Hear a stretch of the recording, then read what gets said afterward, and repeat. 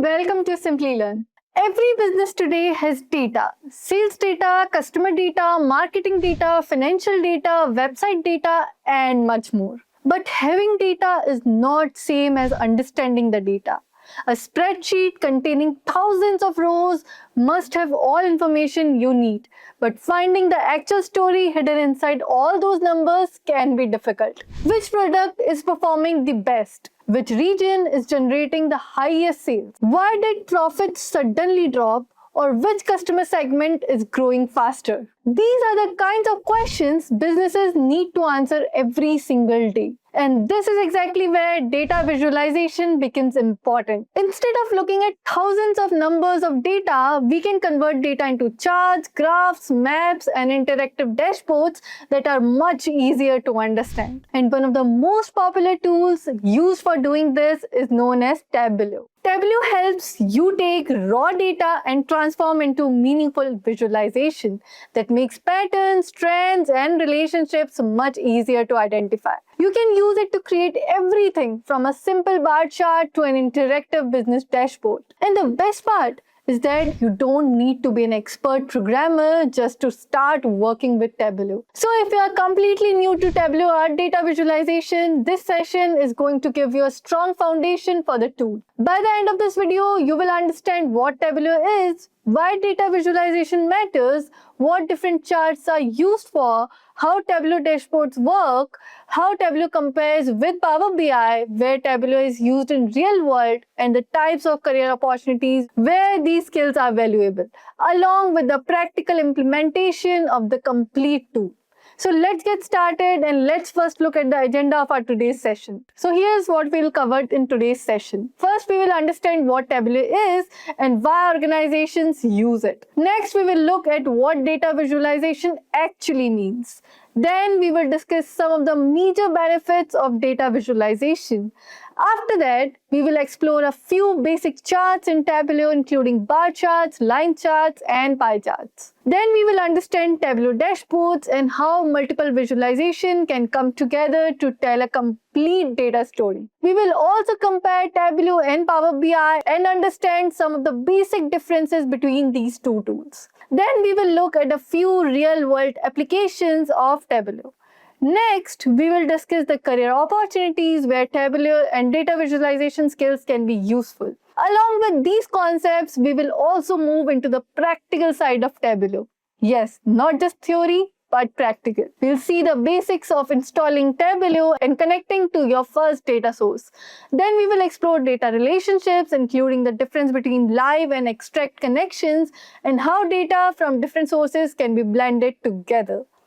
Next, we will get hands-on with visualization by creating pie charts, bar charts, and donut charts, while also learning how to format them for a professional look. After that, we will explore maps in Tableau, including simple maps and filled maps for analyzing geographical data. And finally, we will bring everything together by using advanced filters and sets to create interactive dashboards in Tableau. So, we have a complete journey ahead of us, from understanding Tableau fundamentals to creating interactive visualizations and dashboards. So stay till the very end because it is going to be very fruitful, trust me. But before we move on, let me share something very exciting with you all, guys. If you want to go beyond Tableau and build broader skills in modern data analytics, you can check out Simplilearn's professional certificate program in AI-powered data analytics. The program is designed to help you develop end-to-end data analytical skills, starting with areas such as ETL, workflows, SQL, and Python, and then moving to data visualization tools such as Excel, Power BI, and Tableau. But it doesn't stop with traditional analytics. The learning path also covers predictive analytics, machine learning, deep learning, cloud AI platforms, AI automation, generative AI, and even AI agents for data analytics. You will get practical exposure through 11 hands-on industry projects, including retail sales analytics, marketing campaign analytics, airline operations, customer churn prediction, cloud-based analytics, AI agents for sales and marketing analytics, and an AI-powered Tableau dashboard project. The program also includes live online learning, access to AI-integrated analytical tools, an academic masterclass by IITM Pravartak faculty, and eligibility for a 2-day campus immersion at IIT Madras Research Park. Learners can also earn a program completion certificate from IITM Pravartak and Simplilearn. So, if you are looking to build a complete data analytical skill set rather than learning just one tool, this is definitely a program worth exploring. You can find the program link given in the description box below. Go check it out right away and start your data analytics journey today with Simplilearn. So, before we begin with the concepts, here is a quick quiz question for you just to test your basic understanding. The question is, which Tableau feature is primarily used to bring multiple visualizations together into one single interactive view? And your options are option A, worksheet, option B, dashboard, option C, data source, or the option D, calculated field. Take a few seconds and think about the answer and let us know your answers in the comment section below. Let's see who will give the right answer first. Now let's continue with our Tableau session. And with that, let's start with the most basic question, and that is, what exactly is Tableau? So Tableau is a data visualization and business intelligence tool used to analyze data and present information visually. In simple terms, Tableau helps us convert raw data into something that is much easier to understand. For example, suppose you are working with a sales data set containing thousands of transactions. Looking directly at the rows of data may not immediately tell you what's happening. But when the same information displayed using a bar chart, you can quickly compare the sales of different products. If you use a line chart, you can see how sales are changing over time. If you use a map, you can understand which geographical regions are performing well. And when you combine these visualizations into a dashboard, you can get much clearer picture of the overall business performance.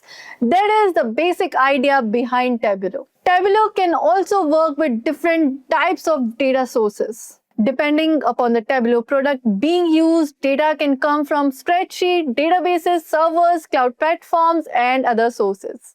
Once the data is connected, Tableau allows you to explore it visually and identify useful insights. Another reason Tableau is popular for analytics is its visual interface. Instead of writing code for every visualization, much of the work can be done by selecting fields and building charts visually. So in very simple terms, Tableau takes data and helps turn the data into visual insights.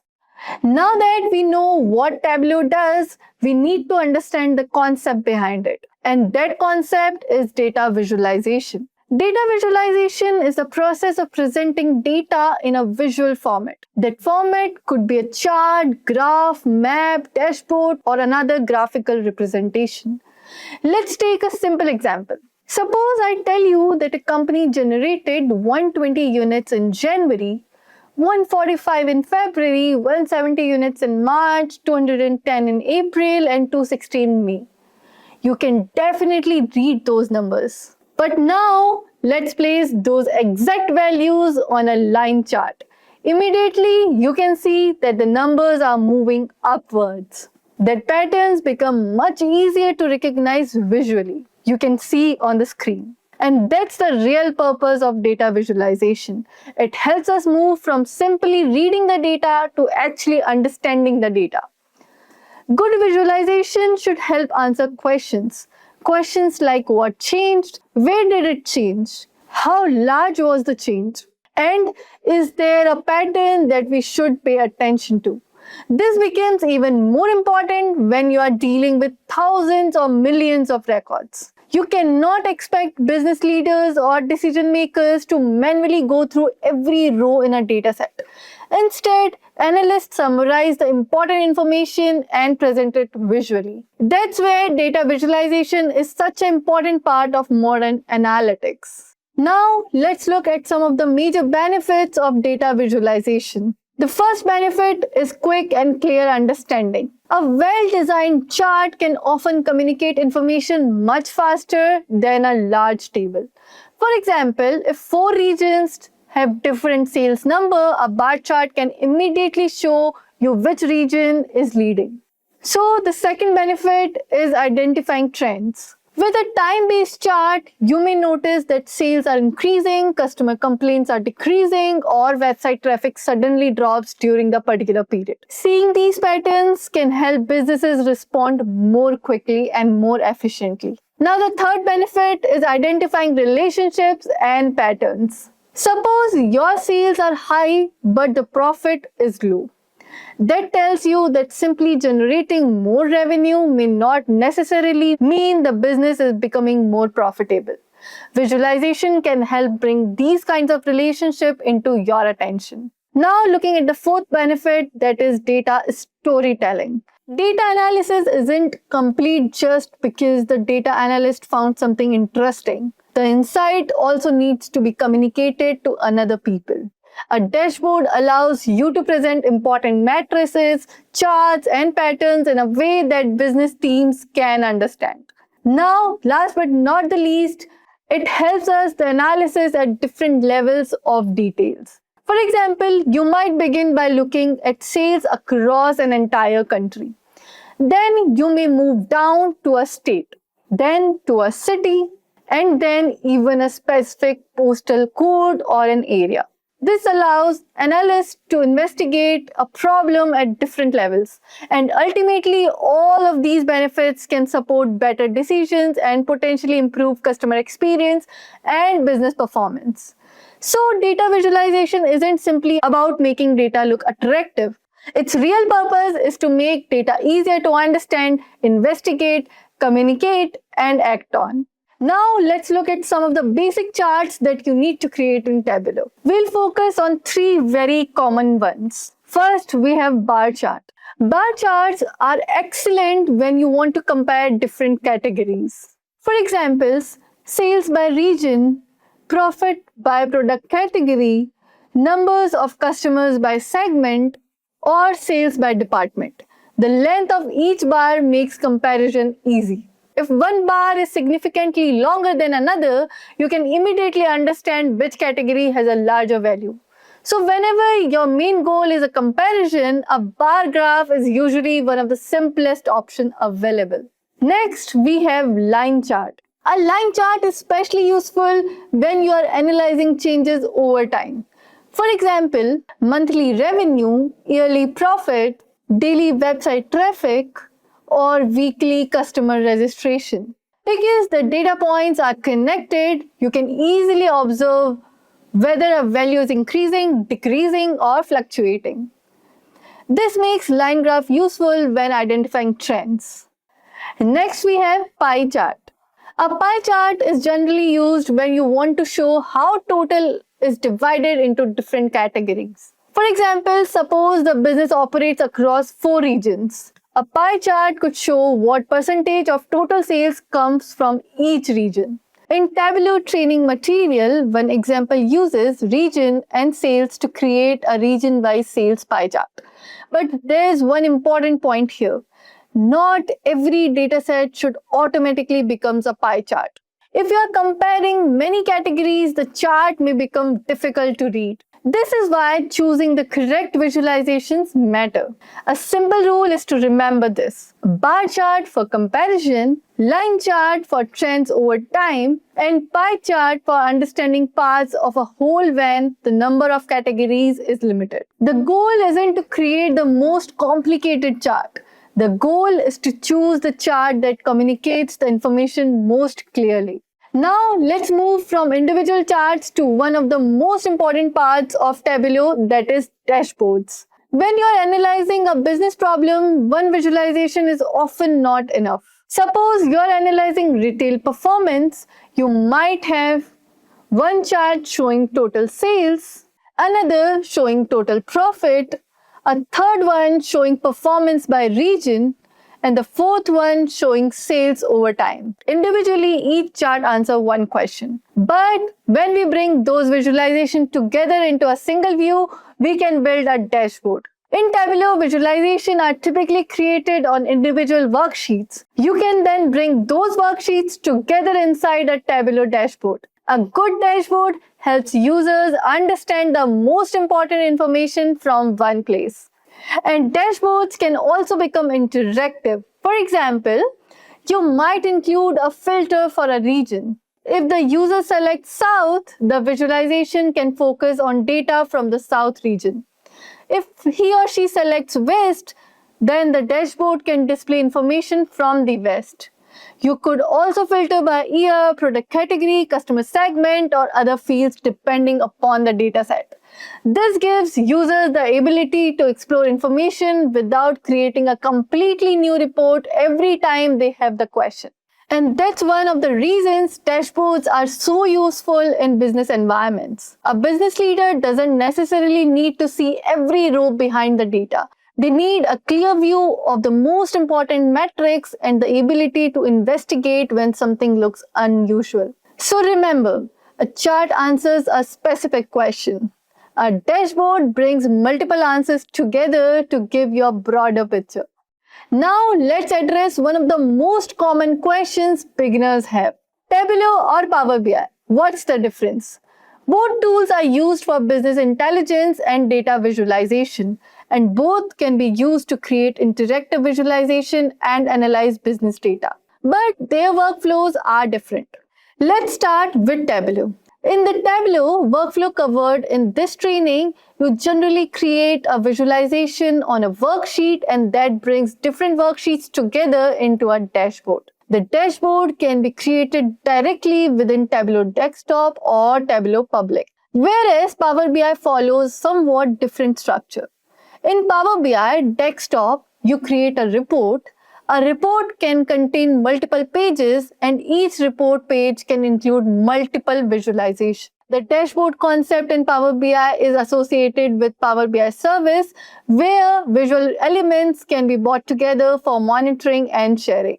This worksheet and dashboard difference between Tableau and a report and service workflow in Power BI is one of the distinctions is highlighted in this Tableau training material.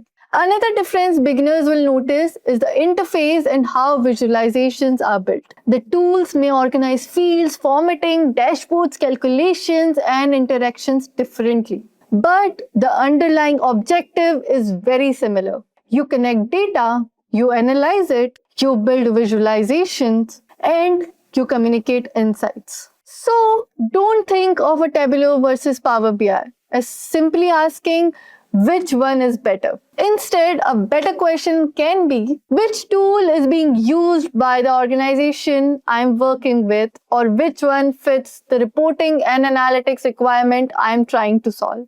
If you understand the fundamentals of data visualization, learning another BI tool becomes much easier because concepts such as charts, dimensions, measures, filters, dashboards, and business metrics are transferable. Now let's look at where these skills can be actually used.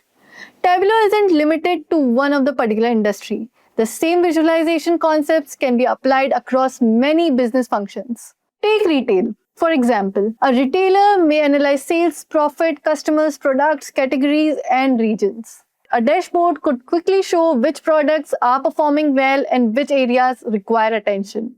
In sales and marketing, teams can track conversions, campaign performance, customer behavior, and sales trends. In the Attracted AI program, data analytics program, one of the industry projects involves building an AI-powered Tableau dashboards to track customer conversions and forecast sales performance. This you will going to learn in the upcoming session. In operations, dashboards can be used to monitor performance and identify areas causing delays. For example, the program also includes an airline operation project focused on tracking airline performance and delay costs. Now, in customer analytics, visualization can help teams investigate customer segments, churn, purchasing behavior, or engagement. You can also apply visualization in areas such as finance, healthcare, logistics, e-commerce, and many other industries where decisions are being made based upon the data. The dataset may change, the business question may change, but the basic process remains similar. Collect the data, analyze the data, visualize what matters, and communicate the insight clearly enough that someone can take the action clearly. Finally, let's talk about career opportunities.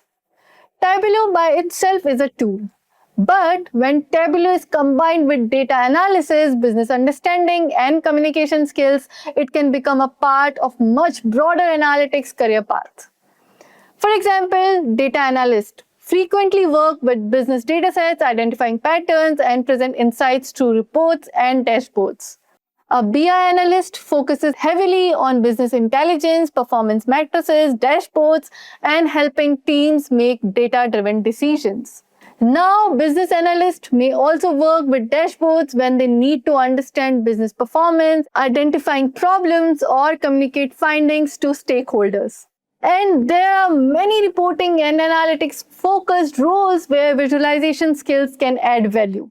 The program that I shared itself highlights BI analyst as a related career path and includes learner experience from professional working in data analyst and others analytical roles. But one important thing is to understand is that companies rarely hire someone simply because they know how to click buttons inside a visualization tool. The real value comes from understanding what data should you analyze, which metric actually matters, which visualization communicates the results correctly, what business problem does the analysis solve, and what should someone do after seeing your dashboard. So, if you're learning Tableau for your career, don't focus only on creating charts. Learn data fundamentals, build your analytical thinking, practice with realistic data sets, create dashboards, and most importantly, learn how to explain the story behind your data to the recruiters. Those are the skills that turn a visualization tool into a practical career skill. Now that we have understood the basics, from here our training expert will take over and guide you through this in detail. So stay till the very end because it is going to be very interesting. All over to our training experts. So here in Google, if you type Tableau desktop download, okay, just type Tableau desktop download. Yeah, Tableau desktop download, you type over here in Google, and then you can go to this area, this link that is download Tableau desktop. Okay, you can click the link here after typing Tableau desktop download. So just like Power BI, you are also having here Tableau desktop. Okay, there we had Power BI desktop. Here we are having Tableau desktop. So if you click this link here after typing Tableau desktop download Tableau desktop, then here you'll come to this area. It says here Tableau desktop, start your free 14-day trial. Now see here, I'll be telling you the difference. Okay, the first difference is coming over here between the Power BI desktop and Tableau desktop. See, Power BI desktop, as you know, that it's a free tool. So it's free for the lifetime. Okay, so that's the best part of Power BI. But Tableau desktop is having a 14-day trial period. So after 14 days, you have to pay money. So here it says download free trial. Okay, definitely we have to go for this one, download free trial. And then when you click on that download free trial, and then the free trial should get downloaded. Okay, it should get downloaded over here. Yeah, so it will take some time here, and once it get downloaded in your system, then please double click that exe file, and then you install. Okay, you agree to the terms and conditions, and then you click on install, and then it will get installed. Okay, so installation also will take some time. I would like to tell you one important thing here, that Tableau desktop, as we know, the Tableau desktop is having a 14-day trial period. Okay, now the question will come that, okay, what should I do after 14 days? So if you are a student, okay, now listen to this thing very clearly. If you are a student in a university, then you can get a free license for this Tableau desktop for 1 year. Okay, you'll be getting a 1 year free license if you are a student, or if you are a university professor.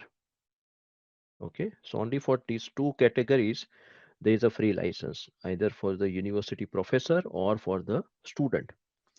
So if you are a student, then what you can do, that simultaneously, I'm not saying that you wait for 14 days and then you apply for the student license. What you can do here in Google, If I let me make it bigger for you. So here you write down Tableau desktop.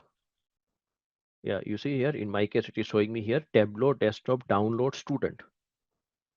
Okay, so Tableau desktop download student. If I click it, then here it will take me to, you have to go to this area, Tableau for student.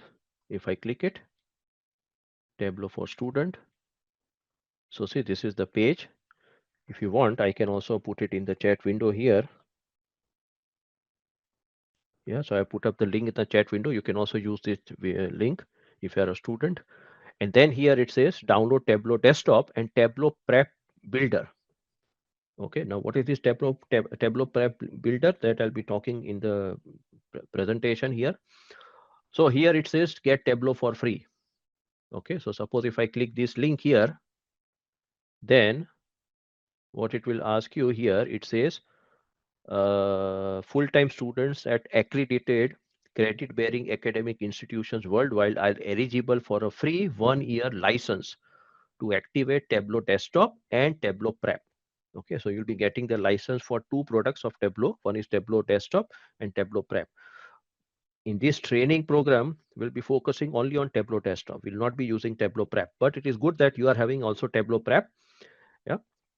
Complete the form below to confirm your eligibility and unlock your free license. You must be 16 years of age or older to request a license. So here in this form, you have to give all the details. Okay. Also here, it requires your school issued email. So here, if you type your email ID, let's say if I type my email ID samirrodia@gmail.com, it will not accept. Yeah, because it has to be samirrodia@ something university dot edu or something like that. So I have to give my university email ID, not the common email ID. Yeah, general email ID, Yahoo Mail or Gmail. So I have to give this my university mail ID. Yeah, date of birth, blah blah blah, school and everything, and then you click this button, verify student status, and then the details will go to the Tableau. If required, your Tableau will also ask you to send the this your university ID, okay, your identity card. It will also tell you to scan that university identity card and send it to them. Or sometimes they may say, okay, but I would say that today only you apply for this license, okay, and then you can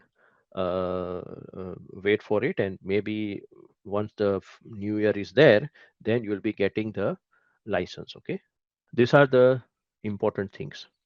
Okay, the Tableau desktop is in general it is having 14 days trial period.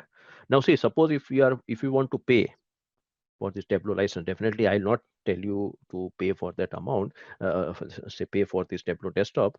But the normal costing of Tableau desktop is around $70 or 70 euros per month per user basis. Yeah, so every month you have to pay $70 or 70 euros. That's the price. Okay, so here I would say that Tableau is having some issue when I compare with Power BI, because Power BI desktop, free tool, you get every month new versions, and you are not paying anything for that. But Tableau desktop, you have to pay money. Okay, but now I'll also show you those who are not university professors or those who are not university students, what you can do. That, see, currently if you have downloaded the latest version, so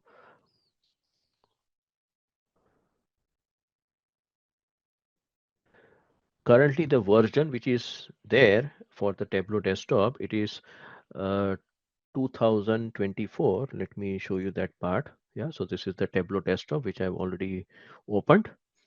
Yeah, so here if I go to help and then about Tableau, so currently I'm having this, today only I downloaded this latest version. It is 2024.3.1. Okay, so now see what happens, that suppose after 14 days, if your this Tableau desktop trial will get over. So what I'll suggest you, that those who are not university professors or those who are not students, you can first of all remove the current Tableau desktop from your system. Okay, whatever you have installed, you remove that portion, Yeah. And then again, what you do, you go to Google, and in Google, you type here Tableau Desktop older versions. Tableau Desktop older versions. So if you type over here Tableau Desktop older versions, then here you can go to this area here. Yeah, see, Tableau is now a say a part of Salesforce company. Okay, we'll talk about that part in the theory, but here it is showing you Salesforce.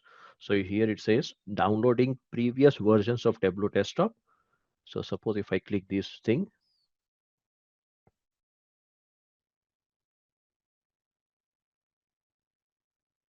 so here it comes to downloading previous versions of Tableau Desktop or server. I'll go to this area, go to downloads and release note. I click on this portion, downloads. Now see here, these are all see the current version is 2024.3.1. Okay, if you want, I can also share this link in the chat window.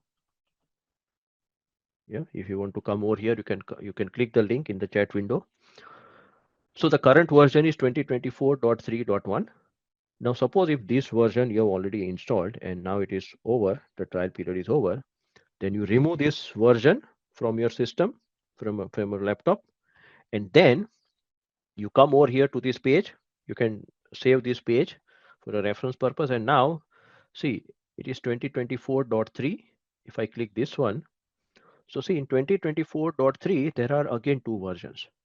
Okay, this is the latest version, 3.1, and that was released in November 21. And before that, this new version was also there. Another version was also there. There is 2024.3. So what you can do, you can now come to this area on this page, and you can click this version here, 2024.3, and then you install this version, the older version, the next older version. You install it, and then again use it for 14 days. Okay, I know that this is a tedious process, but this is how you can save your money. Okay, so otherwise, if you are ready to pay $70 or 70 euros, I don't mind. But this is what I normally recommend to the participant, that you can go to the next older version. So now if you download this version and if you use it for 14 days, again you remove that version, again you come to this area, and now you can go to 2024.2. Now see, up till, if you are going till let's say 2023 also, this version, then you don't have any problem. Okay, because normally we think that, oh, if I'm going to the older version, then definitely I'll be not having all the latest features. But as such, in Tableau, this is my personal feeling, that in Tableau they are not changing so much things in Tableau. Okay, in Power BI what happened, that every version is having something new, but in Tableau the changes are not that much drastic. So even if you one by one, if you go see for 2024.2 also, if you click it, there are so many versions. You can use this version, for every version you can use it for 14 days. Okay, likewise 2024.1 and so on. Okay, so this is how you can save your money. And at least I would say that, see, just now you have to focus on this course. Okay, you try to have this Tableau desktop for this course. Okay, and then after the course is over, if you are in the organization and if you want to do something more with the Tableau, then definitely you can ask your organization and they will pay the money for you. Okay, but at least just now for this course you have to go like this. Okay, those who are not having this, now this is Tableau desktop. Okay, so in case of Tableau, they also have one more version, another tool which is known as Tableau Public. So suppose if I write down here Tableau Public download. Okay, Tableau Public download. Now what is this Tableau Public here? Tableau Public, remember that it's a free version. Okay, and it is free for the lifetime. Just like Tableau, just like Power BI desktop, here they are having Tableau Public. So here you don't pay anything, and here you don't have any problem of trial period. Okay, so this is also another tool, especially for this training. I would say for especially for this training, you can go for Tableau Public also. Okay, so I'll tell you what is the limitation over here, definitely, because whatever is free, it is, yeah, there is no free lunch in this world, as we know. So whatever is free, it will not have all the features, but I'll tell you, yeah, the exact difference over here. But Tableau Public also, what I would suggest you that just now you go for Tableau Desktop, you use it for 14 days. After 14 days, if you want to still use Tableau Desktop, I already shown you the method of going to the older versions. If not, then you can come to this Tableau Public, and here we are having this link, download Tableau Public. If I click it, okay, so normally here, I think so I'll show you exact link, because somewhere will be finding the link here, the Tableau Public. Tableau Public here, let me see. Yes, this is the Tableau Public. Tableau Public is a free platform to explore, create, and publicly share data visualizations online. With the largest repository of blah blah blah, yeah, Tableau Public makes data skills this thing. Okay, so this is the button, Tableau Public. Maybe you can also download this parallelly along with your Tableau desktop also, because see, sometimes if your Tableau desktop is over, at least you are having the backup of Tableau Public, I would say. Yeah, so this also you download immediately. Yeah, click on this link, go to Tableau Public, and then definitely here also it will ask you to sign in. Yeah, here it says sign up for Tableau Public. If I click it, then here I have to give here my first name, last name, email. Now see here, email you can give your Gmail or Yahoo Mail also. Okay, here they don't require a professional mail ID. So in the Tableau Public, you can, if you want to create your account, you can create your account with your Gmail ID or Yahoo Mail ID or any other general mail.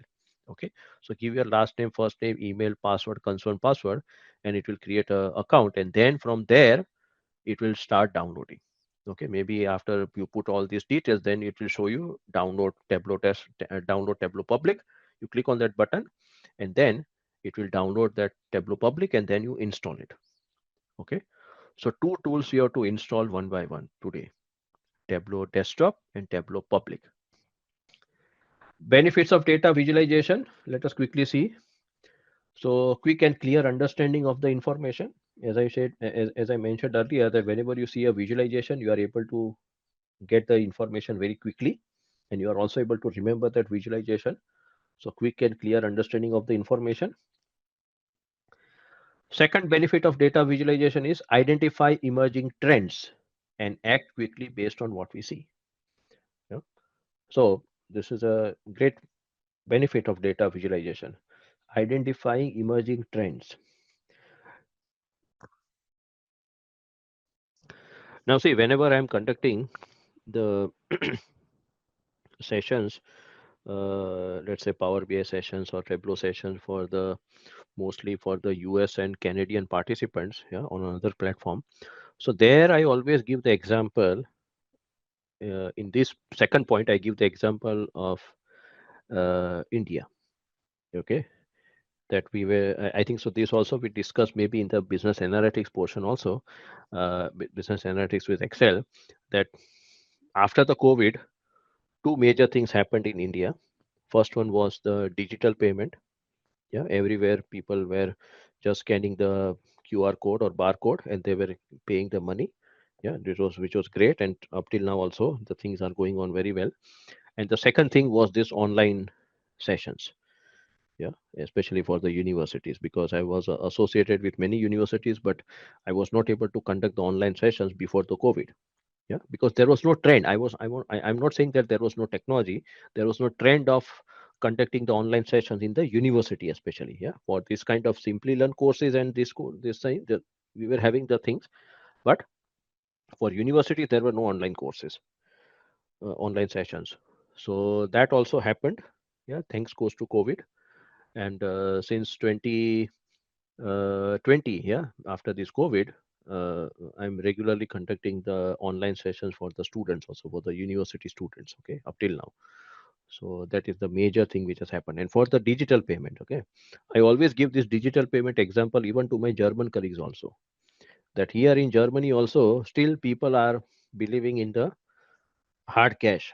Many people, though definitely many, or many of the shops, they are taking the credit cards and debit cards, but still many people, they are having the cash. Okay, they believe in cash. Even just now we are having the Christmas market and all those things. In Christmas market, I don't know, hardly I've seen one or two stores, one or two, yeah, shops over here in the Christmas market with their okay, where they are accepting the credit cards or debit cards. Otherwise it's fully on the cash.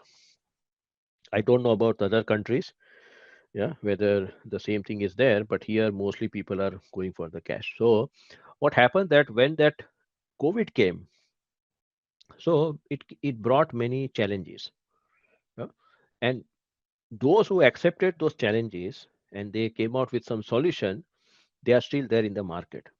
Yeah, I remember that I'm coming from a city known as Vadodara in Gujarat. And earlier, when I used to visit my city, my state, I used to go to some specific restaurants. Okay, yeah, because they were famous for good food. But when I went after COVID, many of those my good restaurants, they were closed down. They were completely shut down. Okay, I don't know what was the reason, but one of the reason was that what I came to know was that they did not accept the new change. Yeah, initially people, they were not going to the restaurants, they were having everything online. Yeah, everything was delivered. But these restaurants, they somehow they insisted that no, we have to bring here the people rather than the delivery. So those who did not accept the change, they were out of the market. And also it happened in my city that many of the new restaurants also got opened during the COVID time, and they are still there. Yeah, because they accepted this new trend. Okay, so whatever this example which I'm giving here, this example also applies to us. Yeah, to our own life, that if whatever the new things which are coming in the data analytics or business analytics, if we are not accepting those changes, we'll be also out of the market. Yeah, just like those restaurants. So today we are talking about generative AI, tomorrow we'll be talking about something else. We have to continuously learn these new tools. That is what is my thing. Okay, and I'm also doing the same thing. Yeah. So emerging trends we can quickly identify with the help of data visualization, and we can implement it. Then the number three is identify the relationships and patterns. So we can see that, okay, if our sales have gone down, then why the sales have gone down, what are the reasons for that lower sales, so that we can easily identify with the visualization. The fourth benefit over here is share our story with others. So share our story with others. Now what is the story here? Story means we are talking about the report or the dashboard. Yeah, now you know that in every organization everybody will not be creating the dashboard, everybody will not be creating the Power BI report. Few people will be creating the report and the other people will be utilizing that report. Yeah, so here sharing our story means if I create my report, then definitely I have to share with my colleagues. So I have to share my story with other people. So in case of Tableau also, I'll be showing. And in Tableau, it is little bit different compared to Power BI. Yeah, so that also we'll discuss, that where this Power BI and Tableau are different in terms of creating the report and creating the dashboard. Okay, so when that particular topic will come up, I'll tell you these differences. Number fifth is analysis at various levels of detail. Analysis at various levels of details means, suppose if I'm working in a MNC company, so definitely I'll be having the we were talking about this analysis at various levels of detail. So we start from US, from US we go to the state, from state we go to the city, and within the city also we are having the various areas. So we are having the postal code or pin code, so we go to that area level. So this is what we mean by analysis at various levels of detail, and in short it is known as hierarchy. Okay, so that is that hierarchy topic. And the last point over here, the last benefit is improved customer experience and engagement.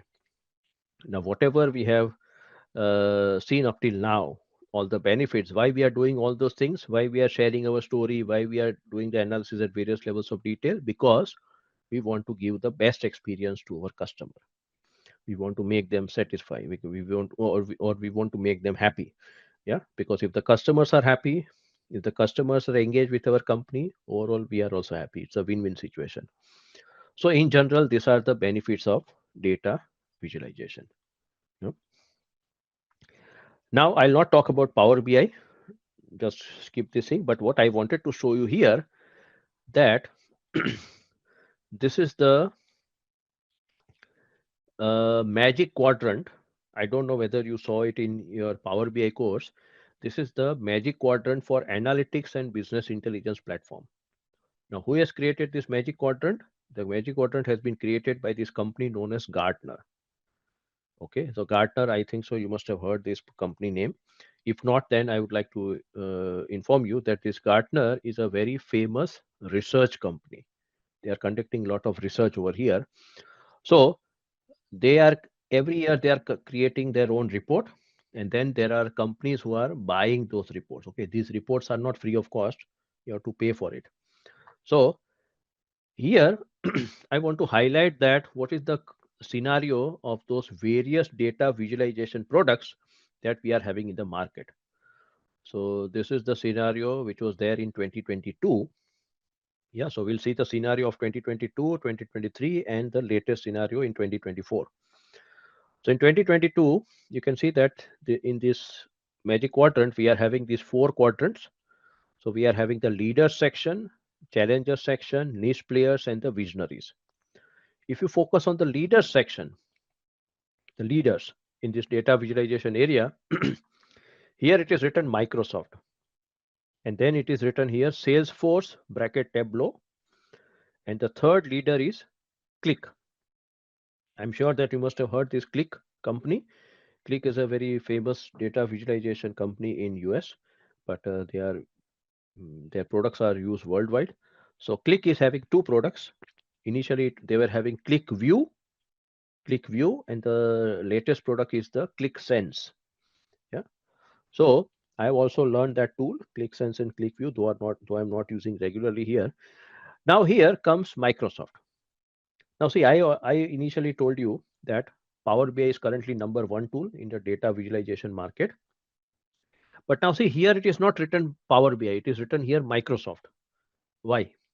Why it is written Microsoft? Because definitely Microsoft is not having one tool, that is Power BI.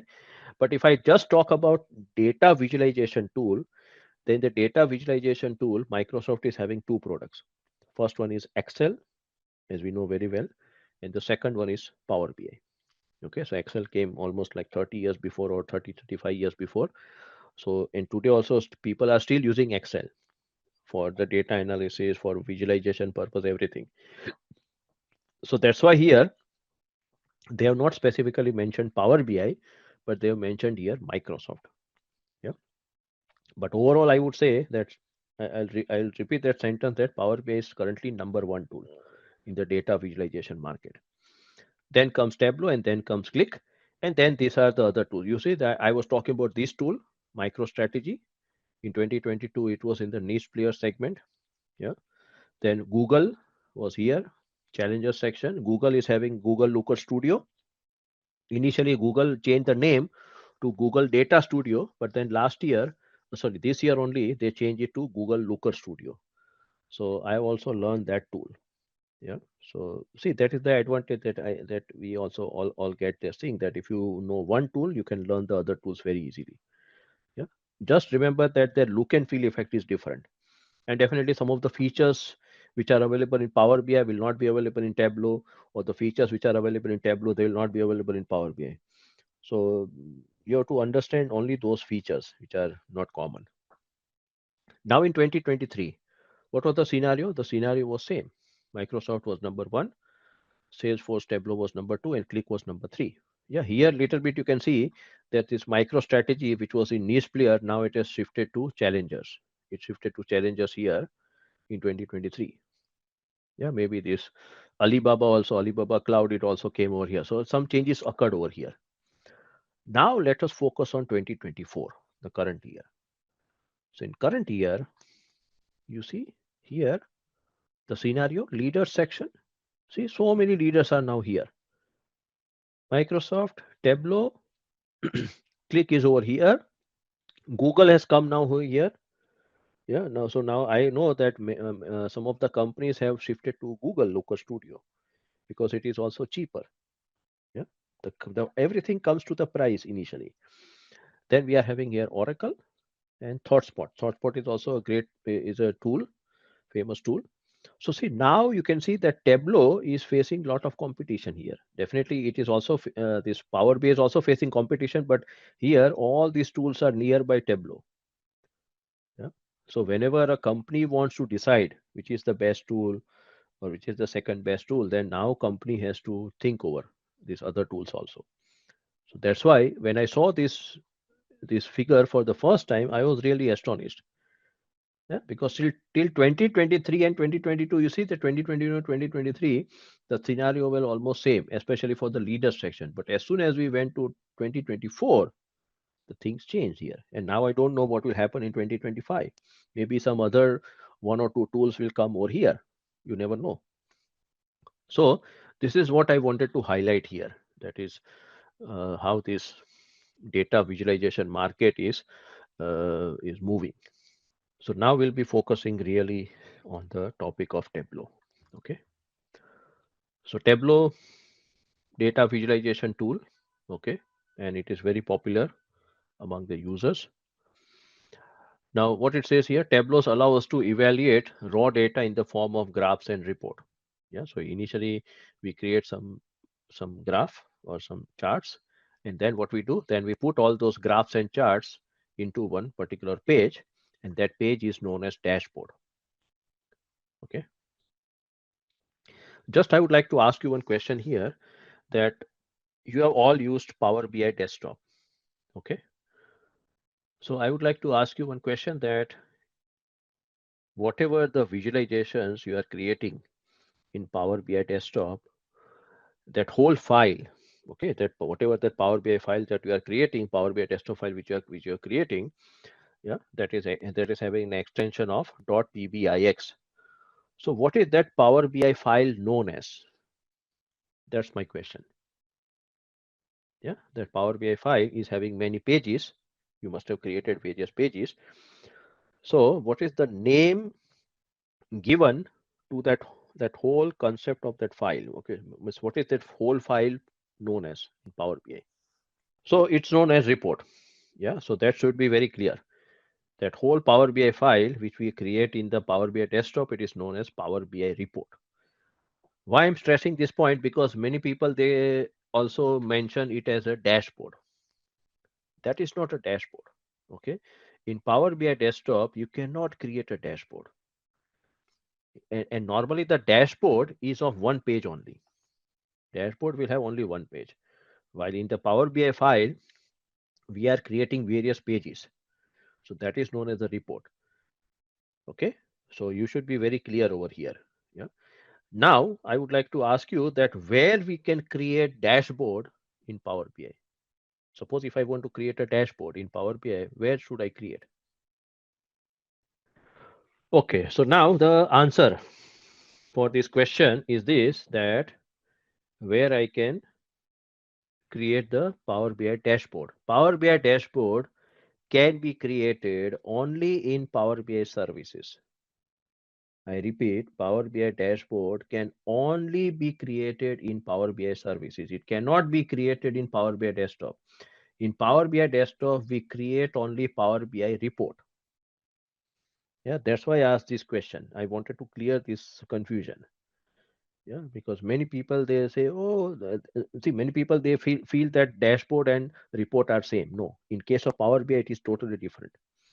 Yeah, so you must have yeah, in your online session you must have been shown that how we can create a dashboard in the Power BI services. Yeah, I hope that you must have been shown this thing. Yeah. how to create the dashboard in Power BI services, if I'm not wrong. Yeah, that you should know the concept. Okay. So dashboards are always created in Power BI services. That Power BI services, as you know, that it's an online platform. Okay, where suppose if I want to share my report with my colleagues, then I have to publish that Power BI report into the Power BI services, and then from there Power BI services I can provide the access. I can say that okay, I want to give access to, let's say, Diksha. Okay, so I'll write down the email ID of Diksha, or let's say Clifton or Henry or whoever. Yeah, and then you will be able to see my report in the thing. And dashboard also I can create in the Power BI services. And what I do that from the Power BI report, I can take some few visualizations from the report and I can put it into the dashboard. Okay, so this is what is Power BI. Okay, now in case of Tableau, in Tableau we don't have the concept of Tableau report. We have the concept of in the Tableau. We'll be now mostly tomorrow onwards. We'll try to see that in Tableau, what happened that on one page I can create one visualization. I repeat, on Tableau, in Tableau desktop or in Tableau public, whichever tool you use, on one sheet, yeah, I can create only one visualization. While in case of Power BI, on one page, you can create many visualizations. Yeah, so that is where the difference now is coming up here. Yeah, so in case of Tableau, I create 10 sheets. 10 sheets means 10 visualizations, let's say. And then in the Tableau desktop or Tableau public, I'm having a separate section which is known as Tableau dashboard. So Tableau dashboard, if I want to create, I don't have to go to any other online platform. I can do it in the Tableau desktop or Tableau public. So in the Tableau dashboard, I bring all the visualizations, okay, and I can put it into one place, and that is what is meant by Tableau dashboard. Okay, so here this difference comes up between the Power BI and Tableau. Yeah, so that is what. So here in case of Tableau also will be creating these kind of yeah, here they have used the word report, but it's not actually the report, it's a Tableau dashboard where you can bring all the visualizations together. Data can be in the form of big data, Hadoop, SQL, cloud based cloud data, anything can be there. Okay, and all the data can be brought into Tableau, that we'll see further in the practical part. Tableau software does not require any technical or programming experience, that I've already explained you earlier. Yeah, Tableau is user friendly, which is a great skill for data science, applicable to any business, fast and easy. Yeah, many of the things are getting repeated over here. I will skip this portion. Okay, now what we'll do that before we go with this concept of data blending and other things, now let me focus on the Tableau. Okay, so if you have already downloaded the Tableau and installed the Tableau, please open. Either you can open Tableau desktop or Tableau public, or both also, it's fine. So see, when you open, when you double click the Tableau desktop, you will get this kind of screen. See this portion here, you'll not be able to see anything. Yeah, because these are the files which are already created by me. Yeah, so that's why, yeah, you can see there. See, these are some of the files which are created by my students in one of the Indian university. So when I opened it, yeah, I can also click this file directly, and I can open this Tableau here. So initially in your case, you'll not be able to see anything here. Now on the left hand side here, you are having this area which is known as connect. Okay, so in the case of connect area, you are having here Tableau server. So see, in many of the big organizations, what they do that they also purchase Tableau server. Yeah. In case of Tableau, they are having two products here: Tableau server and Tableau online. Yeah. So suppose if I want to share my visualizations, or if I want to share my Tableau file with my colleagues, then I'm having two options here. Either I can purchase the Tableau online, Okay, or I can purchase the Tableau server. Now, if I'm working in a smaller organization, yeah, in smaller organizations, the number of users will be very less. Let's say there are 10 people or 50 people, let's say. So in that case, I will not be able to go for Tableau server because Tableau server is very, very expensive. I don't know the exact price over here, but Tableau servers are very, very expensive. So it is only useful for very, very large organization. Yeah, those organizations which are having some little bit of doubt about the security of their data, yeah, and all those things, for them, if they go for Tableau server, then it is fine. Yeah, they can pay the money also, and plus they are having large number of users. So Tableau server, they can buy it, and then they can put all their visualizations, all their data set on the Tableau server. Yeah. So if I want to connect to Tableau server, I can click on it, and then it will show me here the I have to write down the server name. I have to click on connect, and then I have to give my username and password, and then I can connect to the Tableau server. I can bring the data from the Tableau server. I can connect with the Tableau desktop, and then I can start my visualization process here. Okay, so that is what we mean by the Tableau server here. Then we are having this portion here, which is known as a to a file. So in the file, we are having options like Microsoft Excel. Yeah, right? If you are having a data set, let's say our majority of our data set are in Excel, so we'll be mostly using this button here known as Microsoft Excel. So if I click on Microsoft Excel, yeah, I'm just clicking on Microsoft Excel here, and now I can go to any of this file. I can bring the data from any of this Excel file. I can connect over here. Yeah, we'll also see further. Not now. I'm not showing you everything here just now, but I can connect any Excel file to Tableau by clicking this button. Then we are having text file. Either you say text file or CSV file. This is that option that we have to click. Then we are having JSON file, Microsoft Access, PDF file. If you are having the data in PDF also, you can connect that PDF file to Tableau and you can bring the data over here. Then spatial file. I think so. Spatial file is related to some geographical file. I think so. I'm not, yeah, because I'm not using that file so much. But yeah, it is related to the geographical data. And then we are having the statistical file. Statistical file here, this is very, very important option. See, you must have heard about one tool, one statistical tool, which is known as SPSS. I repeat, SPSS. Yeah, I have used that tool during my PhD work. So SPSS stands for Statistical Package for Social Science.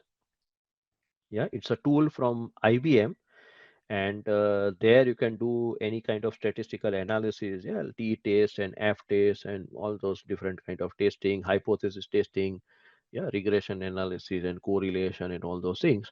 So it's a very famous tool, especially I know that in India it's very, very famous. And similar to that SPSS, there is another tool which is known as SAS. Yeah, SAS. Yeah, it's known. Yeah, it is always spelled as SAS only. So SAS is more famous in other countries. Yeah, in India, I'm not sure whether it is still famous, but yeah, SPSS in most of the universities I know that they use SPSS. So suppose if you have created an SPSS file. Now see, SPSS is great for the statistical analysis, but if you want to create visualizations, then definitely you can use the Tableau. So you can create a statistical file from your SPSS, okay, and then you can connect that statistical file to Tableau by clicking this button over here. Yeah, so and I think so in Power BI, up till now what I know that in Power BI you are not having this option to connect the SPSS file to Power BI, but in Tableau they are having this option. Yeah. Then we are having here more means if you are if you are having something else, let's say you are having XML file, suppose XML, your data is in XML file, you can click on more, and then you can connect to that particular file. Let's say XML file. Okay, you can connect over here. So these are the file options. Then comes server options. So in the server, we are having here Microsoft SQL Server, MySQL, Oracle, Amazon Redshift. These are the standard servers which we use. But apart from that, we also have here more. Okay, so suppose if I click on more, You see here, there are so many options here. These are installed connectors. So see, there are a lot of here Alibaba, Amazon Athena, Azure, yeah, Cloudera, Databricks, yeah, Dremio, Dropbox. You see, many Google.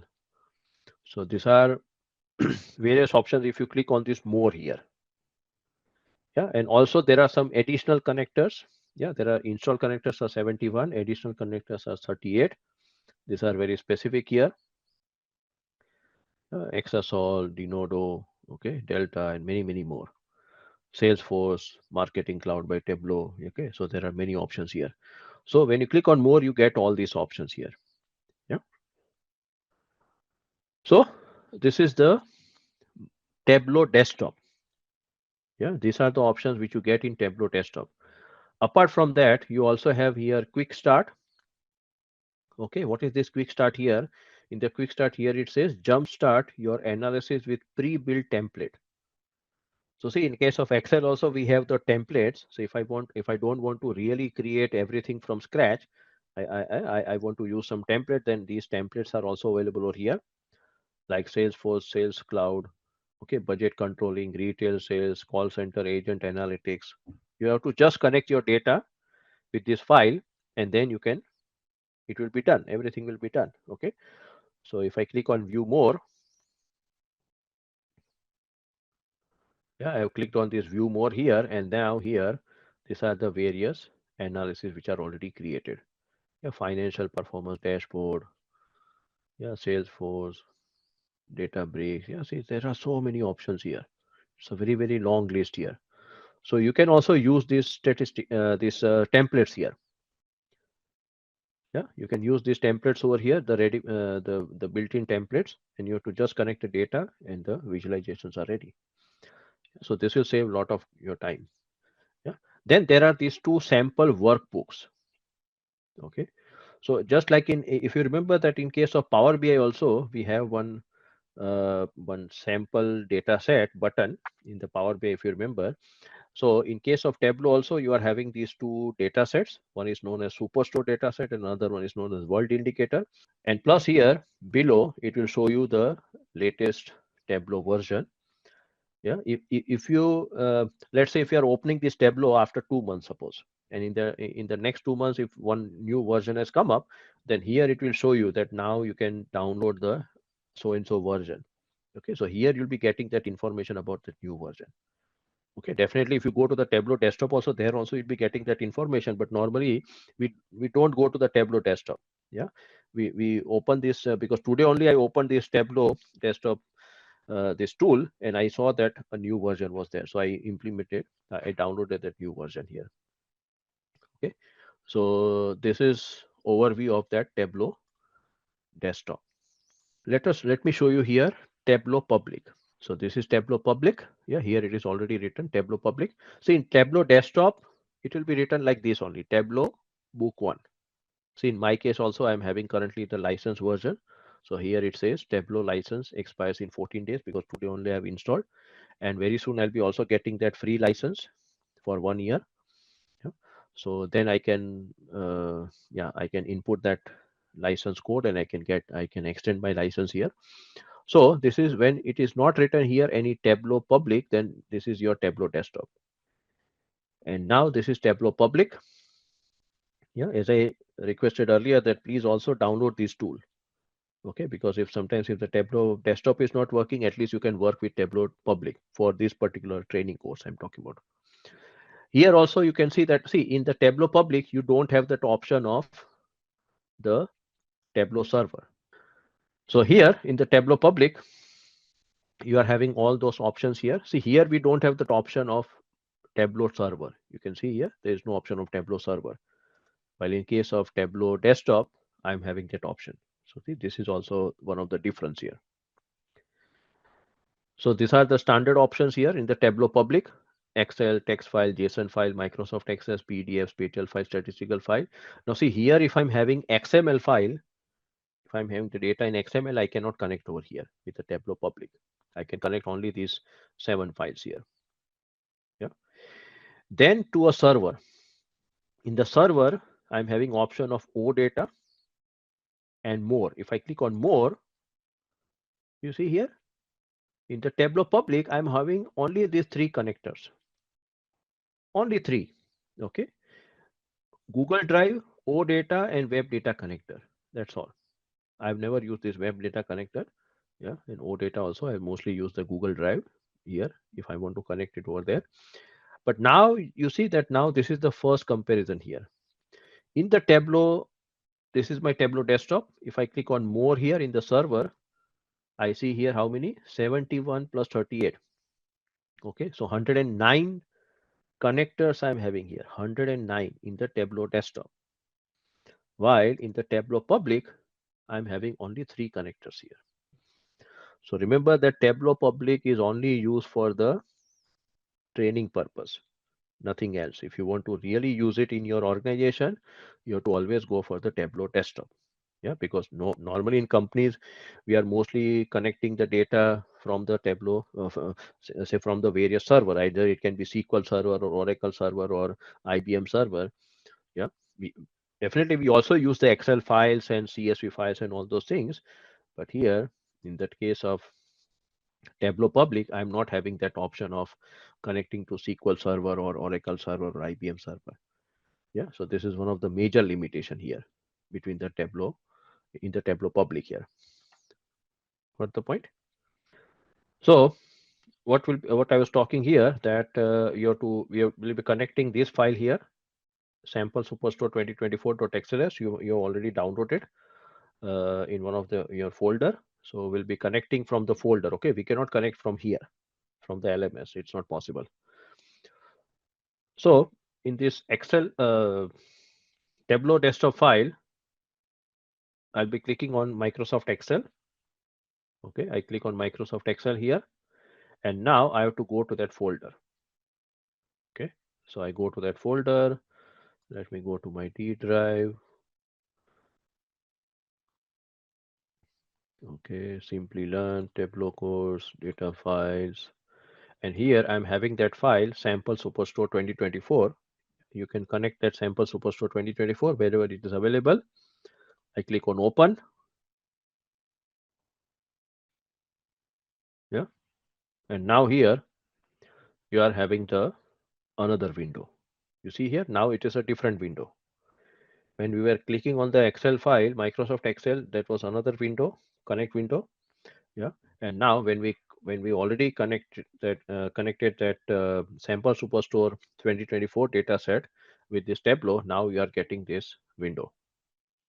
So here on the top area, you can see sample superstore 2024, the file name. It is written below Microsoft Excel. Now in this file, you are having these three sheets here. Okay, there are three sheets. So we are having order sheet, people sheet, and return sheet. Now let me show you that file also, Excel file. So in this data set, I'll make it bigger. Okay. So in this data set, we are having various, first of all, you can see below in my screen, on my screen, that we are having these three sheets over here, order sheet, people sheet, and return sheet. Yeah. So there are the three sheets over here. The major sheet is the order sheet. Yeah. In most of our this practical part will be using the order sheet, but just now I want to also talk about these other two sheets also. But in the order sheet, you are having here various orders. Okay, so we are having here first of all columns like row ID. Yeah, row ID, you can see that it goes till what, how much, 10,000. Yeah, the number of records are 10,194. Okay, so this is the number of records that you are having in this data set. Then we are having here order ID. Order ID, as you can see, that it is consisting of the country code, then year, and this number. Okay, so this whole thing is your order ID here. Yeah, then here, yes, it is containing the both the Canada data and the US data, as I mentioned earlier. Okay, so this is US. Maybe in between also there is some Canada data here. Yeah, so yeah, order ID. Okay, then we are having order date, ship date. There are two dates over here, order date and ship date here. Then we are having here the ship mode. So here, if we see the ship mode, then in the ship mode, we are having four ship modes here: first class, same day, second class, and standard class. So four ship modes are over here. Yeah. So here we are having the customer ID. Then we are having the customer name. Okay, customer name here it is combination of both first name and last name. Then we are having the segment here. Okay, segment we are having here three segments: consumer segment, corporate, and home office. Then we are having here country as I said, Canada and United States. Then we are having cities, various cities. Yeah. Then postal code, region. Now in region we are having here four regions: central, east, south, and west. Okay, so there are four regions over here. Yeah. Then we are having the product ID. Okay, so this is the product ID here. Then we are having here category. Now this is important. Okay, so in our data, we are having the three categories here: furniture, office supplies, and technology. And then after the category, we are having here subcategories. So subcategories here, if you count, it should be 17. 1, 2, 3, 4, 5, 6, 7, 8, 9, 10, 10, 11, 12, 13, 14, 15, 16, 17. Yeah. So there are 17 subcategories here: accessories, appliances, blah, blah, blah. Okay. So here you can understand that there is a hierarchy. What is the hierarchy here? First of all, we are having on the top category. So there are three categories: furniture, office supplies, and technology. Within the category, we are having the subcategories. So you will see further in our visualization also, we are having various subcategories. So under each category, there are some subcategories. And under each subcategory, there are various products. Okay, so there are various product names. Here we are having the product name column, the last one of the column here, product name. So this is the hierarchy here: category, then subcategory, below category we are having subcategory, and below subcategory we are having the product. Okay, so this is what we are having here. Then finally, after the product, these are the various product names. Then at the end, we are having these four columns here, four numerical columns: sales, quantity, discount, and profit. Yeah. So these are the four numerical columns that we are having here: sales, quantity, discount, and profit. Yeah. So that will be also using. So these are all the columns which are available in your this orders table here or order sheet here. Now we go to the people sheet here. Let me make it bigger for you. People sheet. In the people sheet, I'm having here managers, regional managers, and the region. Okay. So there are four regional managers for four regions here. Okay. Now see here, this column, region column in the people's table or people sheet, the region column is there: west, east, central, south. And the same column is also available in your orders table. I've already showed you the region column in the orders table here. Okay, so just remember that this is the common column between the two tables here. Between the people's table and the orders table, there is a common column which is known as region column. Just remember this point. So this is people's table, then comes the returns table.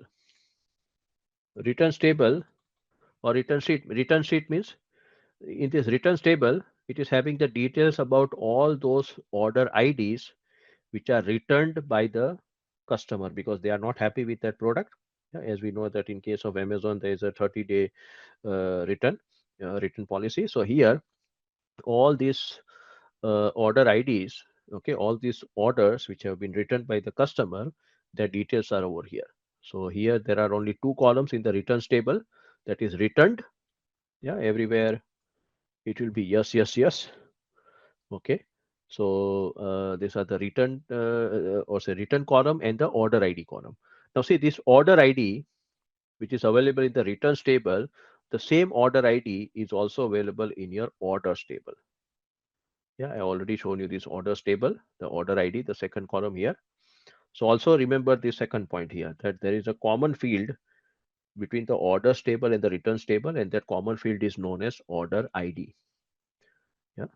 So this is a common field, and between the orders table and the people's table, we are having the common field which is known as region field. Okay. So this is what I wanted to highlight here. I'll close this file. Don't save. Okay. So here on the left hand side, now I'm back in the Tableau. So on the left hand side here, just hold on. Yeah. So on the left hand side here, you can see these three sheets here. Okay. Three sheets here. Yeah, these are getting repeated here. Don't worry about that. But these are the three sheets here: order sheet, people sheet, and return sheet. Yeah. Now what it says here in the center area, it says drag tables here to create a data model. So now I have to see, let's say I'm having here three sheets. Now, if I want to use here, let's say order sheet here as a data set, then I have to drag this order sheet and I have to place it over here in the center area.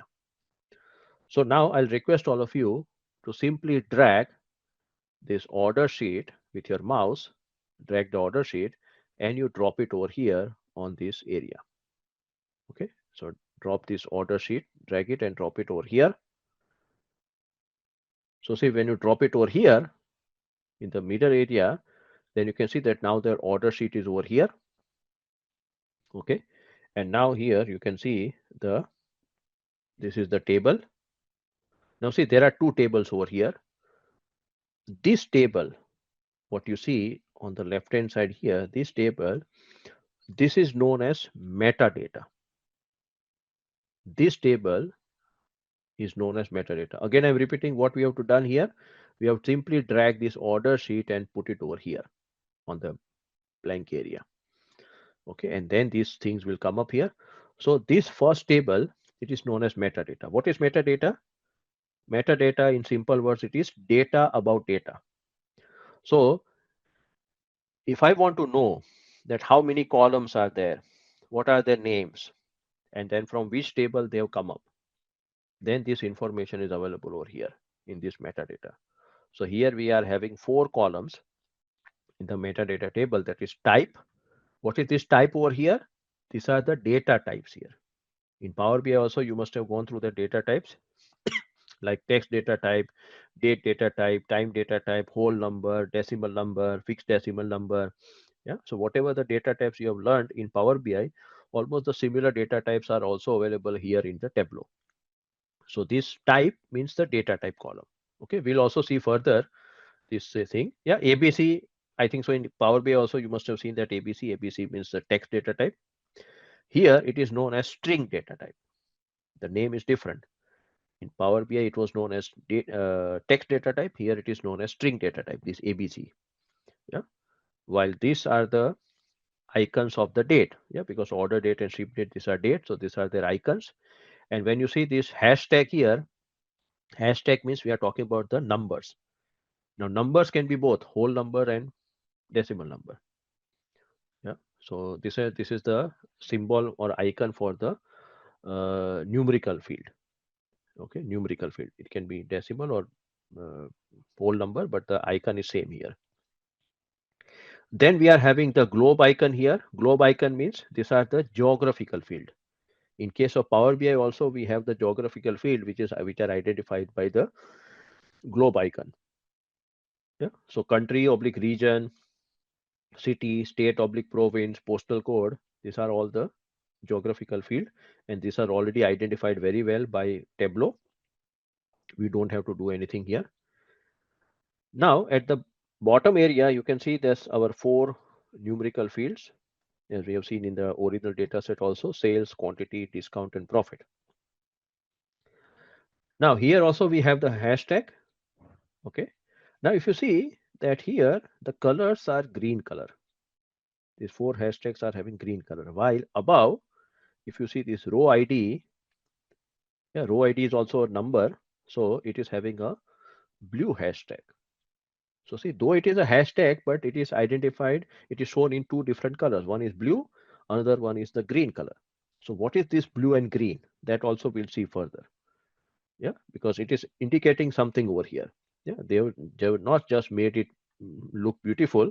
Yeah, it is having some purpose here of this green color and the blue color. So that we'll see further. So here we are able to see the type, then the field name.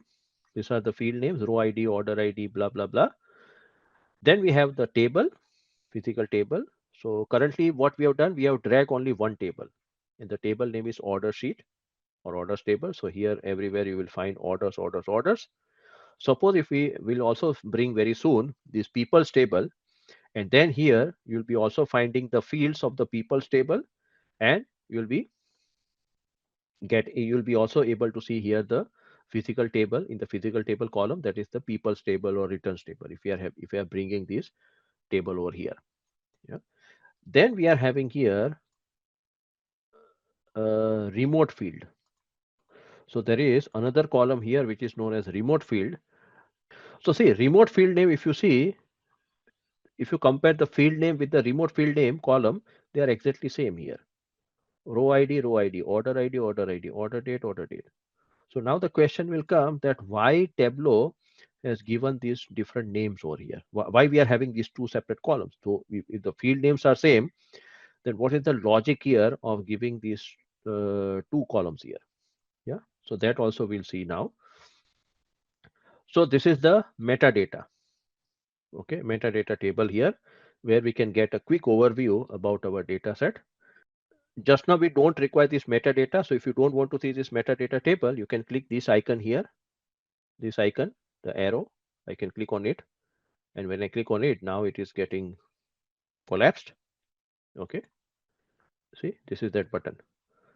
So click on it and it get the metadata table get collapsed.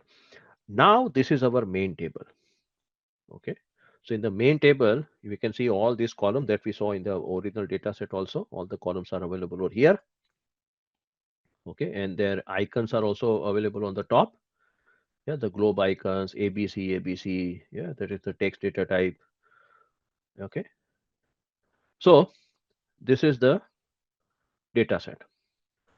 Now, just now here, how many records are shown? Here you can see the number of records or number of rows. How many it is showing you currently here? 100 rows only.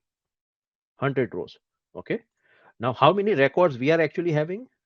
More than 10,000, 10,100 something. Okay. 10,200 approximately we are having records or number of rows. But here it is showing you only initial 100 rows. Yeah. So in case of Power BI also, if you remember that when we are connecting a data set and when we go to the Power Query Editor window, there also we can see the initial 1000 rows, not all records. Yeah.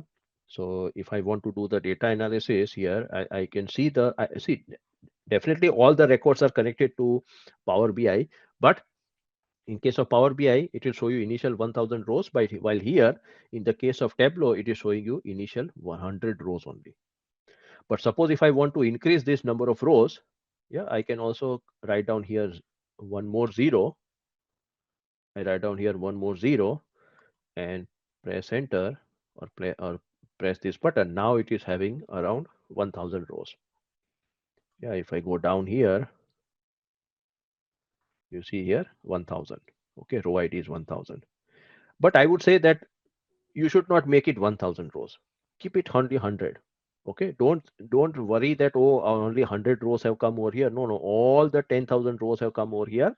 But here for the view purpose, it is showing you only 100 rows. But I made it to 1000. Now, just now, let me make it to, let's say, I can also write down here one more zero, or let me write down here 11,000. Okay, let's say I want to see 11,000 rows. Let us assume that I don't know how many number of rows are available in my data set. Yeah. So I'm writing here, let's say 11,000 rows. I press enter and see when I press enter here, when I press enter, it is showing me here this thing. Yeah. Here it is showing me 21 fields and 10,194 rows. What is this fields? Fields means this number of columns. Either we say number of columns or number of fields. So here it is already showing me 21 fields or 21 columns, and this many number of rows are available. So here it will show me the full number of rows, the numbers, but when it is showing me here below, it is showing me initially 100 rows only. So let me make it to here 100, press enter. Okay, so now it should showing me here 100 rows. Okay, that is fine. So this is the data set. Okay, now, so as I said that in case of Tableau, the Tableau desktop or Tableau public is not having all the features of data cleaning and data transformation, just like Power BI. Okay, here we are having a separate tool which is known as Tableau Prep. Let me also show you a quick overview about the Tableau Prep. This is the Tableau Prep builder. Okay, and I think so maybe 2 to 3 months before I had created this kind of data cleaning here sample. So this is the superstore data set you see here. So see here I was having separate files. Yeah, these were separate files for south region, east region, west region, central region. Just now in the sample superstore data set, all the data set, all the files have come together. Okay, but suppose if you are having these kind of situation where you are getting the orders data from various regions, so it will be different files. So I can bring those. Let me see if I can make it bigger for you. Oh, I don't think so.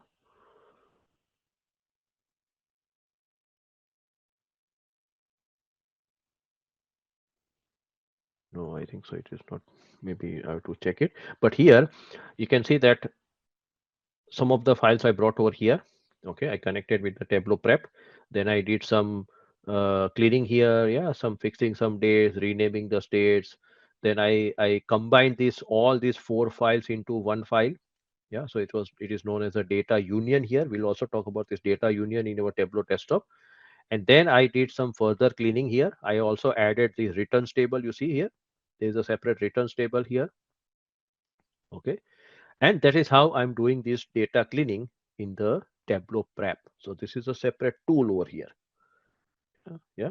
So this is what I wanted to show you here. Another, yeah, I can also make, yeah, now I can make it here bigger. Yeah, sorry. Okay. So see, this is that cleaning which I have done here. So here you can do many things in the Tableau Prep. But if I'm coming back to this Tableau desktop here, I'll show you some basic data cleaning which can be done over here in the Tableau desktop or Tableau public. So let's say uh, I'm having this customer name over here. Okay, this is the customer name column. Now, first of all, if I click this ABC here, ABC means text data type. If I click this ABC, here I can see all the data types of Tableau. So in the Tableau data type, we are having here decimal number, whole number. Yeah, just click this button, any of this button. Okay. If I click this ABC button, I can see here decimal number, whole number, date and time, date, string. Yeah, here it is identified string. String is text data type.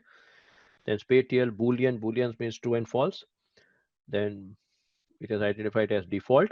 Then there are also some geographical fields here, geographical role, image role, blah, blah, blah. Yeah, so here it is identified it as string data type. That is a text data type. Now, what I want to do here, I want to create here 2 separate columns. I want to have one column of first name and one column of last name. I don't want to have a combined column here.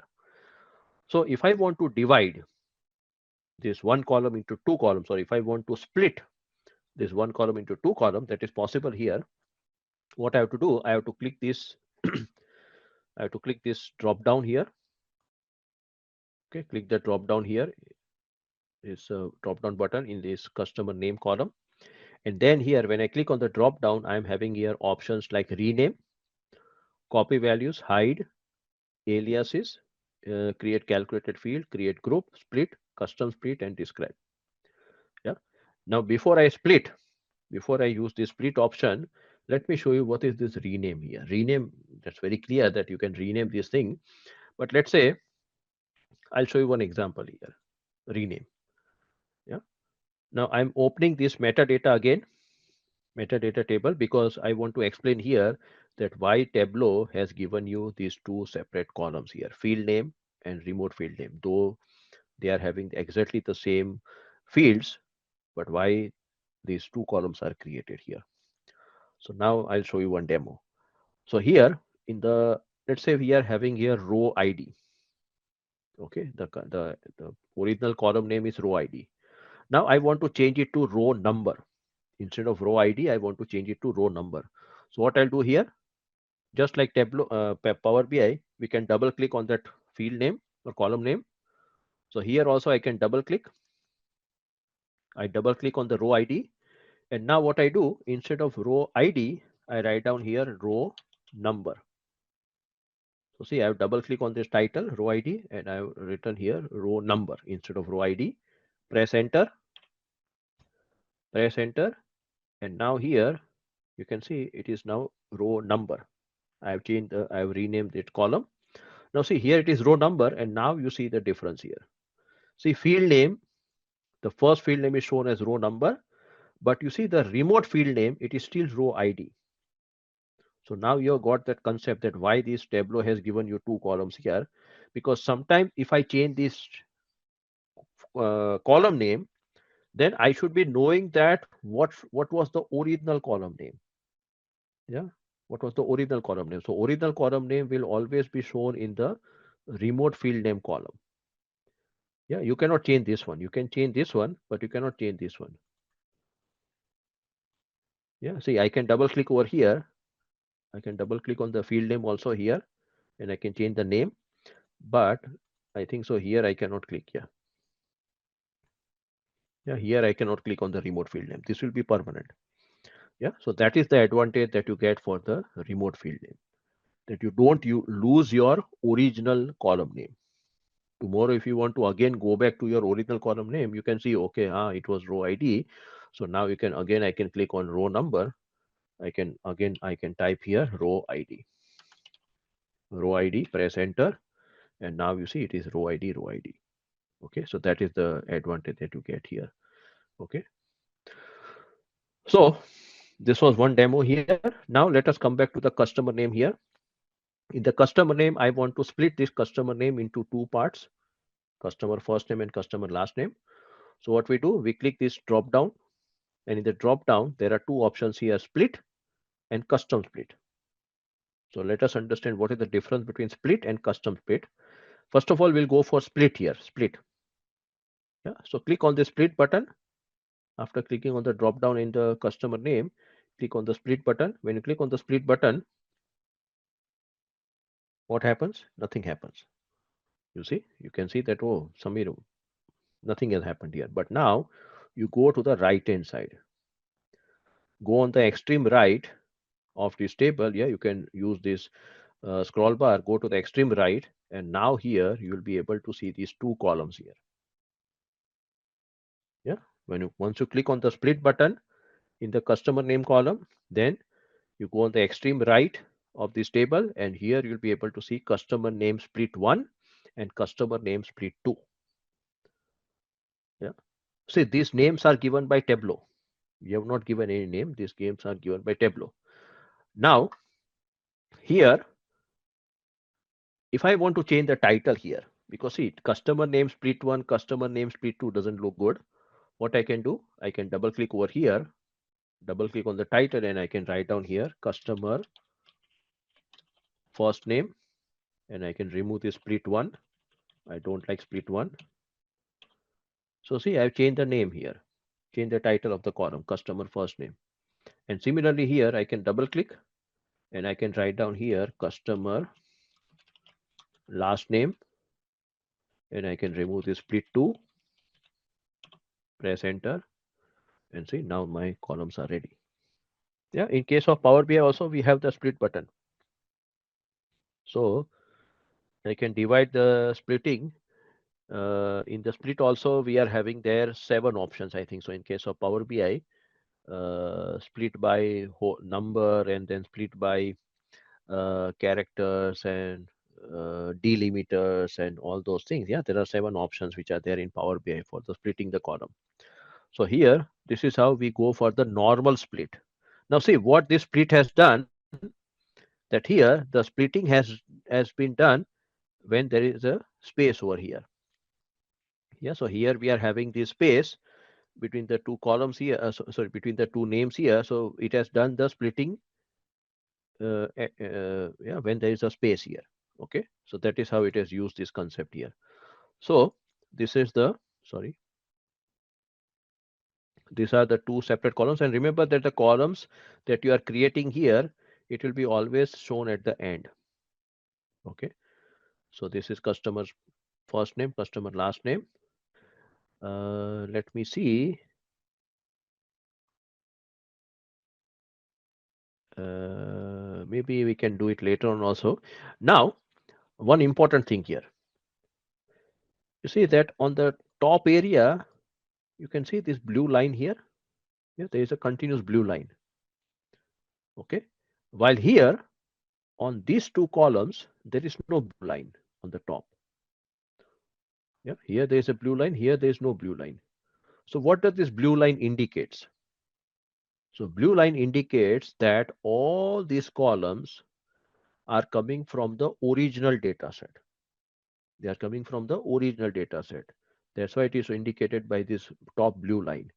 While these two columns have been created by us. Okay. So the columns which are created by us, that is what you have also understood in this Power BI, the calculated column. Yeah. So these are your calculated columns. Yeah. Here, definitely I have not put up any function here, but still I have created this column on my own. That's why at any point of time, if you are getting confused that which columns are created by me and which columns are coming from the original data set, you can use this blue line here. Blue line means the columns are coming from the original data set. When there is no blue line, it means that these columns are created by us. Whether it is created by splitting or whether it is created by calculated field or calculated column, that's a separate thing. Okay. So that's why these are the two columns which are not having that blue line. So this is one splitting. There's a normal split. Now, another example, custom split. Okay, custom split. So suppose here, if you come to this left hand side area, if you click on this order ID. Now, as I said earlier, that order ID is consisting of 3 parts here. The country ID or country short form, US or CA, the year and the last 6 digits here. Okay, so there are 3 parts over here. Now, what I want to do that I want to create one column. Yeah, and I want to get only the initial 2 alphabets in that column.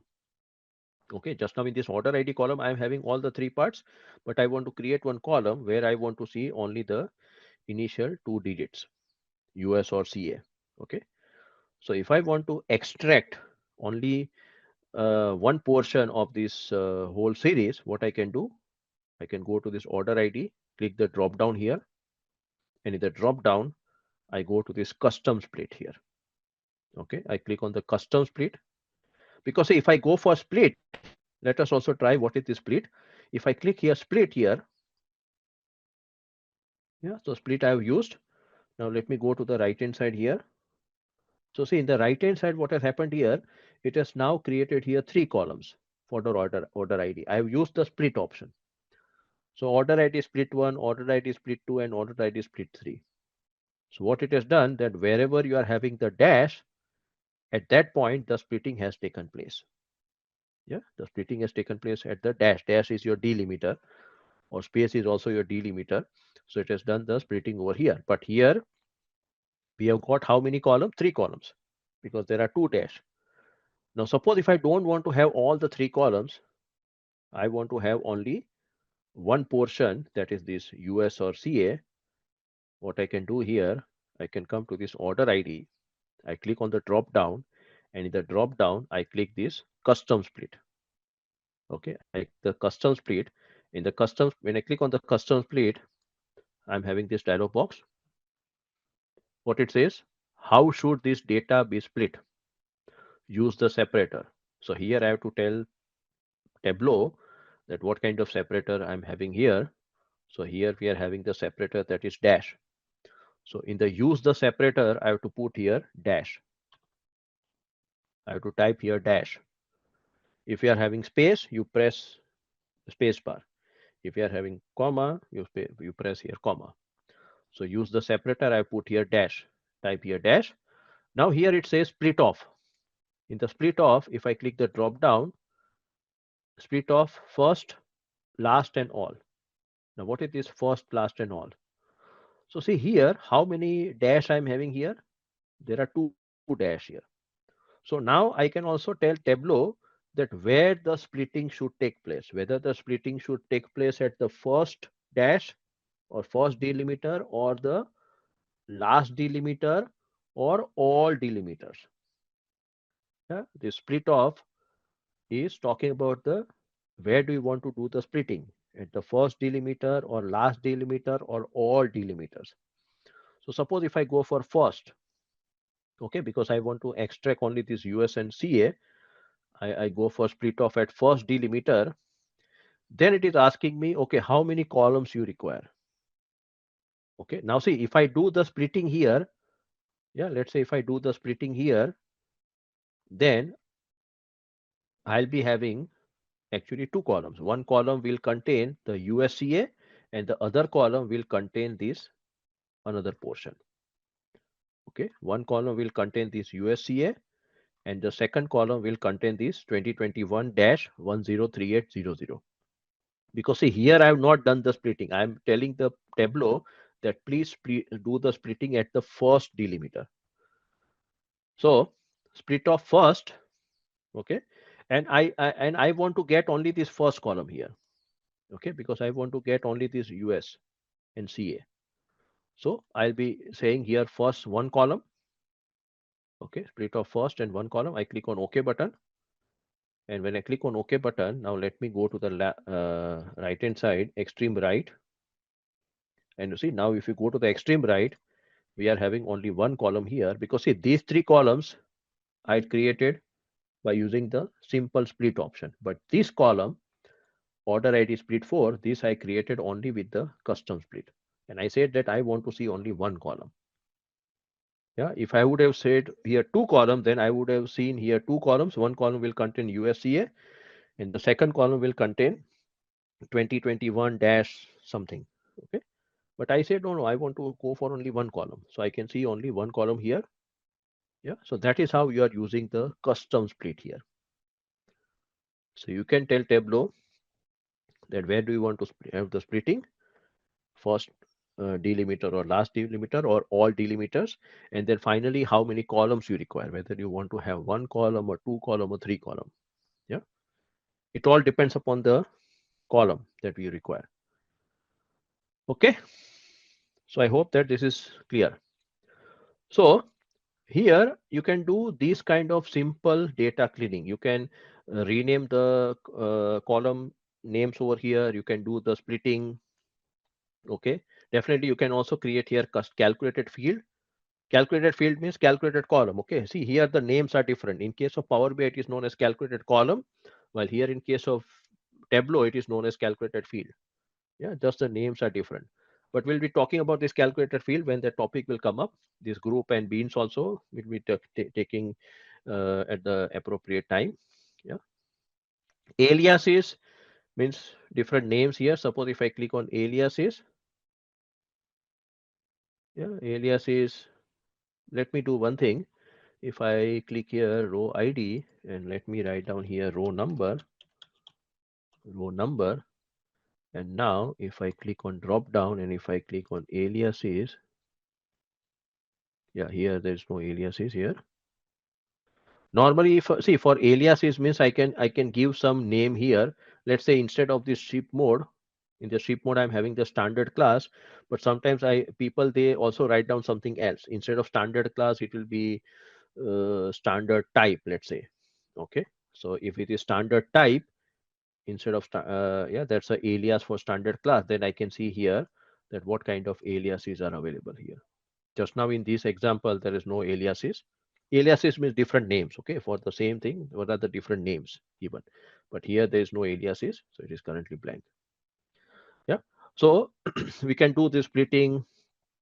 We can also hide the column here. Okay, so now first of all let us connect our sample superstore dataset that we created, that we had seen yesterday.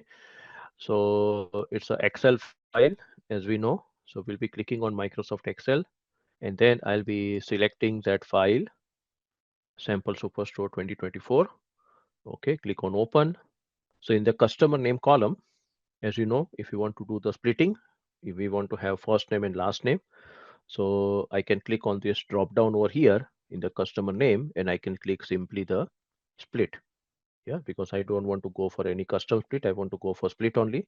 So I click on split, and once we click on split for the customer name, now we can go on the right hand side, and here we can see those two columns that we have created.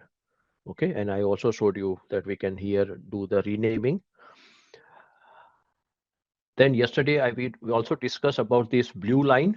So blue line, I said that if any column is having a blue line on the top, it means that that column is already coming from the original data set. Okay, while these two columns are not having that blue line on the top, so it means that these two columns are created by us. Okay, they are not coming from the original data source. Now suppose if I want to delete these two columns, yeah, so I can click on this. I can select by pressing the shift button, sorry, control button. So please press the control button, and you can select these two columns if you have created. Otherwise you can see over here. So press the control button and select these two columns, and now I can click any one of these drop down. And when I click on the drop down, you can see that I'm having here rename option, copy values, hide, and delete. Okay, specifically I'm having this option of delete. Now I will not click here just now delete, but suppose if I click this option, this column, let's say profit column, suppose. Okay, I select the profit column, I click on the drop down. Now in the drop down here in the profit column, I do not see the delete column, delete option here. Yeah, I go for any column here. Suppose if I go for product name, in the product name also, if I click the drop down, I do not see the delete option. I am having only the hide option. Okay, and plus other options are also there, but there is only hide option. There is no delete option here. So what does it mean? It means that whichever the columns are coming from the original data set, those columns cannot be deleted here. Okay, they will stay permanently over here.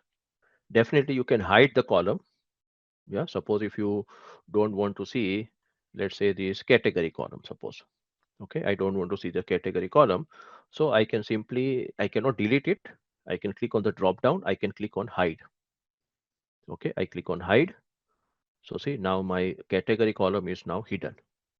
Okay, but I cannot permanently delete it. What I can do here, I can delete only these two columns which are created by us. So I'll select this customer name split one. I'll press the control button, and then I'll select the second column. So two columns I've selected by pressing the control button, and then I click on one of these drop down, and I can click on delete. Okay, so these two columns I can delete. I click on delete, and you see that now those two columns are gone. Okay, customer name split one and customer name split two, they are gone. Okay, now here I have already hidden the category column. Okay, now if I want to bring that column back, okay, I don't want to hide that column, category column, I want to bring that column back. So what I do, I have to click on this gear icon here. Okay, let me start my marker here.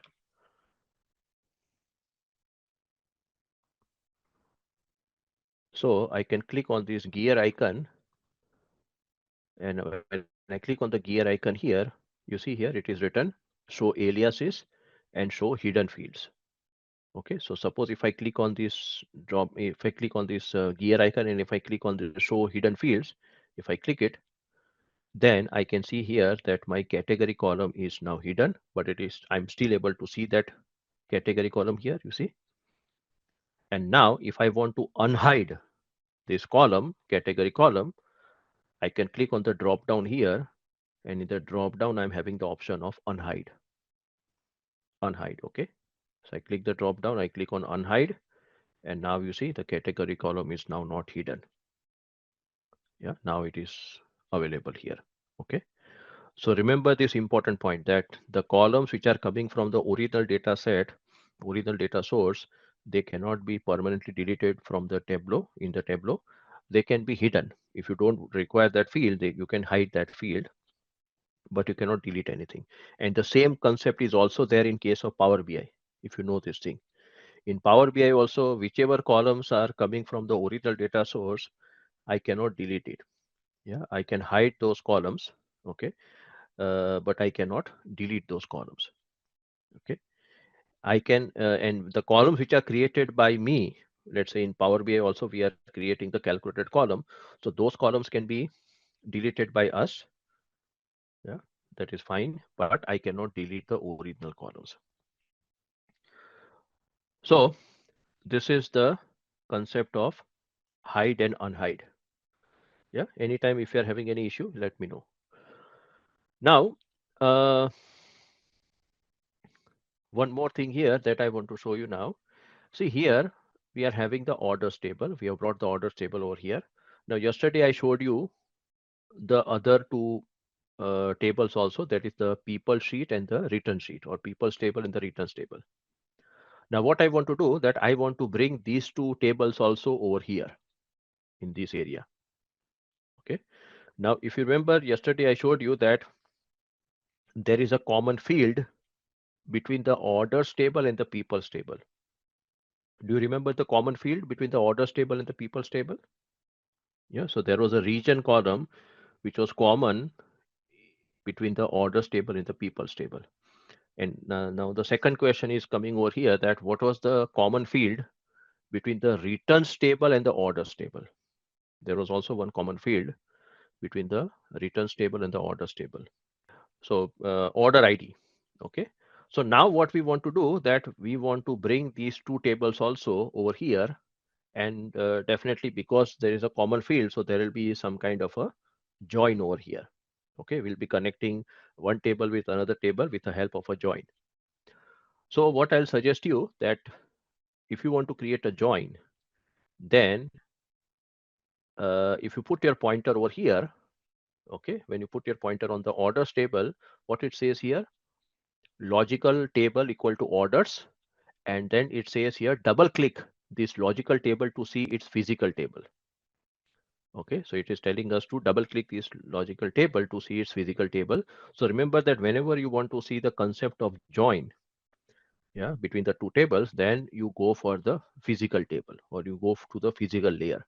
So what you have to do here in this orders table, you have to double click, just double click this orders table. And when you double click the orders table, now this, you see that something has changed here. Yeah, let me delete it again. Yeah, I'll double click this orders table, and now it says here order is made of one table. Okay, now this is a physical table or physical layer, you can say something like that. Now orders is there.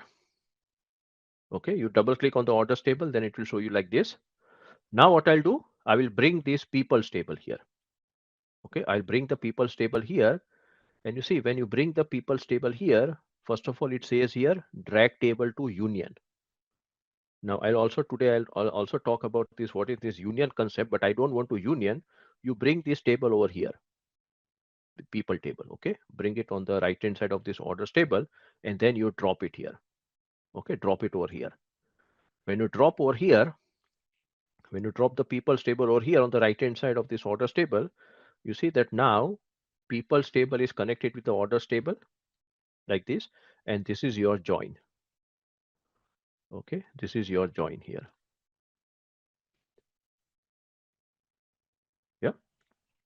So orders table is connected with the people's table. Yeah, and this is a join. Now, if I click on this join, yeah, just click on this join, and when you click on the join, you can see that there are these four types of join: inner join, left join, right join, and full outer join. By default, it is showing you here inner join by default. Okay, so this is the inner join. Inner join means it is taking only the fields or rows. So it is taking only the records or rows which are common between both the tables. Now, are you having the concept of, or say, do you know the concept of these joins? Because these joins also comes in Power BI. Maybe you must have been taught the merging of the tables, yeah, merging queries. So maybe during the merging queries, these joins must have been discussed. But just I want to check that whether you know this concept of these four kind of joins: inner join, left join, right join, full outer join. Yeah, if you already know the concept, then I will not repeat that thing. But if you want, I can also discuss this four kind of joins. Yeah, because this concept must have been taught in slide concept. Please discuss. Okay, no problem. So then let me go to this presentation here of Simplilearn. So you will also find this presentation with you. So let me, uh, yeah, here in this presentation, it is showing the same thing what I've discussed. Okay, you see here that in the orders table and the returns table, we have created this join, and by default, it is showing you this inner join. And what is the common field here between the returns table and the orders table? That is the order ID. Yeah, here they have taken first of all the returns table. We took just now people's table, but the concept is same. Yeah, so this join has been created between the orders table and the returns table, and these are those four joins that we have also seen in our Tableau. And the common field here is order ID, order ID. Now let us understand these joins here. Okay, so here they have given an example where there are two tables here. One is known as your left hand side table, which is having the product sales. So there is a product ID, sales, number of records. Okay, and there is another table which is known as right hand side table, which is having the product profit. So here also you are having product ID, profit, and number of records. Okay, now here, which is the common field between the two tables? That is the product ID. Okay, product ID is the common field here. Otherwise, if you see the sales, yeah, definitely the number of records, we cannot keep it over here, common field, because this product ID is a common field here. Now let us understand what is this left join. Okay, so what is left join? That in the left join, it will take all the values of the left hand side table, or it will take all the records. I would be very specific here that it will take all the records of the left hand side table, and from the right hand side table, it will take only those records which are common with the left hand side table. So let me show you the diagram here. See, this is the left hand side, left join here. In the left join, you can see that the left hand side circle is full. Yeah, so when it is full, it means that it is taking all the record of the left hand side table. And if you see the right hand side table or right hand side circle, it is taking only the records which are common between the two tables. So here in this presentation, if I go for the left hand side, if I go for the left join, then it will take all these records of the left hand side table. Yeah, and from the right hand side table, it will take only those records which are common between the two tables. So which are the common product ID? You see here 6, 7, 8, 9, 10. Here also we have 6, 7, 8, 9, 10. So from the right hand side table on, it will only take these 5 records. But from the left hand side table, it will take all these records, whether they are matching or not matching, it doesn't matter. So this is known as left join because we are taking all the record from the left hand side. Yeah. Then comes right join. Right join is just opposite to left join. In the right hand side join, it is taking all the record from the right hand side table, And from the left hand side table, it is only taking those records which are matching with the right hand side table. So here also the records which are matching are 6, 7, 8, 9, 10. Yeah, here also you have 6, 7, 8, 9, 10. But from the right hand side table, it will take all the record, whether they are matching or not matching, it doesn't matter. But from the left hand side table, it will take only those records which are matching with the right hand side table. So this is known as right join. Then comes inner join. What is the inner join here in our table? If you see the inner join here, so inner join means it is taking only the matching record here. Yeah, this is inner join. This is your inner join, matching records. So here in the presentation, if you go for the inner join, then it says here the result of the inner join will include common data present in both data set. So the records which are common between both the tables, only those records will be taken. So here records like product ID 6, 7, 8, 9, 10. Here also we have 6, 7, 8, 9, 10. They are common. So only these 5 records from the left hand side table and 5 records from the right hand side table will be taken, which are common. This is known as inner join.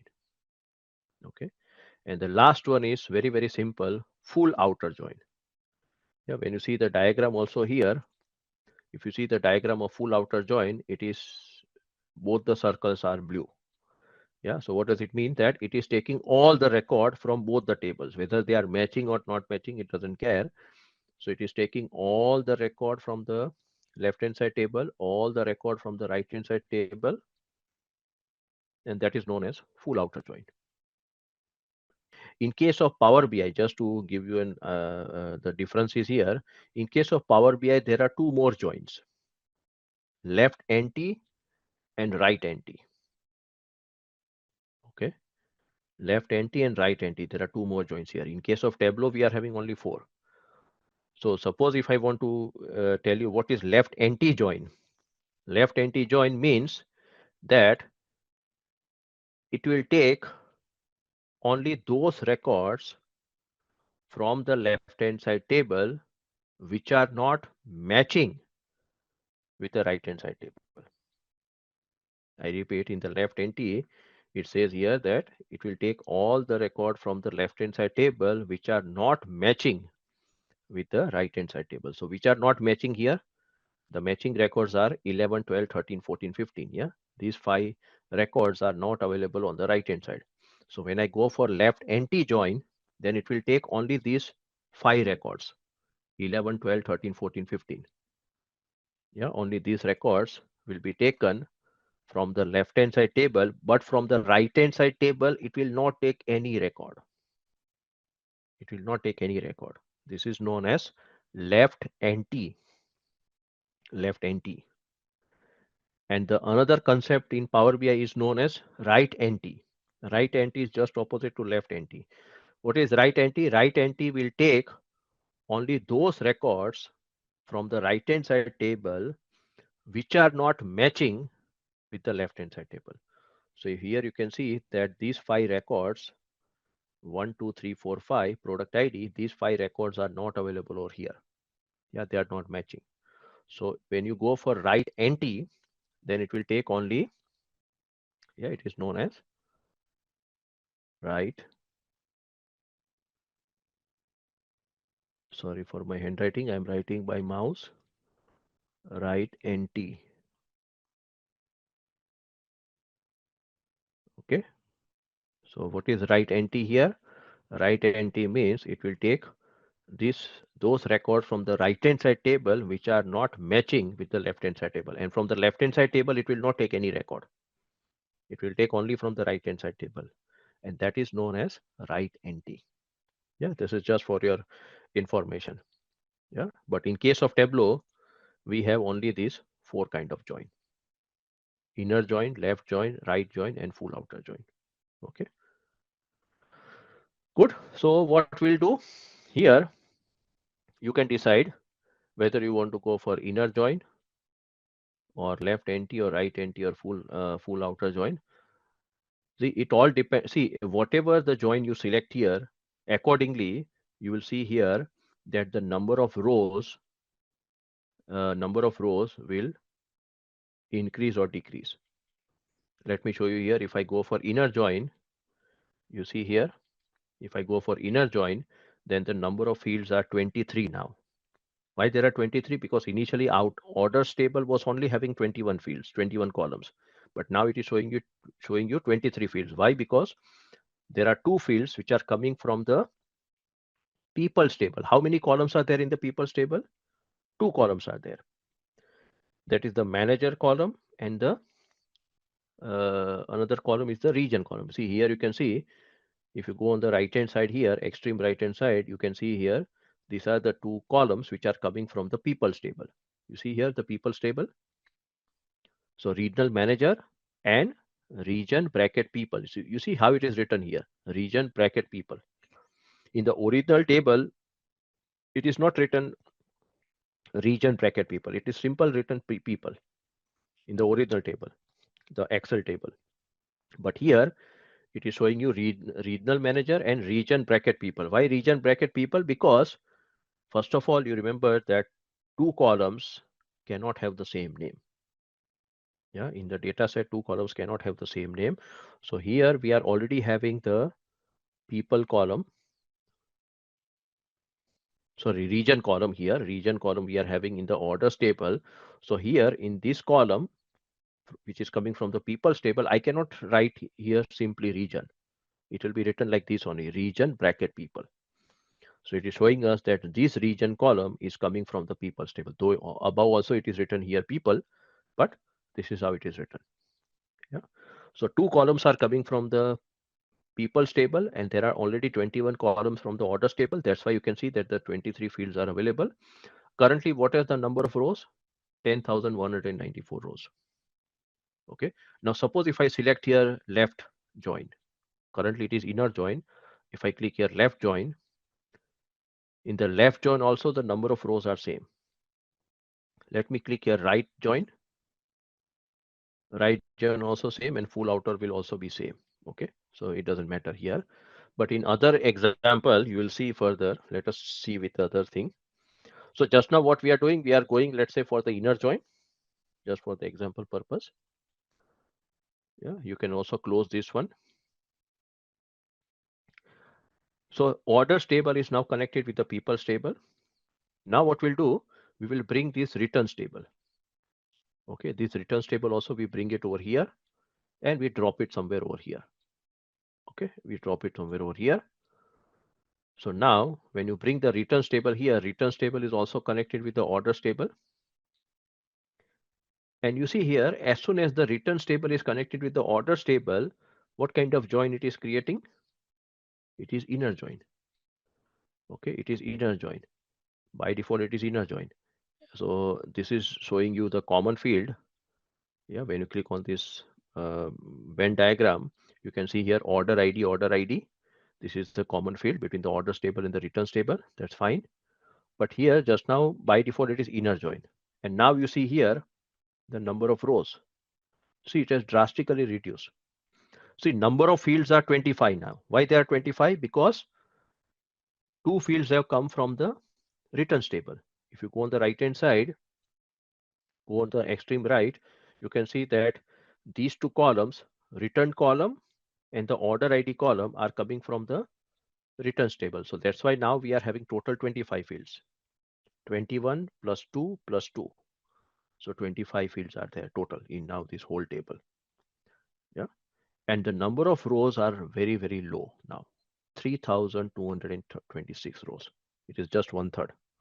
Initially, how many rows we were having here? 10,100 something. Now, if I want to increase this number of rows, yeah, I can go over here in this returns Venn diagram, this join, and what I'll do, I will go for left join here. Instead of inner join, let me go for left join. Okay, once you click on the left join, then you will see here that the number of rows will increase. So let us click here left join.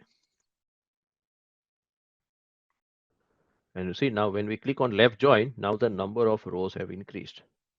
12,620 rows. Let us see what happens with the right join. If I click on right join, it is same 3,226. And if I go for full outer also it is 12,620. So I would suggest you, let us go for left join here for the second thing, left join. Okay. So the number of rows have increased. Okay. Instead of 10,000 something, now we are having 12,000 something. Good. So this is how we can join the various tables with this table. See, joins are dependent on what kind of analysis you want to do. Okay. If you say that I don't want to, let's say I want to focus only on those kind of data which are common between both the tables, then you go for the inner join. But if you say, because see this orders table, I feel that this orders table is having all the majority of the records. Okay. So normally it is suggested, normally I'm using the word normal, it is suggested that we people, they go for the left join. Yeah. If your orders table is your fact table, then you go for the left join. So you take all the record, because see, you don't want to miss those records of the fact table. You want to take all the records of the fact table, so you normally you go for the left join. But sometimes it happens that it all depends upon the use case, that if you say that no, I want to focus only on those data set which are common between the both the tables, I want to only focus on those order ID which are common between the returns table and the orders table, then you can go for here inner join. Yeah. Now here, if you we have done the joining. Okay. Now if I go on the right hand side, extreme right, yeah, you see here that in the returns table, yeah, returns table, initially you will see here null, null, null, because there are some records, yeah, there are some order IDs which are not available in the returns table, but they are available in the orders table. I repeat, here if you go to the extreme right, you will see here null, null, null in the returned column in the order ID of the returns table. Why? Because there are some order IDs here which are not available in your returns table, but they are available in your orders table. Now, how it is possible? How it is possible that there are some order IDs which are available in the orders table, but they are not available in the returns table? Items which are, let's say, which are order, definitely, yeah, all orders are not written. Okay, because definitely the customers are happy with the orders, so they would not like to return. Okay, but remember that I saw one story. It was real story that there was a group of 4 or 5 people. I don't want to name them. I don't want to name the country also, but they had done a big scam of, just they earned the money based on the returning of the product. They actually never returned any product, but they showcased that they had returned the product to XYZ company, and the company had paid the money. Yeah, but actually, after 2 to 3 years, the company realized that something was wrong. Okay, and there was a huge amount which they had earned out of that. Yeah, so there are very, very smart people in this world who can do this kind of activity. Okay, that because what happened that, let's say if we are talking about Amazon is they are sending the product, but the returning of the product is taken care of by another company, and sometimes there is no communication between that the third party and this Amazon. So Amazon feel that okay, this person has returned the product, but the third party has not received that product, and Amazon is paying some money, so something like that. So something is happening over there. So many people, they have or some of the people, not many people, but some of the people, they have misused this system, and they were earning money out of that. Okay, definitely we should not be going for that, but yeah, so definitely there are products which are not returned. Yeah, not all products are returned, so that's why definitely here we are having this null, null, null. Now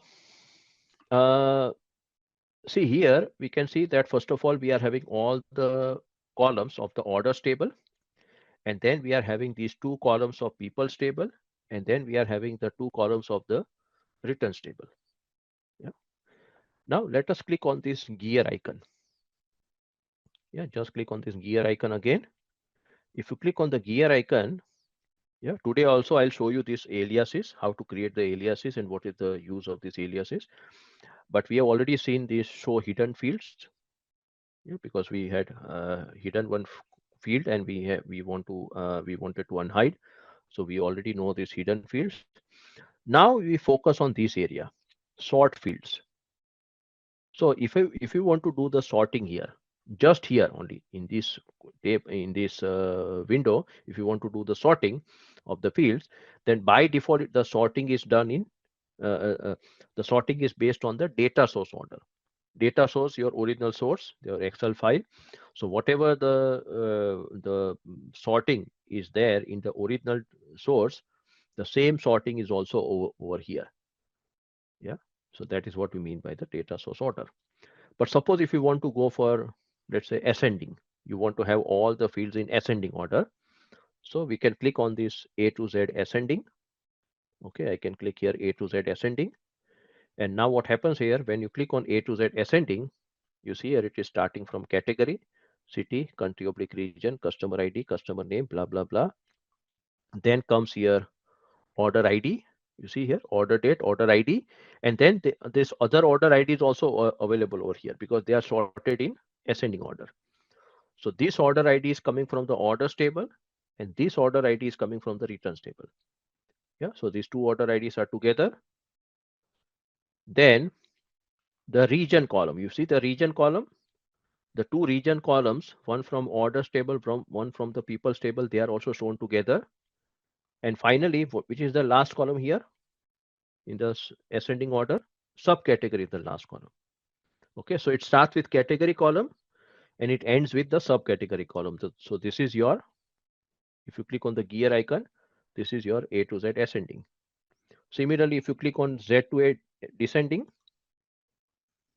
if you click on Z to A descending, definitely subcategory will be shown first, just reverse, and the category will be shown at the bottom. If you click the gear icon again, then the next option here is A to Z ascending per table. Now, what is the difference between A to Z ascending and A to Z ascending per table? You see, when you go for A to Z ascending, what it will do, if we are having here 3 tables, and whatever the number of columns we are having, all the columns will be sorted together. If you go for A to Z ascending or Z to A descending. But when you want to do the sorting per table, let's say you are having orders table is having 21 columns or 21 fields. You want to do the sorting only of the orders table. Then you want to do the sorting of the people's table. Then you want to do the sorting of the returns table. If you want to do the sorting individually per table, then we can go for this option. Let's say A to Z ascending per table. If I click it. So now here in A to Z ascending per table, it starts with category and it ends over here with subcategory. Okay, so this is your orders table. Then comes the people's table. In the people's table also, first of all, we are having region and then regional manager. And then we are having the returns table. In the returns table also, we are having here order ID and then returned.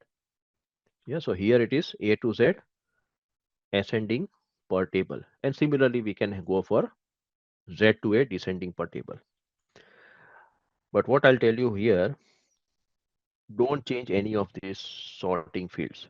You go with the default one, data source order. I'll tell you why this is not important. Yeah, let's click again here, data source order, this option, data source order. Okay, why this option is not that much important. Yeah, just now, see, when you are focusing only on this area, then you can go with these options, that is fine. But now what we'll do, that once we have connected these 3 tables with each other, yeah, now let us go to the uh, we go to the visualization area. Okay, so how to go to the visualization area? You can see here at the bottom area, yeah, here on the bottom left corner here, it is written here sheet 1. Yeah, below. Okay, and what it says here, go to worksheet. Okay, so now if you want to start creating the visualization, because we have connected the data set here, we have done the joining here. Yeah, now we want to start the data visualization. Yeah, yesterday we saw that there is not that much of data cleaning to be done in this Tableau desktop or Tableau public. The major cleaning can be done in the Tableau prep, but that's a separate tool. So now we want to start with the visualization process. So what we'll do, we will click here below, left hand side bottom area, sheet 1. I click on sheet 1, and when I click on sheet 1, now we are in another window. You see here, this is another window, and in this window you can see that now on the left hand side we are having this data panel. Okay, now just you compare it with Power BI. In case of Power BI, you are having the data panel on the right hand side, while in case of Excel, sorry, this Tableau, you are having the data panel on the left hand side. That's the difference. Okay, this is one of the difference. You remember these differences. As I said yesterday, that this can be asked in interview if you are appearing for anything. Yeah. So this is the data panel. Now here there is also some difference here if we compare with Power BI. So in Power BI, what happened that whatever the fields which we are having, whether it is numerical field or whether it is categorical field or whether it is geographical field, all the fields are shown together in Power BI, and all the fields are shown in ascending order. Yeah, it's always start with the alphabet A and then it ends with Z.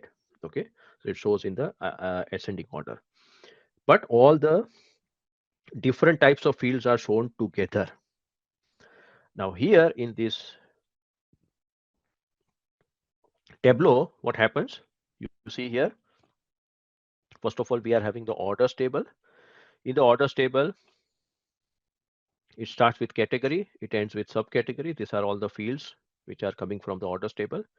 Then we are having the people's table. So these are the two fields of the people's table that we have already seen. Returns table is also having these two fields.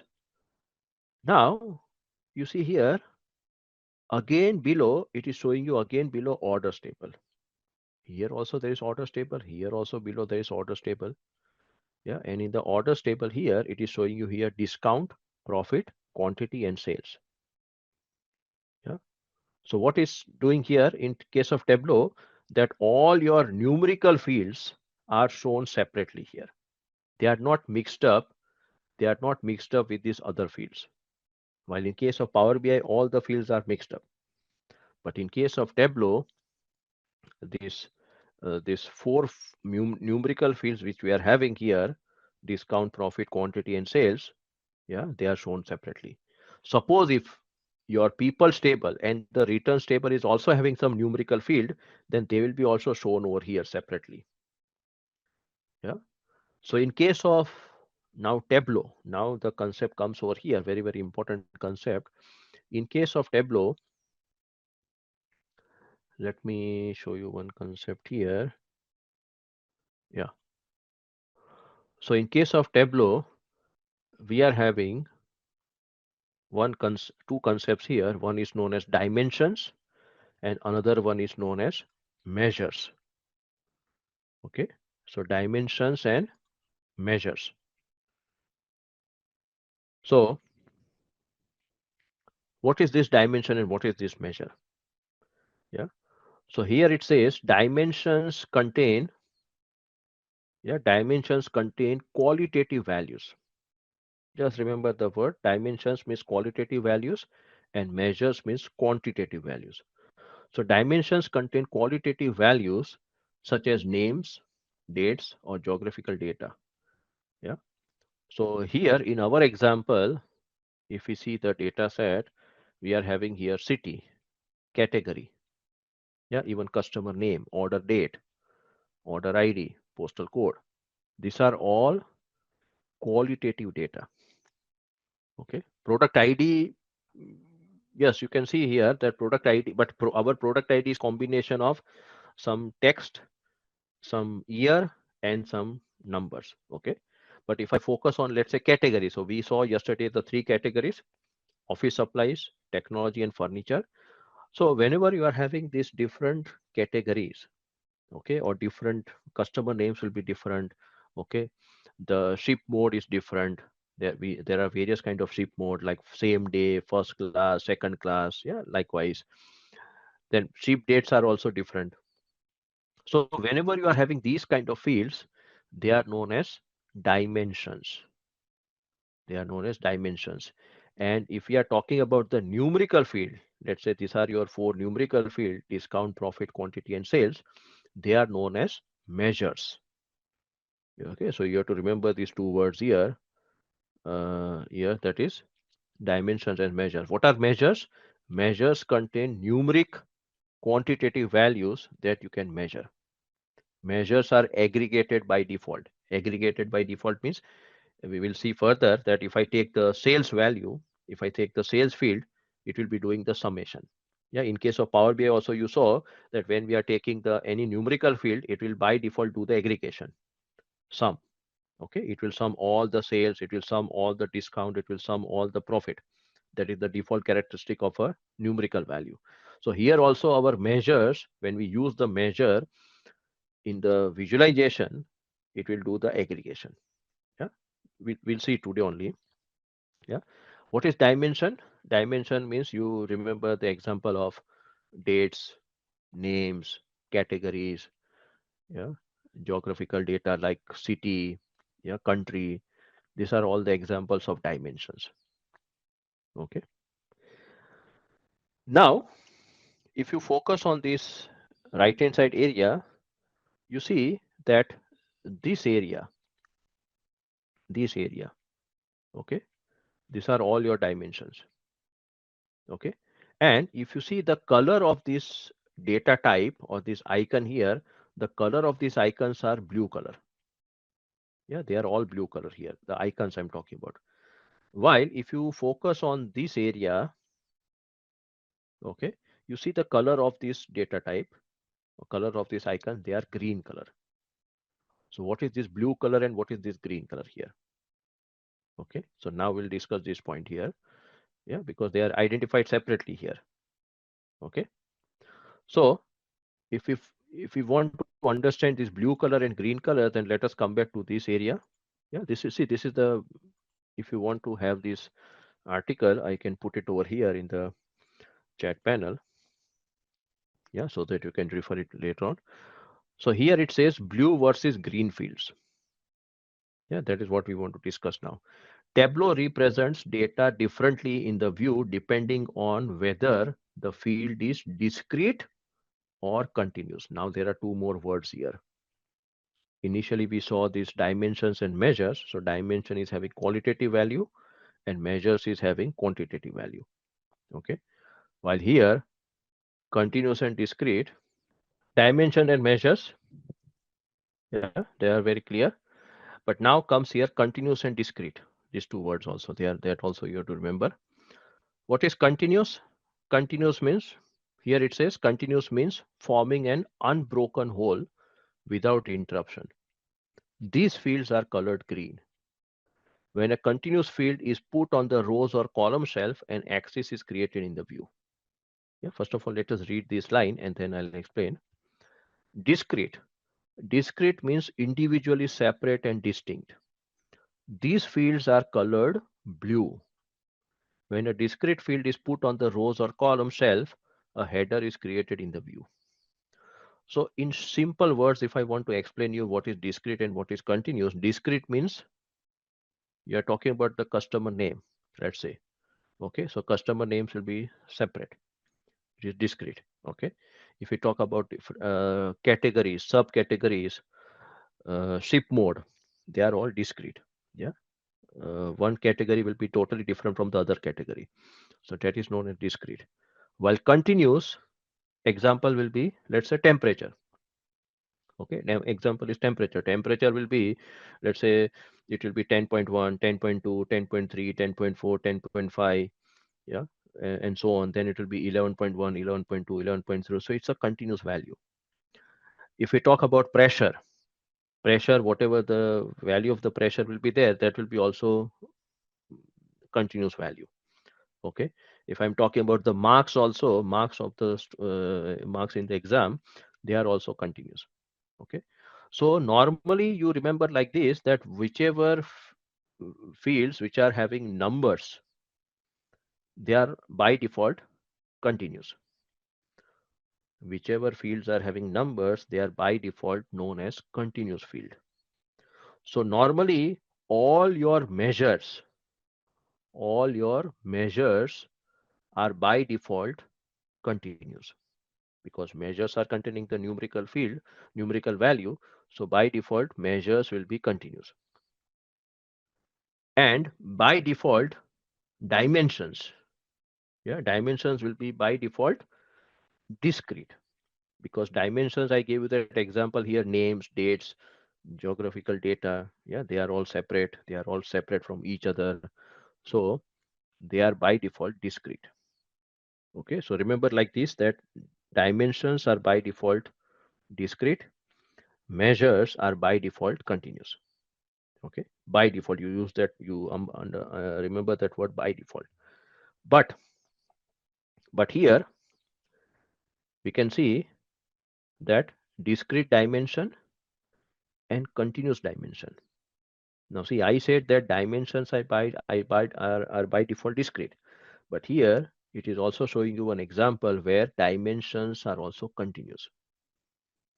Okay, so I can convert, remember one sentence, I'll also show you practically that dimensions which are discrete by default, I can also make it continuous. See here you can see this order date. What is order date? Date is a discrete value. It's a dimension. So normally the date will be discrete because it's a dimension. But I can also convert the same date into a continuous dimension. Yeah, but I'll show you this thing practically in the Tableau. Now measures are by default continuous. So here we can see sum of profit. This is a continuous measure. But a measure can also be discrete. A measure can also be converted into discrete value. So that also we'll say practically. Okay. So a dimension will be by default discrete, but a dimension can also be converted from discrete to continuous. And when the dimension is converted from discrete to continuous, what is the discrete dimension? Discrete dimension is always shown in blue color. But as soon as you convert the dimension into continuous value, you see here the color is now green color. Okay. And when the measure is continuous, by default the measure color will be green color. But when you convert that measure from continuous to discrete, the color will change from green color to blue color.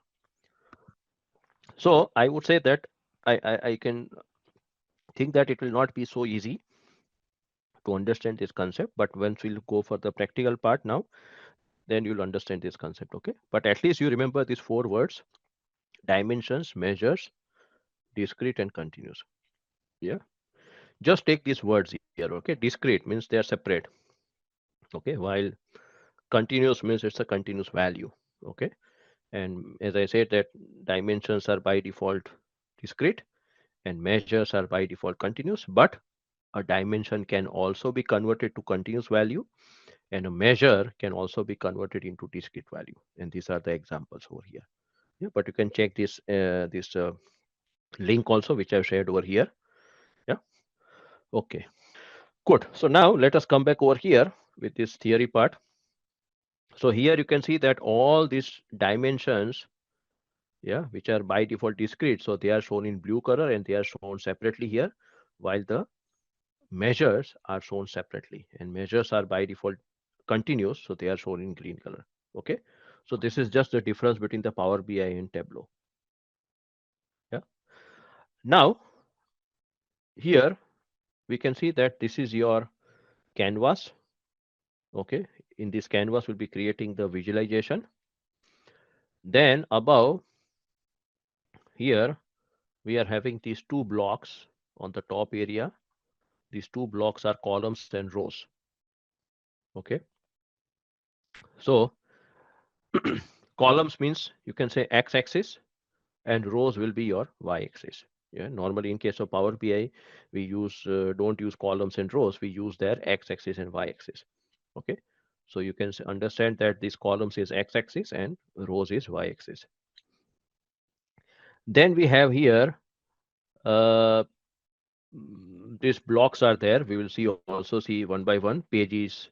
Then we are having filter block or filter panel. Then we are having this marks card. Okay, these are the various panels that we are having here. We'll be using it one by one. And then if you click this one here on the top right corner, it is written here, show me. Yeah, here, top right corner, show me. If you click this show me, when you click the show me here, then here you are able to see the standard visualizations. Okay. When you see here, show me, if you click on show me, you can see here, this is your text table. You see, when I put my pointer here on the first visualization, below it is showing me that name. So when I put over here, it says text table, one or more dimensions, one or more measures. So what it is showing here, it is showing you the name of the name of the chart, and plus it is also showing you that how many fields you require and what kind of fields you require to create that measure or sorry, to create that chart. So suppose if I put my pointer here on this first chart, it says text table. For creating a text table, you require minimum one dimension, one measure, minimum. Okay, that is what it is saying. If you are having more, it is fine, but minimum for text table, you require one dimension and one measure. Then this is your heat map. Heat map also require one or more dimensions and one or two measures. Likewise, this is highlight table. So we'll create one by one all these visualizations today or maybe in the next session also. So we'll see these various types of visualization here. Okay, so this is known as show me. And if you don't want to see the show me, you have to click this show me again, click on the title show me, and it will get collapsed. Okay, so these are the things. Now what we'll do, let us create our first visualization. Yeah, so here on the left hand side, we are having this category. So what I'll do, that I want to see the total sales of various categories. And I want to know that which category is having the highest sales, which category is having the lowest sales. Yeah, so I want to focus on the category. So what we have to do, if we want to create a chart, what we do, we drag this category. Now see, when you drag the category here, you see here, just focus on this line. Sorry, this one. Okay, just focus over here. Let me draw it again. Okay, see, you can see that there is a thin line over here. So what is this thin line here? This thin line is bifurcating the dimensions from the measures. Yeah, because below this thin line, all these are measures, and above the thin line, these are all the dimensions. Yeah.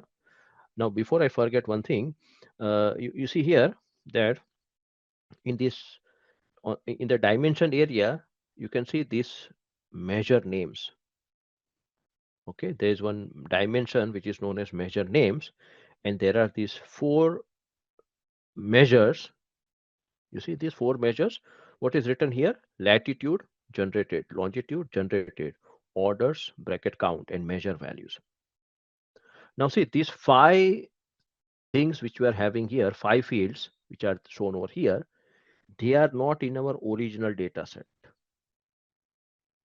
Yeah, you have never seen these kind of fields in your original data set. Now see, if you want to go to the original data set, what you have to do? If you want to see that table, sorry, missed your table. Yeah, just now what we connected that returns table with the orders table and the people's table with the orders table. Yeah, that join. If you want to go back to that page, what you have to do? You have to click this one. Just click this data source. Okay, bottom right, bottom left corner here. You click on the data source, and when you click on the data source, you are back over here. Okay, I can also double click this orders table, and when I double click the orders table, I can see this join. Okay, so just click on this data source when you are in the sheet. Yeah. So here you can see that in the data source, when I see all these fields here, I do not see here latitude, longitude, measure names, measure values. We are not having these kind of columns here. There are no columns like this in our data set. But if I go back to this sheet one, yeah, just click on sheet one, and now here these 5 fields are available. So remember that these 5 fields are generated by Tableau automatically. Whenever you are connecting any data set to Tableau, Tableau will automatically generate these 5 fields here. Measure names, latitude, longitude, orders, bracket count, and measure values. And we do not have here any control. Okay, I cannot stop this process. One more thing, that this longitude and latitude, these 2 fields, we will only see in that data set which is having at least one geographical field. I repeat my sentence, that this latitude and longitude field will be automatically generated by Tableau only when your original data set is having at least one geographical field.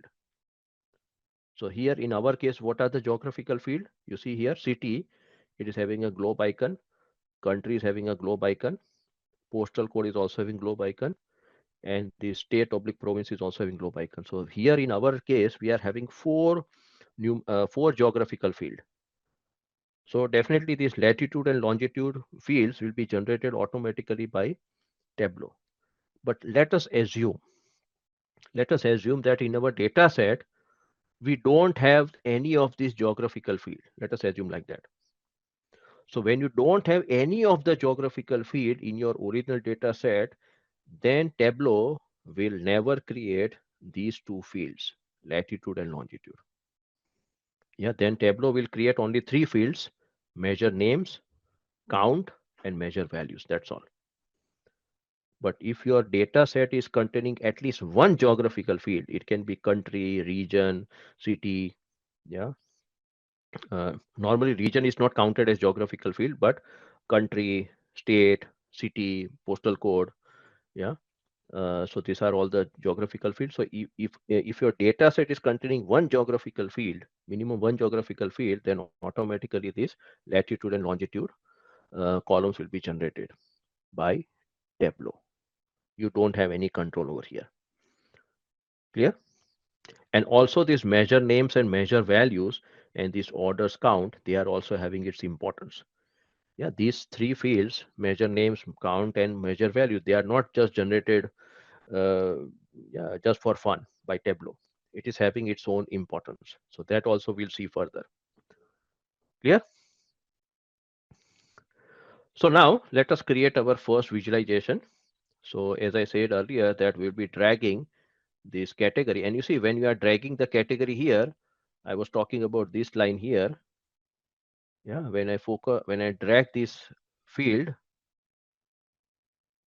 yeah, just focus on this area. So what it is showing me here? It is showing me here the 2 words, dimensions and measures, below that line. Yeah, near that line, we can see the dimension.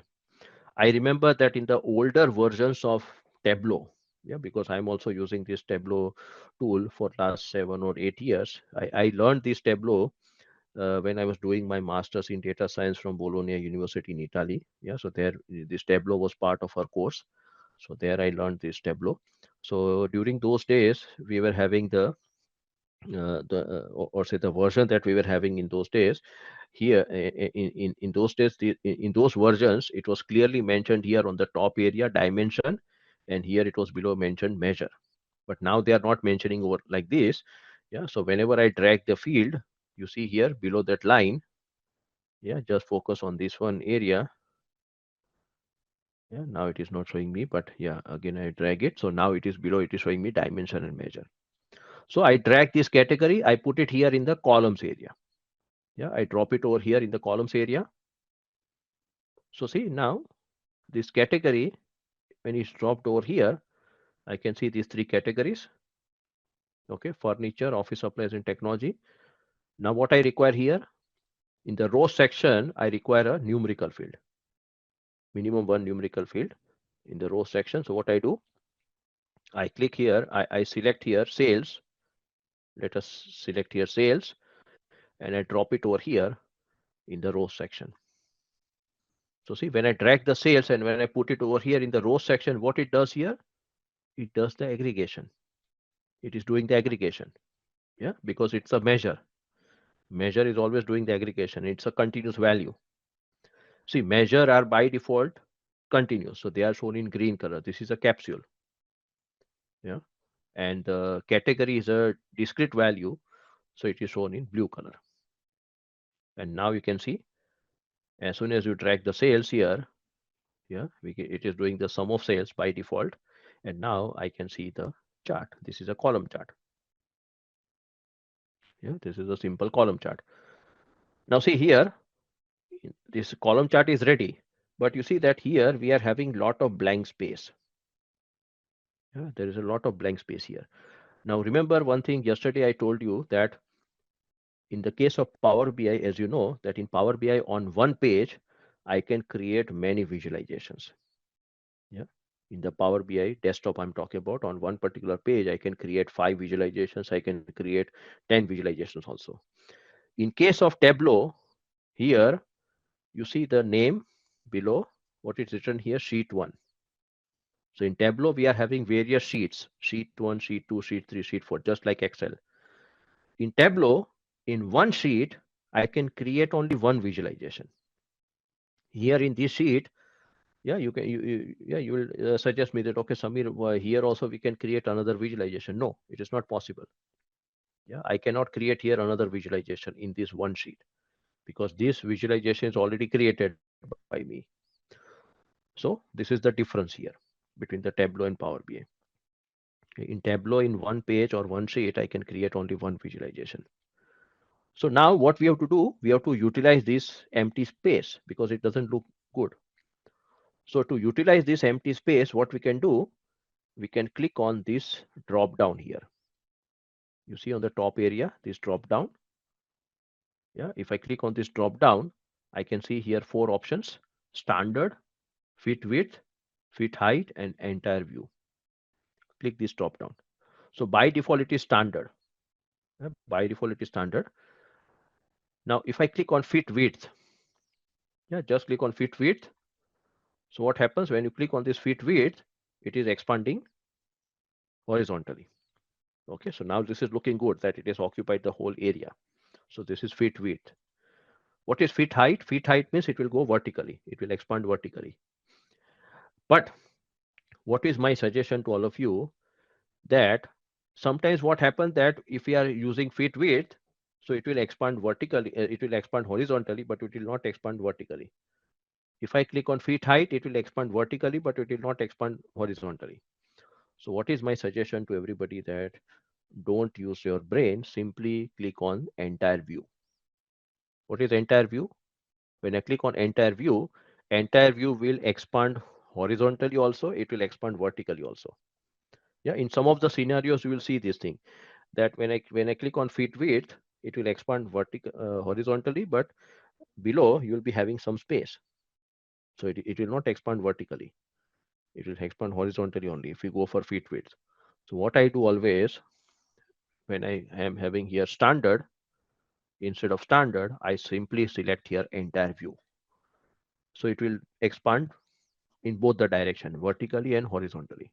Yeah. So every time I'll be telling you, please make it entire view. So you have to come over here to this drop down and you have to click this entire view. And now it is done. Okay. Good. So this is what is your, yeah, here we have created the whole page. Okay, whole sheet. Now, if you see the sorting here, see how the sorting of this column is done. It is written here furniture, The first block is of first column is of furniture, then office supplies, and then technology. So here the sorting is done. How the sorting is done? The sorting is done in the ascending order of the category. So first of all, it starts with furniture F, then O, and then T. So sorting is done. But now what I want to do, I want to do the sorting of these columns based on the sales. I want to see the category which is having the highest sales. I want to see it first, and the category which is having the lowest sales, I want to see at the last. Okay, so I want to sort these columns in the descending order based on the sales. I don't want to do the sorting based on the name of the category. I want to do the sorting of these columns based on the sales. And that too I want to do it in the descending order based on the sales value. So how we can do the sorting? So say sorting can be done in various ways. So I'll show you one of the way here. You see here, when I put my pointer on the sales column, yeah, the sales title, there is one small button over here above the sales word. Yeah, can you see this button here? Yeah. So we have to click this button. This is the sorting button. Just put your pointer above the sales, put your pointer on the sales, and then you will see this button. See, as such, I'll not see this button, but when I put my pointer on the sales, this button will appear. I click on this button. When I click on this button for the first time, you see the sorting is done now. The sorting is based on the sales. Yeah, we can see that technology is having the highest sales, followed by furniture, and then followed by office supplies. If I want to do the sorting in the ascending order based on the sales, I have to click this same button again. Yeah, this button again, I click it, and now you can see it is doing the sorting in the ascending order based on the sales. And again, if I click this same button third time, okay, third time I click it, then now it is doing the sorting, but it is now doing the sorting based on the category name. See, again, we are having furniture, office supplies, and technology. Okay. So this button is used for sorting. When I click the button for the first time, it is doing the descending sorting based on the numerical value. When I'm clicking the button for the second time, it is doing the ascending sorting based on the numerical value. And when I'm clicking this button for the third time, it is doing the sorting based on the this category. Okay, so this is one method here by clicking this button, sorting. There are two more buttons here. You see on the top area, these two buttons are available. These two buttons are also done for sorting. So see, the first button is ascending. Okay, this is for the ascending sorting. And the second button is doing the descending sorting. Based on what? Based on the numerical value.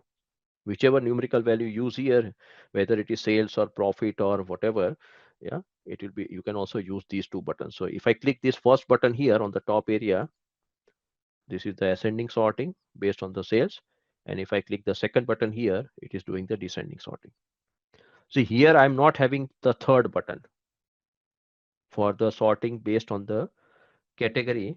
I'm not having here third button. I'm having only two buttons, either ascending or descending. Yeah. So this is also the area where you can do the sorting. Yeah. And there are also one or two more methods here for sorting that I'll be showing you as that topic comes up over here. Yeah, if you want to give here the sheet name, let's say here it is written below sheet 1. Now, if I want to give a proper sheet name, yeah, because sheet 1 doesn't look good. So here we can also double click, yeah, below where it is written sheet 1, you can double click and you can write down here column chart. Okay, type here column chart here. So yeah, this is the column chart. And what we'll do now, we will save this file because the same file will be using it today also and then in the other sessions also. So now we will save this file. Okay. So how to save the file? We'll go to, as usual, file. Okay, file. And in the file, we are having here save and save as. We'll go for save as here. Okay. And now I'll request you to save this file in a proper folder. So you can create a Tableau, let's say Tableau report folder or something like this, and then you can, uh, yeah, you can save this file. But let me show you one important thing here. When you're saving the file, just hold on. So see, I'll save it in, let's say, a desktop folder. Okay, in the desktop, I'll click on this new folder, and here I'll be creating a folder which is known as Simplilearn Tableau batch. Uh, yeah, December 2024, suppose. Okay, so I'm creating one folder here. Accordingly, you can create your own folder. And now I'll be saving this file. Now, what I'll do here, I will save this file as uh, sample superstore data set. Yeah, I can give, yeah, you can give your own name also over here. So file name I'm giving here, I'll give here day day 2. Okay, because today is day 2. So day 2 sample superstore data set or sample superstore report. Okay, so you can give like this also. So day 2 sample superstore report. And now what I'll do here, you see that here it is written as save as type. Now in the save as type, if I click the drop down here in the save as type, then there are two options here. Tableau workbook, which is having the short form .twb, and the another one is known as Tableau package workbook, which is known as .twbx. Now let us understand what is the difference between .tw and .twbx. See, suppose if I save this file as .twb, which is known as Tableau workbook. Suppose, okay, I'm not clicking the save button. Let us assume that I'm saving this file as .twb. So what happens here that if I save this file, now suppose if I want to share this file with you, okay, so I can definitely share this file with you. Now, if you if you download my this .tw file into your laptop, and when you open this file in your laptop, what will happen that it will show you one message that you have to connect the data set with this .twb file. So remember that when you are creating a .twb file, the data set which we are using over here, which I'm using over here, that is the sample superstore data set, the data set is not getting connected with this .twb file. Okay, when you open this file in your laptop, my file in your laptop, then what you have to do, you have to again reconnect that sample superstore data set, that's the Excel file, you have to reconnect with your with my file, with my this Tableau file. Yeah, so that is what we mean by .twb. The another option over here is Tableau package workbook, which is known as .twbx.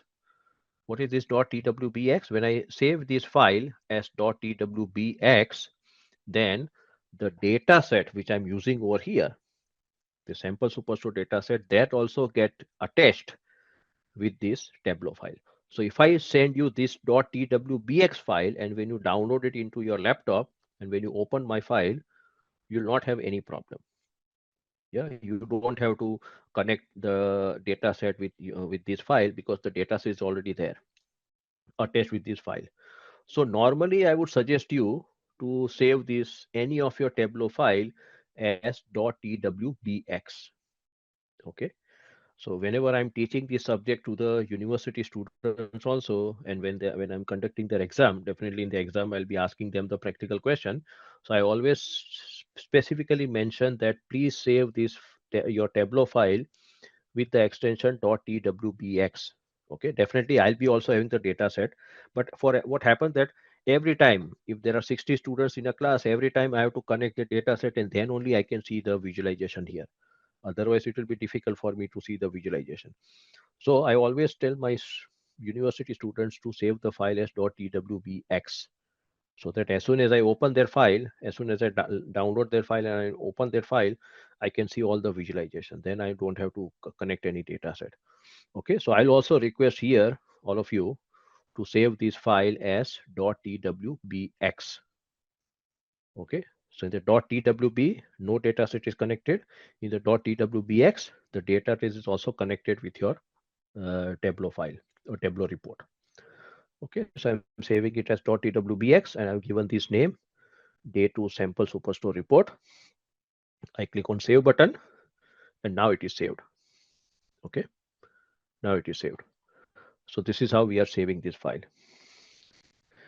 Now I'll also show you very quickly here. If I go to this Tableau public, okay, just focus over here. Is this Tableau public? No, this is not Tableau public.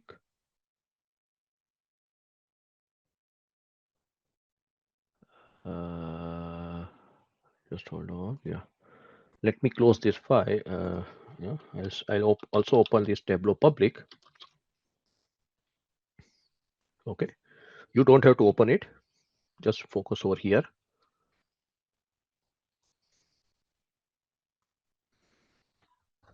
Okay, so this is the Tableau public. Okay, just for your knowledge purpose here. In the Tableau public, here, yeah, just focus over here. I'm connecting that data set. Okay, I'm connecting that sample superstore data set here. And now here I'm dragging that order sheet. Okay, I'm not dragging here people sheet and return sheet. I'm dragging here the order sheet. Now I'm going to the sheet 1.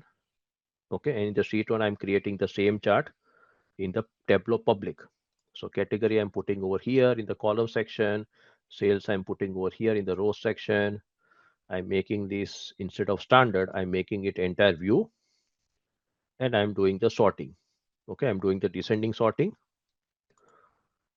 So see, this is my Tableau public. Okay, just, yeah. So now in the Tableau public also, if I want to save this file, I can go to file, and in the file I'm having here options like save to Tableau public, then save as, and save to Tableau public as. Now see here, there are 4 options in the Tableau public. Initially, I would say that almost like 6 months before or 1 year before, here in the Tableau public, I was having only 2 options to save the file. What were the 2 options? Save to Tableau public and save to Tableau public as. Okay, there was no save and save as option in the Tableau public here. So what was the initial problem with the Tableau public? That if I want to save this file, let's say I want to save this file on my laptop, then I could not save that file on my laptop with the Tableau public. I can save this file on the Tableau cloud platform. Tableau is having one cloud platform which is known as Tableau public. That name is also known as Tableau public. So if I'm using Tableau public, I could not save over here in my laptop. That was the earlier version, not now. Okay, now I can save this file. Yeah, if I click over here on save as, I can save it in my laptop, on my desktop here. Okay, this is not possible. So this is a good thing. But earlier, I could save only in this Tableau public.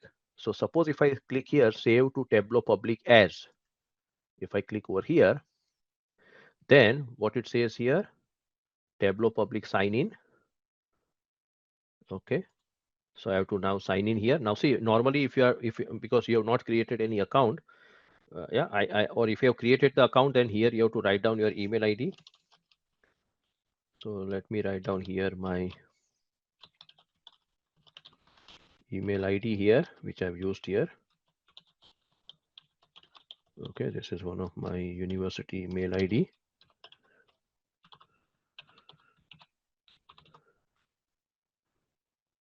Okay, so I'm logging over here. I hope it should work. Yes, now it is working.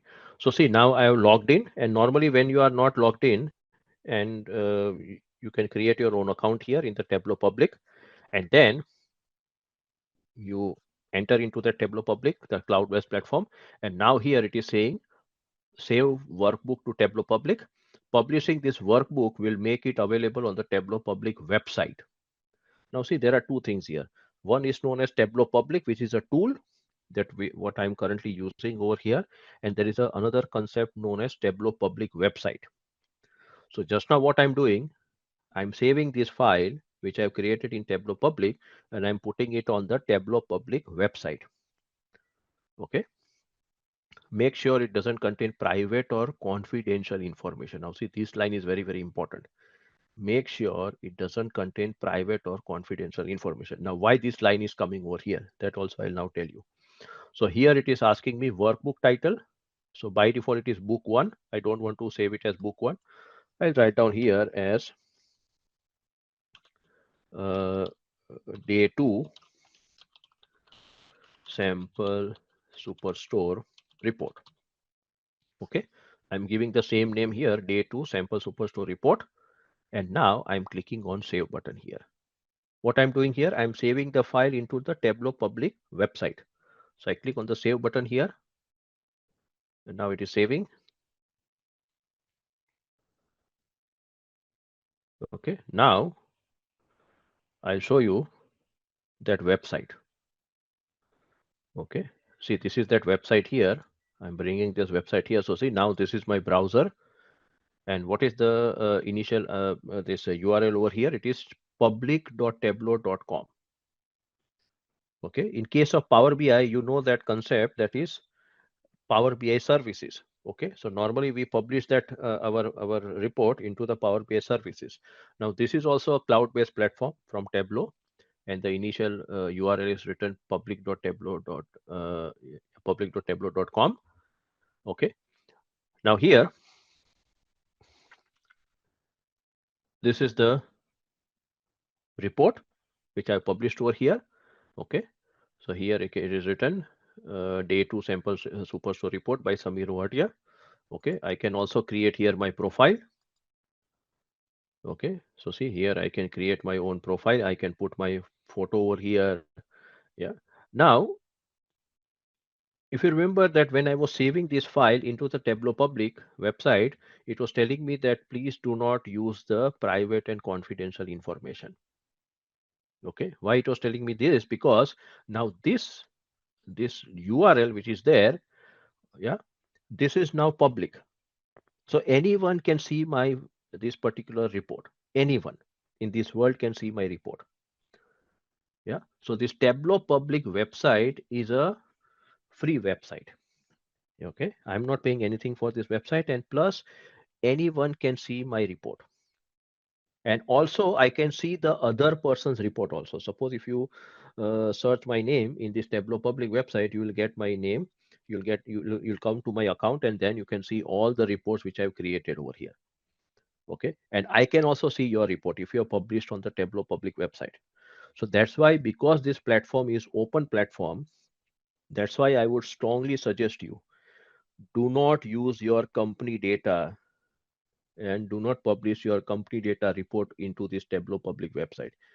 Okay, remember this thing, because your company data are very, very sensitive. And if you put it over here, anyone can see your report. Okay, so remember this thing. Only you should use the dummy data. Yeah, if you are using the sample superstore data or this global superstore data, what I've shared with you, or any other dummy data, then go for this thing. Okay, you use only the dummy data and you can put your report over here. Now, what is the advantage of this Tableau public website? So see, yesterday I told you that if you are writing in your CV that, okay, I have completed my Power BI course, I have completed the Tableau course, that will not really help you. What you have to do, you have to do your more marketing. That is what I mentioned yesterday. Now, how you can do the marketing that you really know about this Tableau? What I used to do, yeah, before 7 years back, yeah, when I was applying to various companies and their jobs. So what I used to do, that in my CV, where I was writing that word Tableau in my CV, that, okay, these are my skills, I was giving a link on my CV. Okay, so anybody will open that web, where my soft copy of my CV, yeah, and if they click on the Tableau word, then they will come over here to this my profile, and then they can see all my various reports which I've created over here. So remember that if you are planning to to change your job, or if you want to come to this data analytics area, yeah, and if you want to showcase your work to the recruiter, then please create a proper this Tableau public profile. Okay, so here you should be having your photo, you should be writing something, yeah, in this edit profile. If I click it, yeah, here the LinkedIn link is there, website if you are having your own website.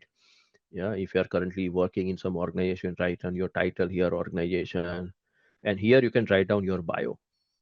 Here it says introduce yourself to the community, use hashtags about your interest to make it easy for others to find you. So you have to create a proper profile over here, okay, with your photo and everything. Don't keep this photo blank, okay.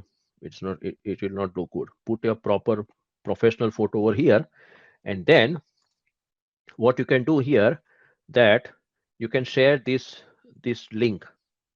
Yeah, either you can do one thing, you can if you don't want to create a link in your CV, you can, when you are let's say sharing your CV with the recruiter, you can also say that, okay, please find my data visualization work in Power BI and Tableau by clicking the following link. So in Power BI also you are having the Power BI services, okay. So you can use that Power BI service link and you can paste it in your email, and you can also paste this link here, this URL. So what happens that when any recruiter wants to see your work, yeah, they will click that link and then they will come over here, and then they will see the visualizations and they will see the report. And then during the interview, they will ask, okay, can you explain me this report?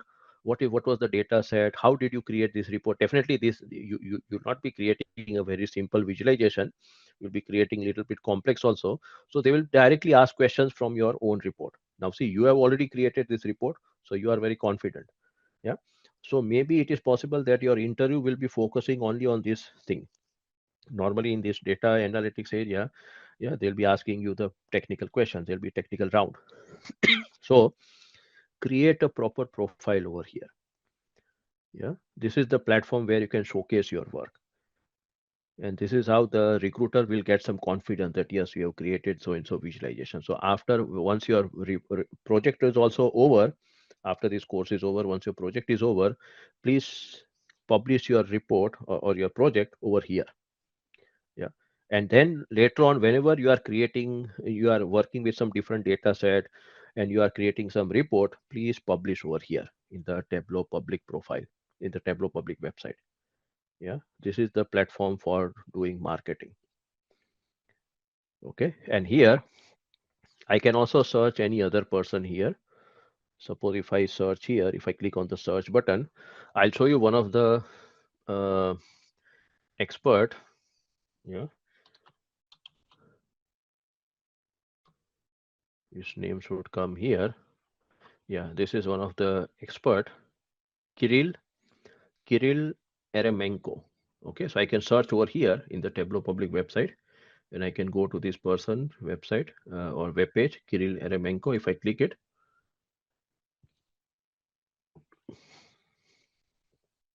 so see, this is one of the report which has been created by this person. These are the various tabs over here. Yeah, regional orders, office supplies, unemployment. Yeah, but actually this is not the person who is created. Kirill. Okay, Kirill is having a different website, but a web page here. But you can see this thing. Okay. Then there is also one Indian which I like his work. His name is. You see here, someone has created a resume in the Tableau. Yeah, can you see this thing? Pawan Talware. Yeah, let us see here his website. His link over here. And you see, he has created all these things in Tableau. This is not created in Word. Okay. So you can also do this thing. I'm not saying that immediately you should start with this thing, but there are creative people in this world who can also do this kind of thing. Yeah, this is a great thing. Yeah, even I have to also think twice that how he has created, but definitely it is possible. So you can also create this kind of resume. Even in case of Power BI, also you can create a resume in Power BI like this. Yeah. So here you can see the work of other people. and you can get a lot of motivation. And you can also make this favorite. If you like this resume, I can also make it favorite here. Yeah, this star, I can click it, and when I go to this my profile, yeah, when I go to the profile, I can click on my favorite, and you can see that now that person's resume is now favorite because I like this work. Okay. Then you can also follow people. You see here it is written following and followers. Now I'm using here another account. This is not my real account, but in my another account, some people are following me, and I'm also following other people. Those who are experts in Tableau, I'm following them. Yeah. So here I can follow other people, and if I like this person's work, I can also follow him. Yeah. So this kind of activity is there here in the Tableau public website. I hope that I have made you. Can you please repeat again the saving in public version once again? Yeah. So public here, if I go to this Tableau public, I have to go to file and I have to click this option, save to Tableau public as. Save to Tableau public as. If I click it, and then it will, if you are not logged in to Tableau public, then you have to log in with your email ID and password.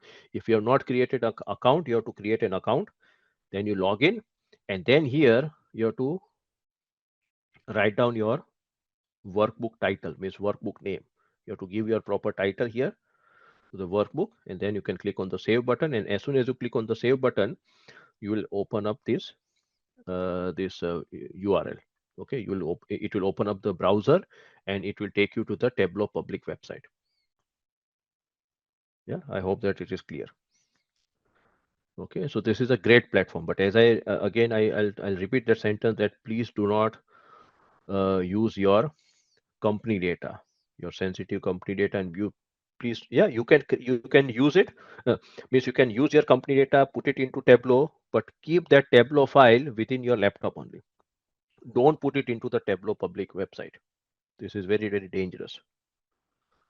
Okay, so this is a great platform. You can check this thing later on. Yeah, and please create a proper profile here. Yeah, if you want to let's say send it to your recruiter, yeah, you should be writing something in your bio, put some proper photo over here. Yeah, likewise. So this is the Tableau public tool. From Tableau public, we can say publish the report to the Tableau public website. Now in this Tableau desktop also, see, now I'm in the Tableau desktop. Now in the Tableau desktop, if I click on file, in the file I'm having only these two options, save and save as. So suppose if I have created a report in the Tableau desktop, not in the Tableau public, I've created the report in Tableau desktop, and if I want to save it onto the Tableau public website, then what should I do? So what I have to do here, I have to go to this server. See, there is one tab here known as server. Yeah, after format, there is a server. In the server, I can go to here, the last option, Tableau public. And in the Tableau public, I'm having that same option, save to Tableau public and save to Tableau public as. Yeah, so you should not worry that, oh, I'm using Tableau desktop. Now, how should I save this file and how should I put it into the Tableau public website? So you have to come to the server here, server tab, go at the bottom, last option, Tableau public. And when you come to the Tableau public, you can click here, save to Tableau public as. If I click it, yeah, it will give me the, maybe I have to sign in here. Okay, I have to sign in here, and then I have to publish this report to the Tableau public website. Okay.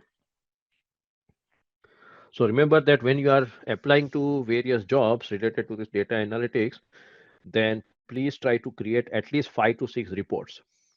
Yeah, you create 5 to 6 reports in Power BI, you create the 5 to 6 reports in Tableau. Maybe you can use the same data set or different data set also, that is fine. Yeah. And I would like to show you one website here.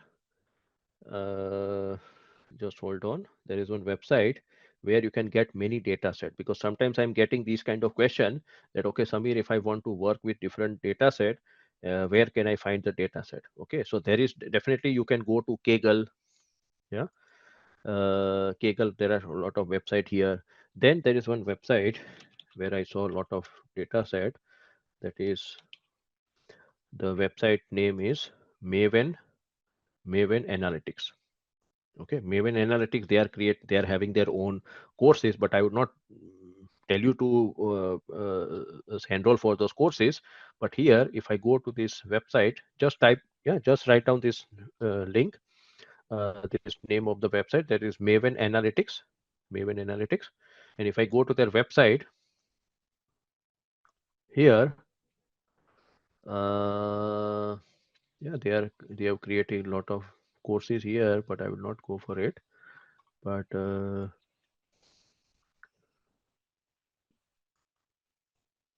maybe discover.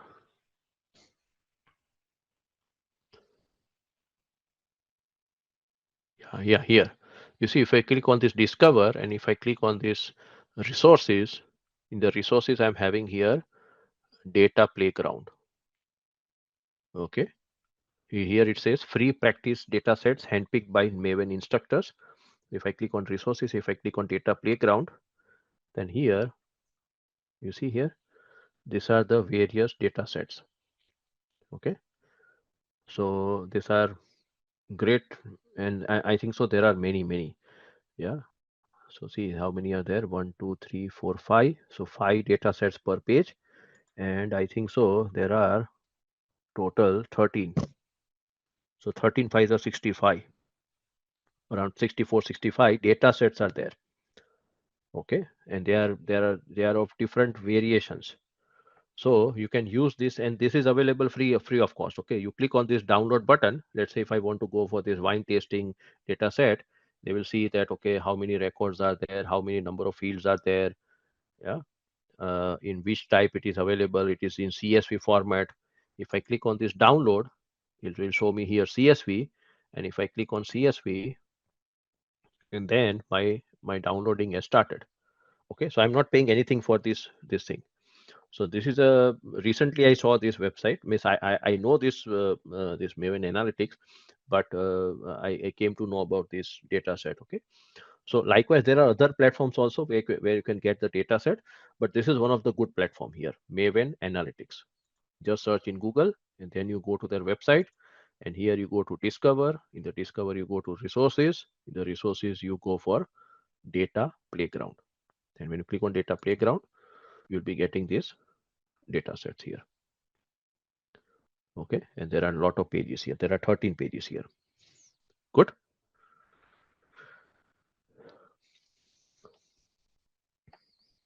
Yeah. So now let us come back over here. So see, we have saved this file. Okay, so let us close this file because we'll be coming back very soon. So let us close this file. Yeah. And now I will request you that you open a blank Tableau desktop file, either Tableau desktop or Tableau public, whichever is fine. So I'll open up again Tableau, Tableau 2024.3. So just open a blank Tableau file. Okay, and now we'll go one by one those concept of data blending, then union and pivot table. And then if time permits, then we will come back to that sample superstore data set and we'll continue further. Okay. So please open a blank Tableau desktop or Tableau public file. So first of all, I would like to show you here the concept known as data union. Okay, data union. So for data union, we'll be using uh, uh, okay, so see, you already downloaded all these data sets from your LMS. So for the data union, we are having this file, which I've already shared with you, which is known as union demo file superstore.xls. Okay, so this data set, union demo file superstore data set, this will be connecting with the blank Tableau desktop file. Okay, to understand the concept of data union. So let me, yeah, I hope that you have all opened this file. Okay, blank file. And now I click on this Microsoft Excel. And now I select that file, which is this one, union demo file. Okay, you have already downloaded. So please connect that file, Excel file, union demo file superstore. Click on open. Okay. Now I would like to show you that first of all that raw data set.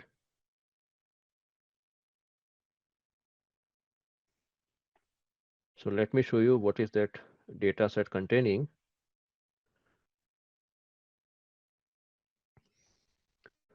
So see, this is that data set. Okay, that original data set here. So I opened that file. You don't have to open this file. It's not compulsory.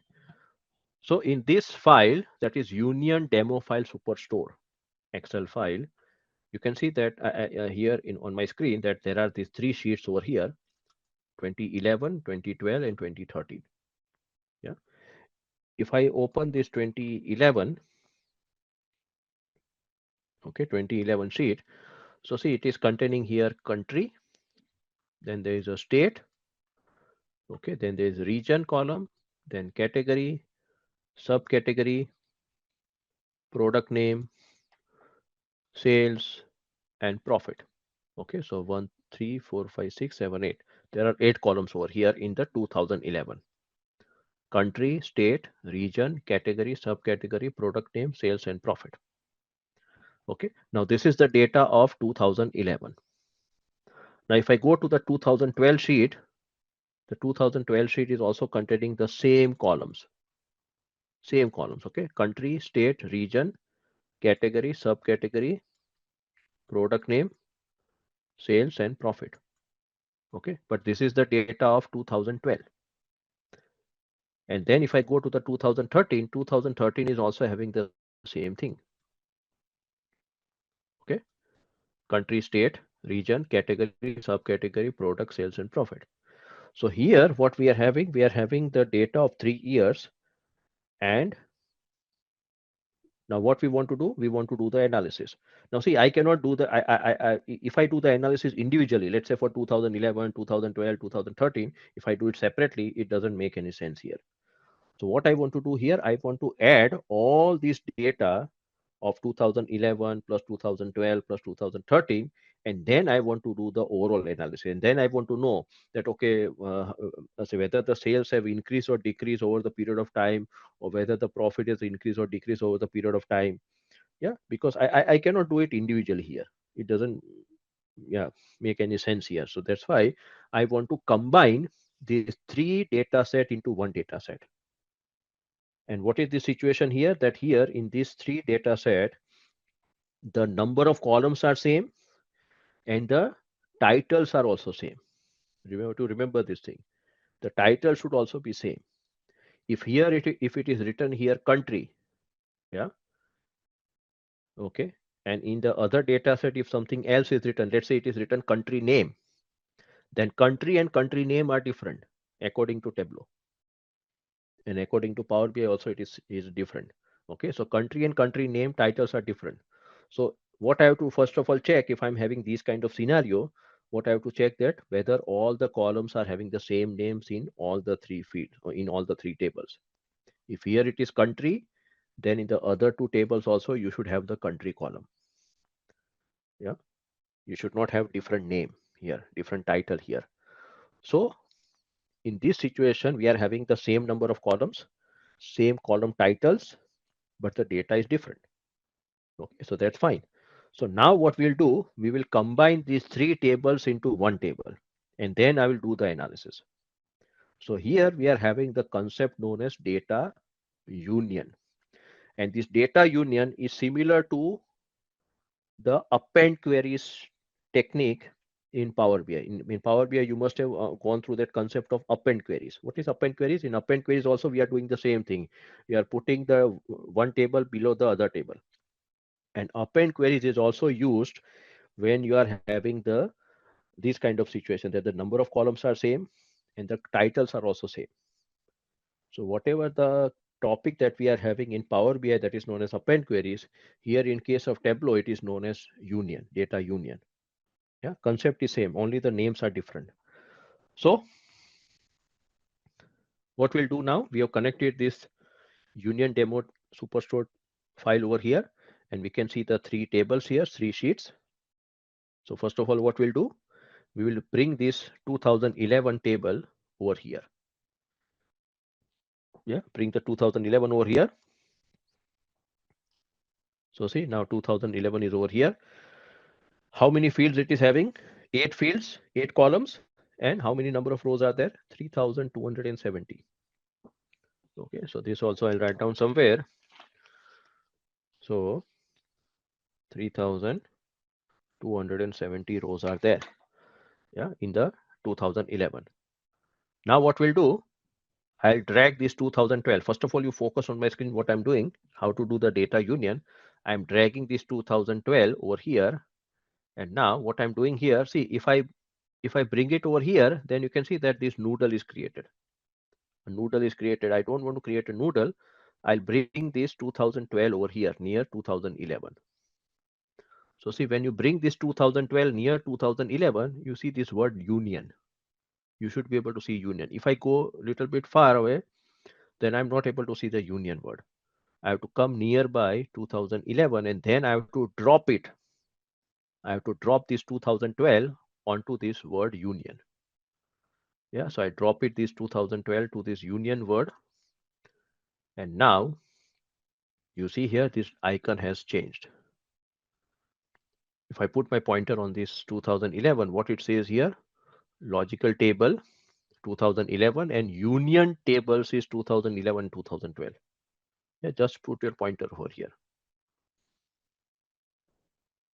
Yeah.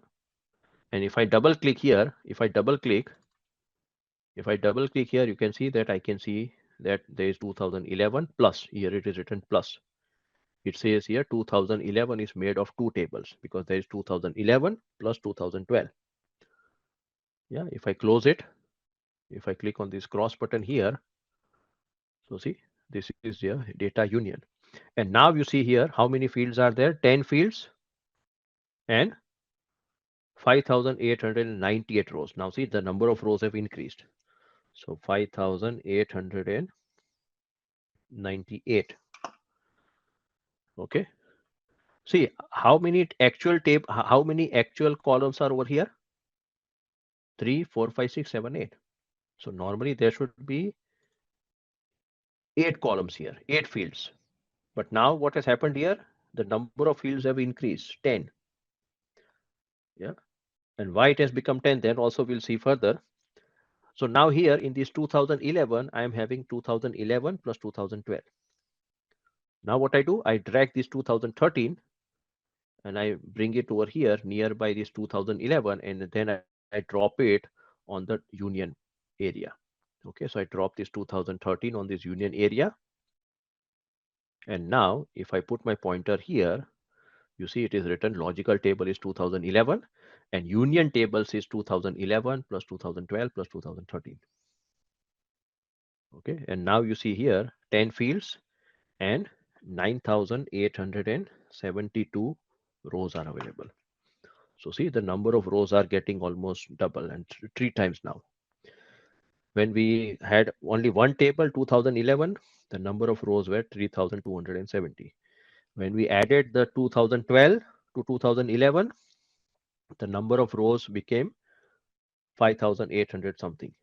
And now when we are uh, taking the 2013 and we are adding it to this union table, the number of rows have increased to 9,892 rows. And this number of fields are 10 fields. Why it has become 10? Because let us focus over here. Yeah, you see here, country is there in our data set. Country, state, region, category, subcategory, product name, sales and profit. So see, this 8 columns. How many columns are these? 8 columns. Country, state, region, category, subcategory, product name, sales and profit. So 8 columns are also available in our original data set. So see, when I add this 2011 plus 2012 plus 2013 in my final table, I should be having only 8 columns. But what you are able to see here, we are able to see here total 10 columns. Why these 10 columns have come up here? Because if you see the last two columns here, what are these last two columns? These last two columns have been created by Tableau. We have not created these last two columns. It has been created by Tableau. What is the last two columns here? First column, the second last column is known as sheet. So see, these are the sheet here. How many sheets we are having here? Three sheets: 2011, 2012, and 2013. And we are also having here another column which is known as table name: 2011, 12, 13. So here, these two columns have been created by Tableau, not by us. So our actual columns are these 8 columns. But because we have done the union, that's why these two columns have been created by Tableau. I hope that you are able to understand this thing. Yeah, clear this point? Okay, you will ask me a question that Samir, we are having in the original tables only 8 columns. Why here we are having 10 columns? Because of these two things. Because these two columns have been created by Tableau. Okay. Now, here we are having sheet and here we are having table name. So if you see the sheet and table name, they are having the same data. Okay. So what we can do here, we can hide one of these column, because I don't want to have these two columns which is having the same data, because both are showing you here 2011. This is 2011, and then it will show me 2012, and then it will show me 2013. So I don't want to keep both these columns. It's a data duplication here. So what I can do, I can make one of these column, let's say this table name column, I can make it hidden. I can hide it because I cannot delete it. Okay, I can just hide it. So what I'll do, I will go to this table name column and I can just hide it. I click on hide and see, now this one column is hidden, table name is hidden. Okay, and now here it is written sheet. Now see, sheet doesn't look good here. The title is not looking good. What I can do, what are this one? 2011, 12, and 13. These are years. So instead of sheet, I can double click the sheet, and I can write down here years. Years. See, double click here sheet, and you write down here years. That's the proper title. Yeah. So I also require this years column, because if I want to do the analysis of sales and profit over a period of time, I require this years column. So instead of sheet, I have changed the name to years. That's all. Okay. So now I'm having how many fields? 9 fields, 9 columns. And the number of records are same, 9,892. So this is how you are doing the data union. Now remember this thing, that in this example, we were having one file, one Excel file, and one Excel file was containing different sheet.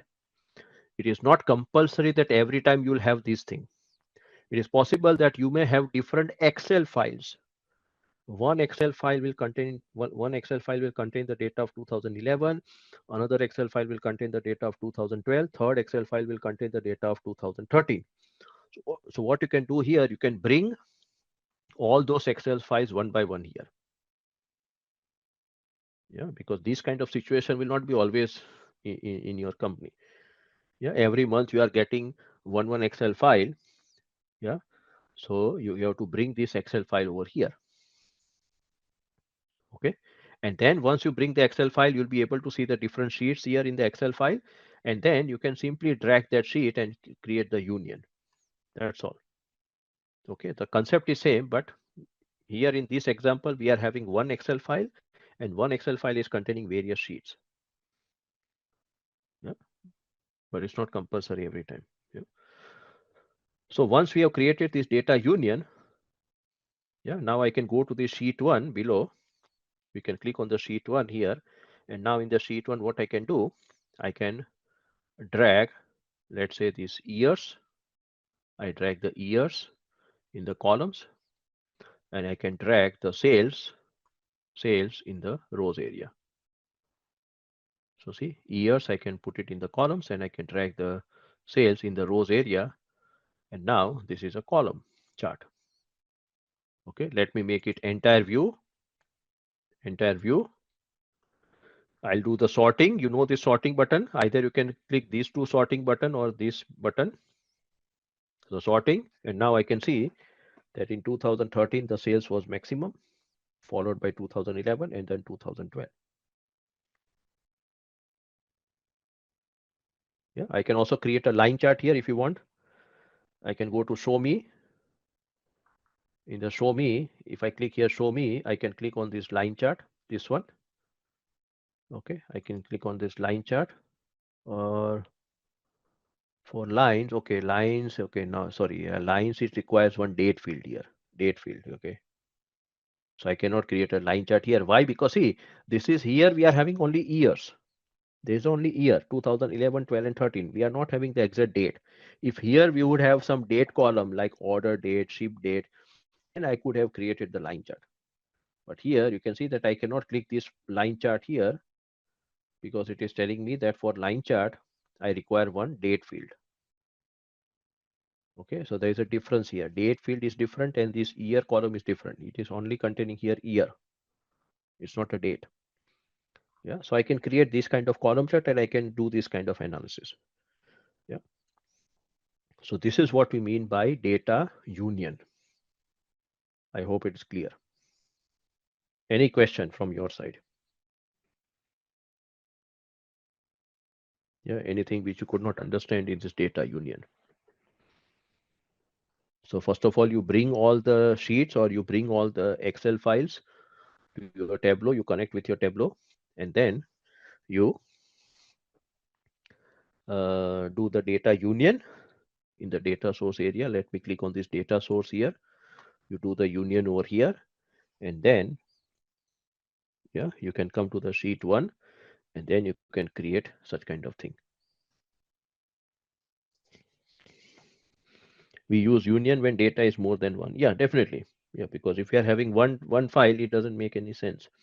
Yeah, so you should have at least two data sets which are having the same number of columns and same titles, and you can do the data union.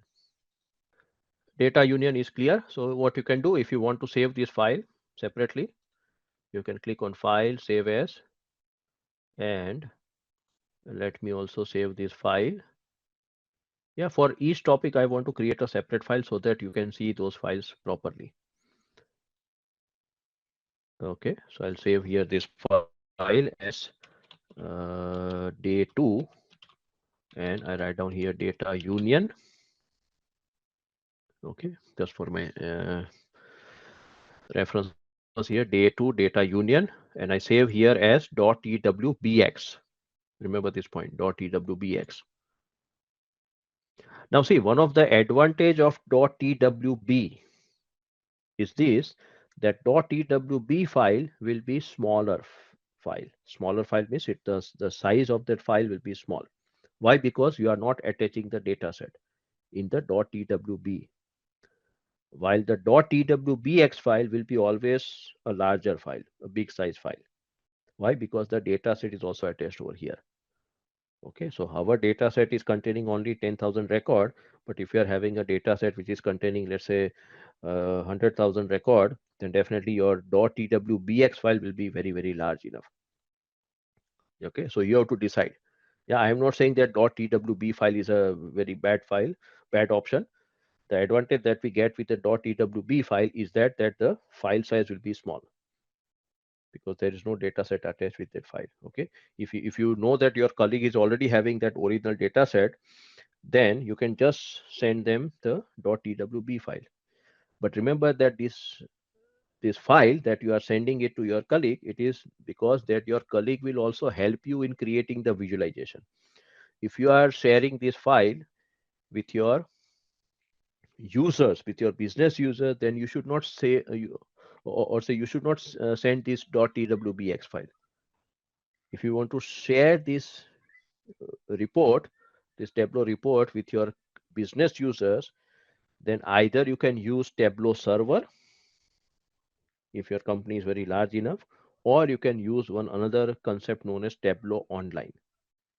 In the Tableau Online, you can create your account, and then other people can also create their account, and then I can share this file with my other business users through the Tableau Online. Tableau Online is much more cheaper because in Tableau Online, I'm just giving the money per account. Okay, so if my organization is small and if there are, let's say, 20 users only in my organizations who are using Tableau, I can go for Tableau Online.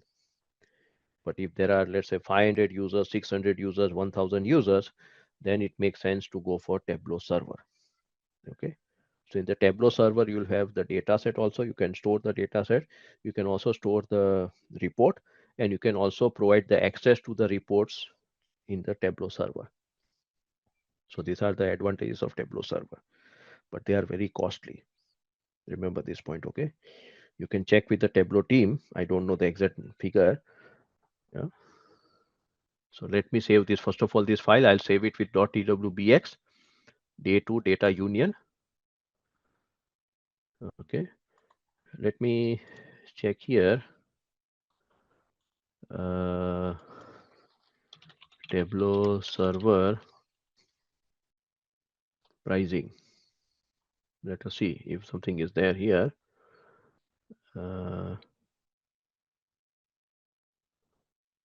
Tableau pricing. I don't know whether it will be there or not. Normally, they will not share this information. We have to ask them specifically, and then only they'll be able to share. Okay, so here also Tableau server.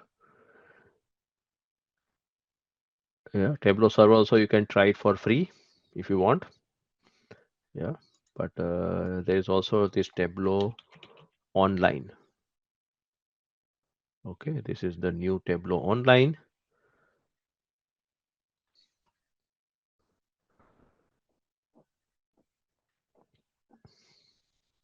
Okay, so these are the various pricing here. You can check it, this different pricing here, enterprise viewer.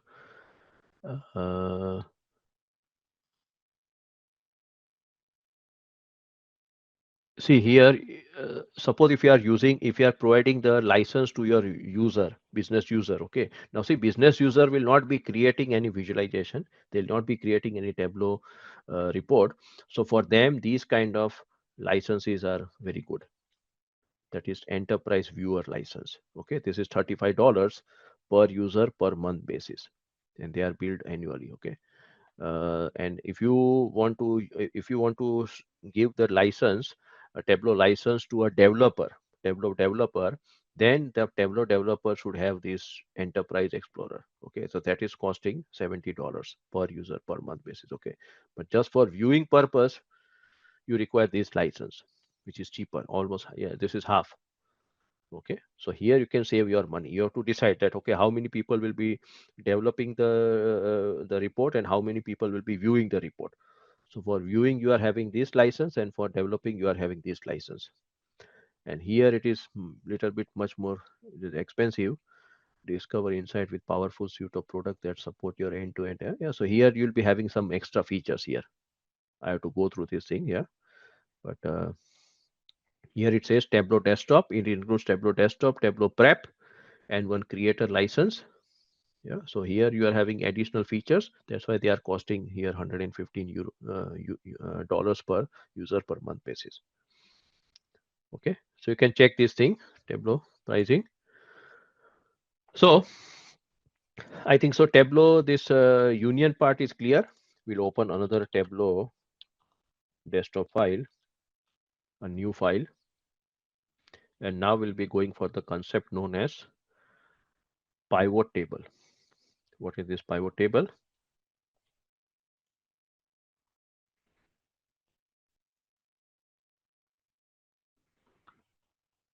So now we'll be going for the next concept, which is known as pivot table. Okay, now all of you know this pivot table because we discussed this thing in the Excel course. Now here we can also do the pivoting of the table, pivoting.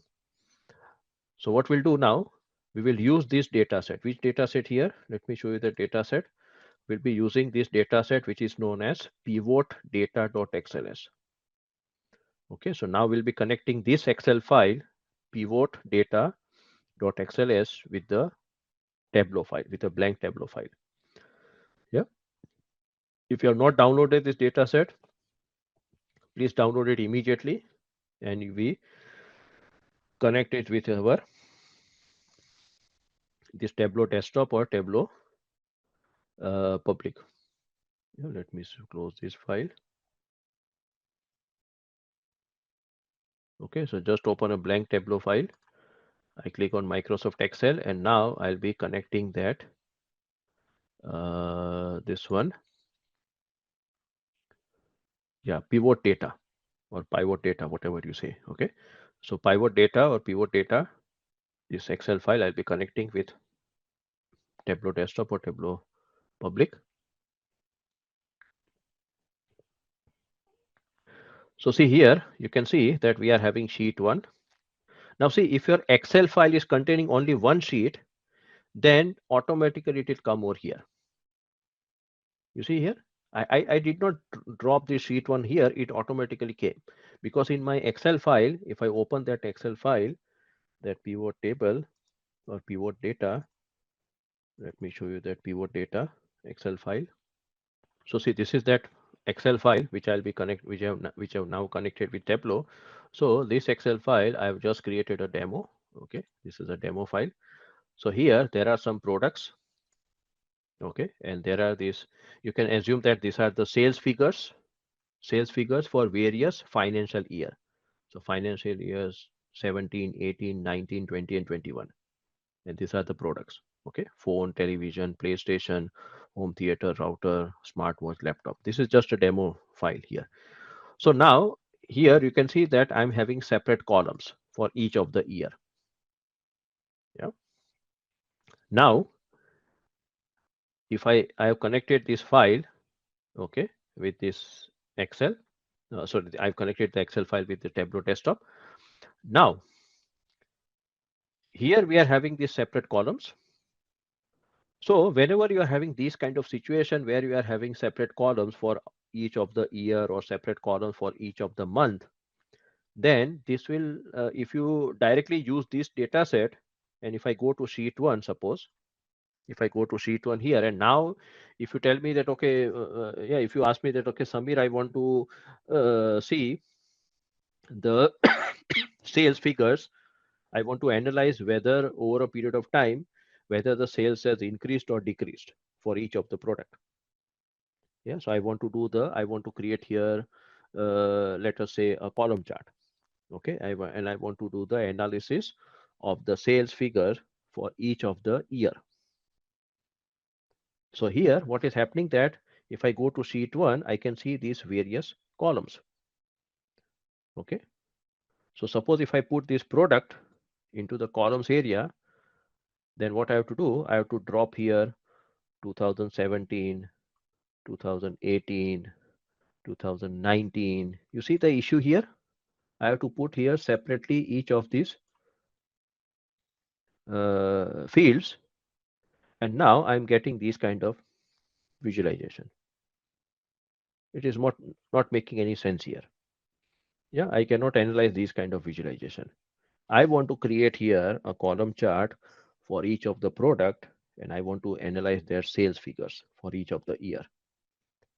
Okay, so this is the issue here, that I can, if I keep these years separately, then it will not help me. So what I want to do, I want to remove this. See, first of all, I'll show you one technique here. If you have created some visualization here, and if you want to delete that visualization, how to delete the visualization? You are having one button here. Yeah, this is that button which is on the left hand side of this swap button, this button. If you click this button, then this visualization will go away. Okay, so if I click on this button here, the visualization is gone. Very easy. Okay, so remember this button here. If you want to clear, it says here clear sheet. Okay, so I'll go back to the data source below. You can see here at the bottom area, bottom left corner, data source. I click on data source. So just now what is happening that I cannot keep this years column separately. So what I want to do now here, I want to do the pivoting. What is pivoting here? I want to convert these 5 columns into 5 rows. I repeat, I want to convert the 5 columns into 5 rows. Now in case of Power BI, uh, have you gone through that concept of pivot and unpivot? Yeah, in Power BI, we have one concept known as pivot and unpivot. Have we gone through that concept here? Yes, okay. So pivot means, in case of Power BI, pivot means you are converting the rows into columns. And in case of Power BI, the unpivoting means you are converting the columns into rows. So in Power BI, we are having separate two topics, pivot and unpivot. While in case of Tableau, both pivot and unpivot are overall known as pivot. Here we don't have that concept of unpivot. Yeah. Though we do the unpivoting, in unpivoting, here what I'm doing, I'm converting the columns into rows. So it is unpivoting. But according to Tableau, it is known as pivot. Okay. So here we don't have separate concept. The whole thing is known as pivot. Whether I do the pivoting or whether I do the unpivoting, in Tableau, it is overall known as pivoting. So how to do the pivoting here? You select this first column, 2017, and now you press the shift button, because see, you want to select all these 5 columns. You press the shift, you select the first column, 2017, press the shift button, and now you select the last column here, 2021. Okay. When you select the last column here by pressing the shift button, you see that all the 5 columns are selected. So even if you are having 100 columns, you should not worry. Select the first column, press the shift button, and then you select the last column, and then all these columns are selected. Yeah. Now what we want to do, we want to convert these columns into rows. So here I have to click this, any of this drop down arrow. Yeah, either I can click here or here, anyone. I can click the drop down arrow, and now here we have this option known as pivot. Pivot here, you see here, there's option pivot. Click the drop down, any one of the drop down, click on pivot. When you click on pivot, here, you are now having here, see, phone. See, now there are different records here. There are duplicated records, but why they are getting duplicated? Because here you are having 5 years, and these are the pivot fields values. Okay, so these 2 columns have been created: pivot fields name and pivot fields value. These 2 titles are given by Tableau. Okay, in case of Power BI also this happened, that when you are doing the unpivoting or pivoting, Power BI is giving its own title. So now what we can do, this pivot fields name, I can double click and I can write down here financial year or FY. Okay, I can write down here FY, financial year, and here I can double click pivot fields values. I can double click and I can write down here, let's say sales, because these are the sales values. So I write down here sales. So see, this is the product column, this is financial year, and this is the sales. Okay. So I have changed the title here.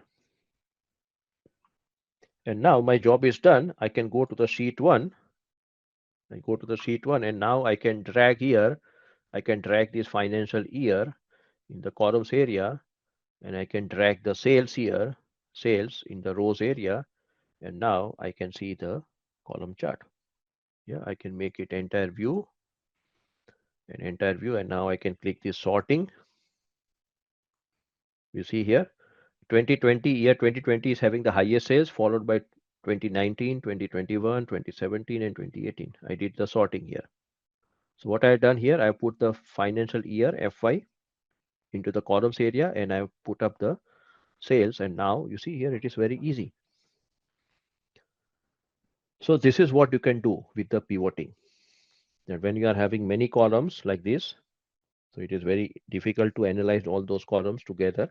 So convert those columns into rows by doing the pivoting, and then you can put it into the visualization. This is the concept known as pivot. Suppose if you are having 2 columns like male and female. Yeah. So instead of keeping those 2 columns separately, what you can do, you can select those 2 columns, male and female, do the pivoting, and then you can create a gender column. Okay, so there will be one gender column, and then there will be one numerical column. Numerical column, it can be sales, profit, anything.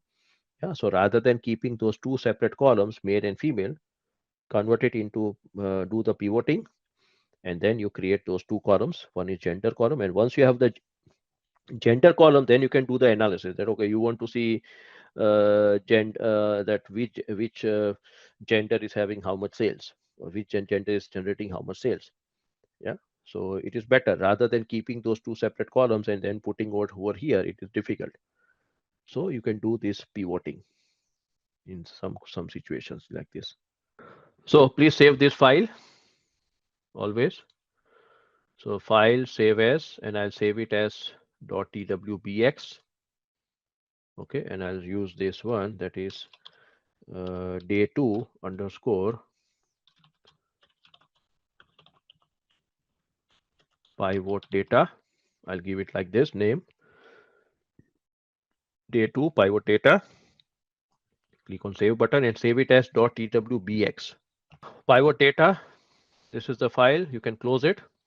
Okay, and now finally we'll be going for the next topic here. Maybe it will be the final topic, and let us see if we are having some time. We'll switch back to that sample superstore data set. But now I'll be going for the next topic, which is known as data blending. Okay, data blending here.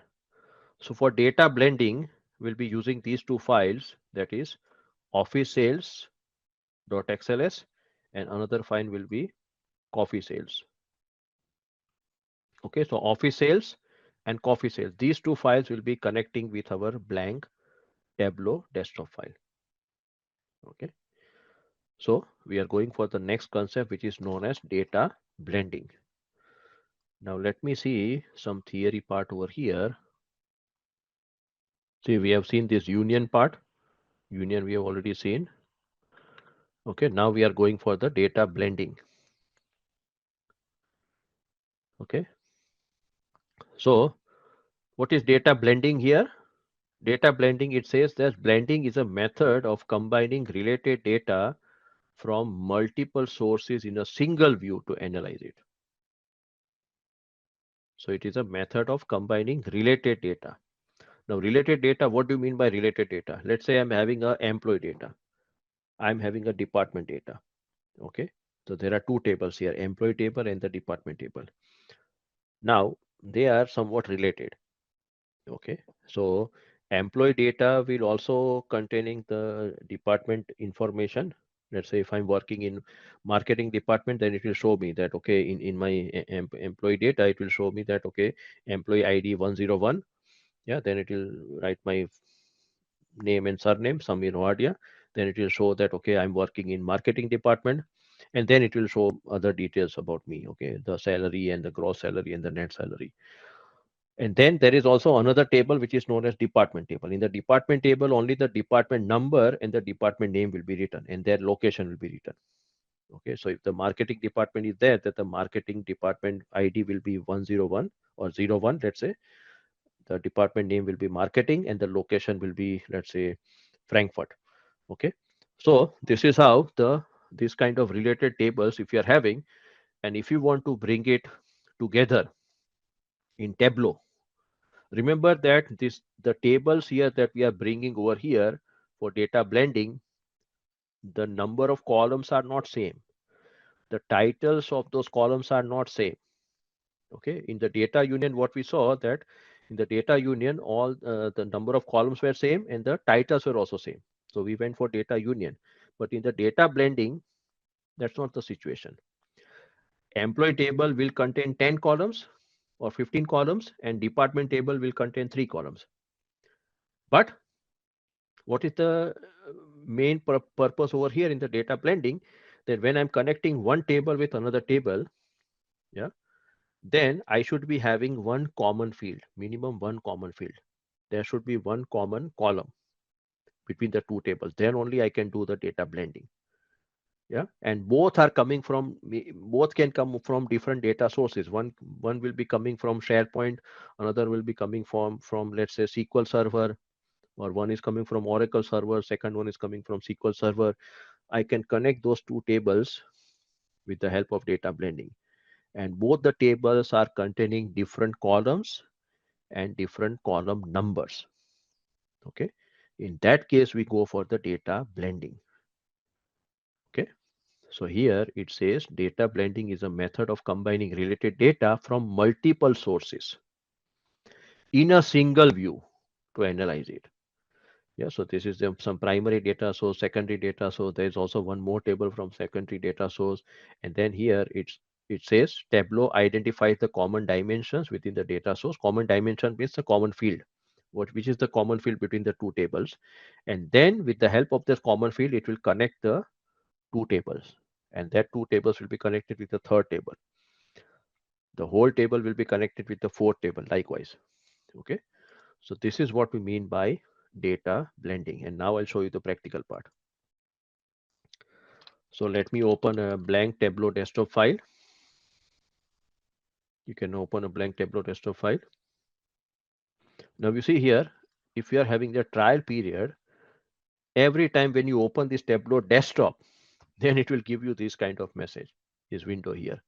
Your product trial ends in 13 days. You can either continue trial or activate the product uh, using your product key or credential. Okay, so I click on continue trial. Okay, so every time it is reminding us that you don't have the actual version, you are using the trial period here. So now what we'll be doing here, we'll be connecting those two data set. I've already mentioned this data set, office sales and coffee sales. One by one we'll be connecting here. Yeah. So first of all, we'll be connecting, let's say, coffee sales, suppose, just an example. Okay. So I click on Microsoft Excel and I click here, let's say coffee sales, the first file. Click on coffee sales. I click on open. So here you can see that we are having the coffee sales. That's the file name. Coffee sales is the file name. And within this file, we are having one sheet which is known as coffee chain sales. This is the sheet name. Let me show you that file.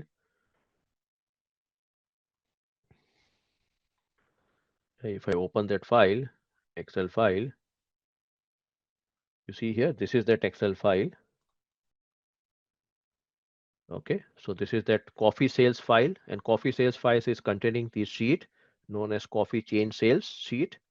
And here, what we are having the product type, product, state, type, region, and coffee sales. So these are the various product type like coffee, espresso, yeah, herbal tea and tea. Let me open that another table. Okay, that is the office sales.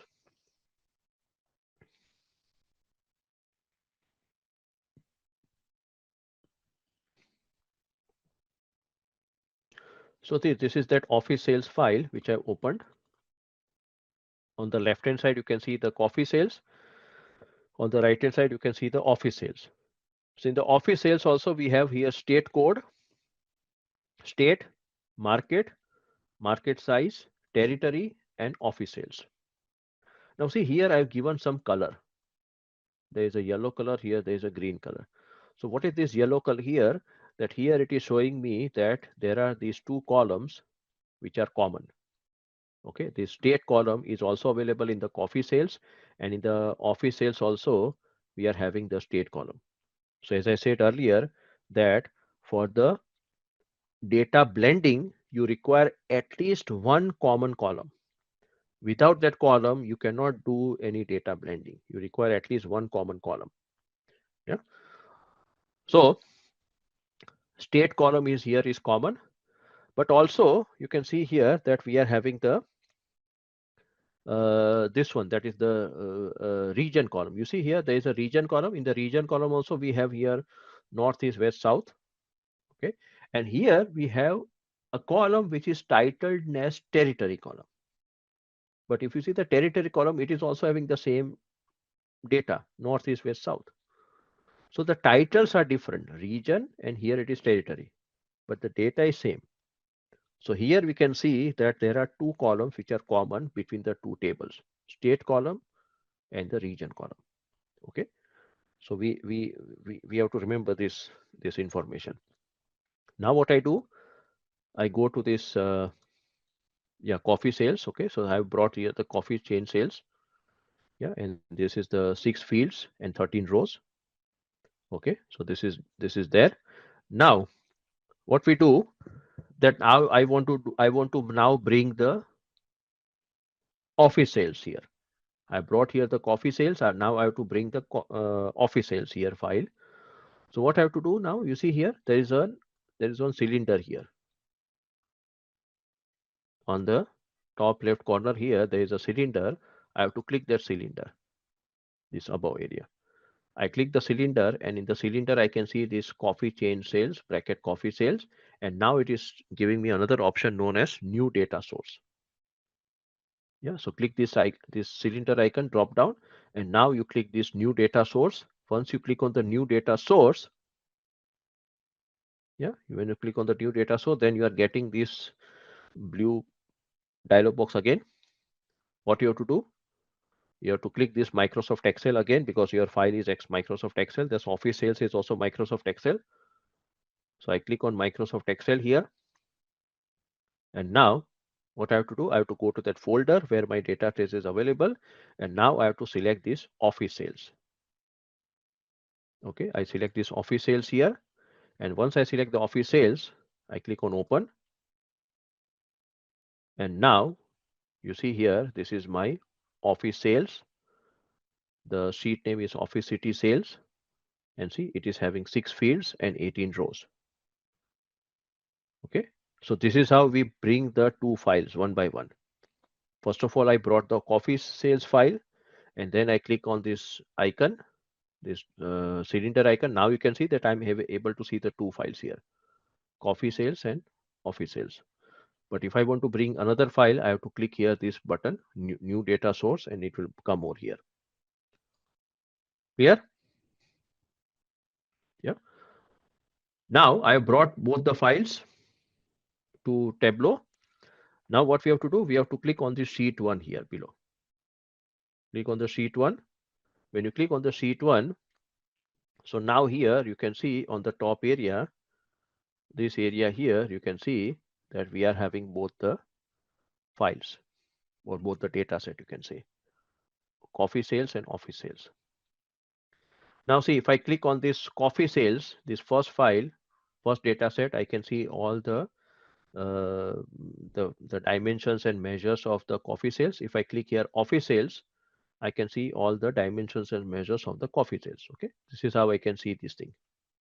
Now what I'll do, I will click on coffee sales, and now what I have to do, that I have to create the relationship here. Once I bring both the files, yeah, to Tableau, then I have to create the relationship. For how I can create the relationship, by connecting the common field between the two tables. Which are the common fields over here? State, and region, territory. Okay, so I have to tell Tableau that these are my common field. Okay, so I have to create the relationship here. So for creating the relationship here, I have to go to the data. Click on this data tab here above. Okay, on the top area after file, you can click on the data tab. In the data tab, you are having one option here known as edit blend relationship. Edit blend relationship. Okay, so click on the data tab, and you click here edit blend relationship, and now here you can see this dialog box which is known as blend relationship. In the blend relationship, it says here blend relationship determine how data from secondary data sources are joined with primary data source. Now here in my case, my primary data source is coffee sales, because I selected already the coffee sales here on the top area. So my primary data source is coffee sales, and my secondary data source is office sales. Now in your case, if you are having primary data source as office sales, and if your secondary data source is coffee sales, you don't worry. Yeah, you can go for any one of the primary data source. So primary data source in my case is coffee sales, and secondary data source is office sales. Now here you can see that it is written here state. So Tableau has already identified the common field between the two tables, state.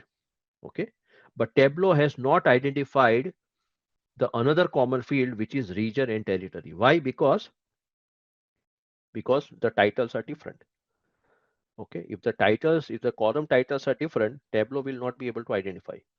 But now we have to tell Tableau that no, this region and territory is also a common field between the two tables. Just like state, region and territory are also common field. So here we can see state, that's fine. But now I want to create here another relationship between the region and the territory. Now how to create the relationship? I have to go to this. See on the top area, you can see here automatic and custom.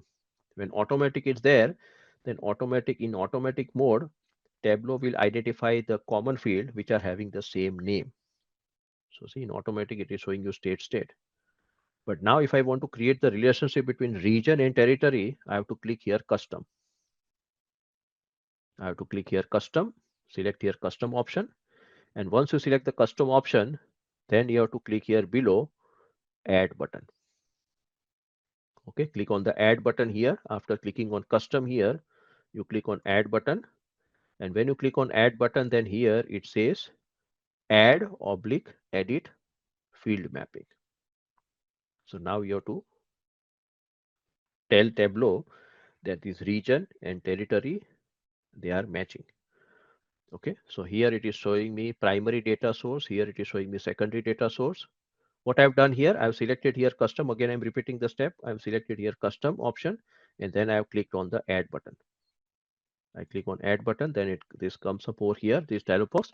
Now here I have to select region on the left hand side, or if you are having territory on the left hand side, you select territory here, and here I select territory.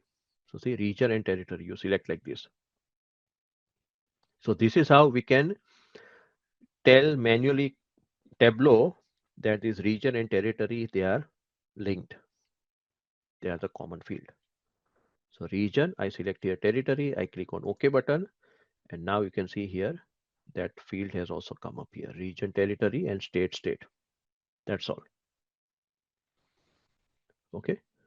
It's not compulsory that you have to select, you have to bring here another common field also. You can also just keep it here state. That's also fine.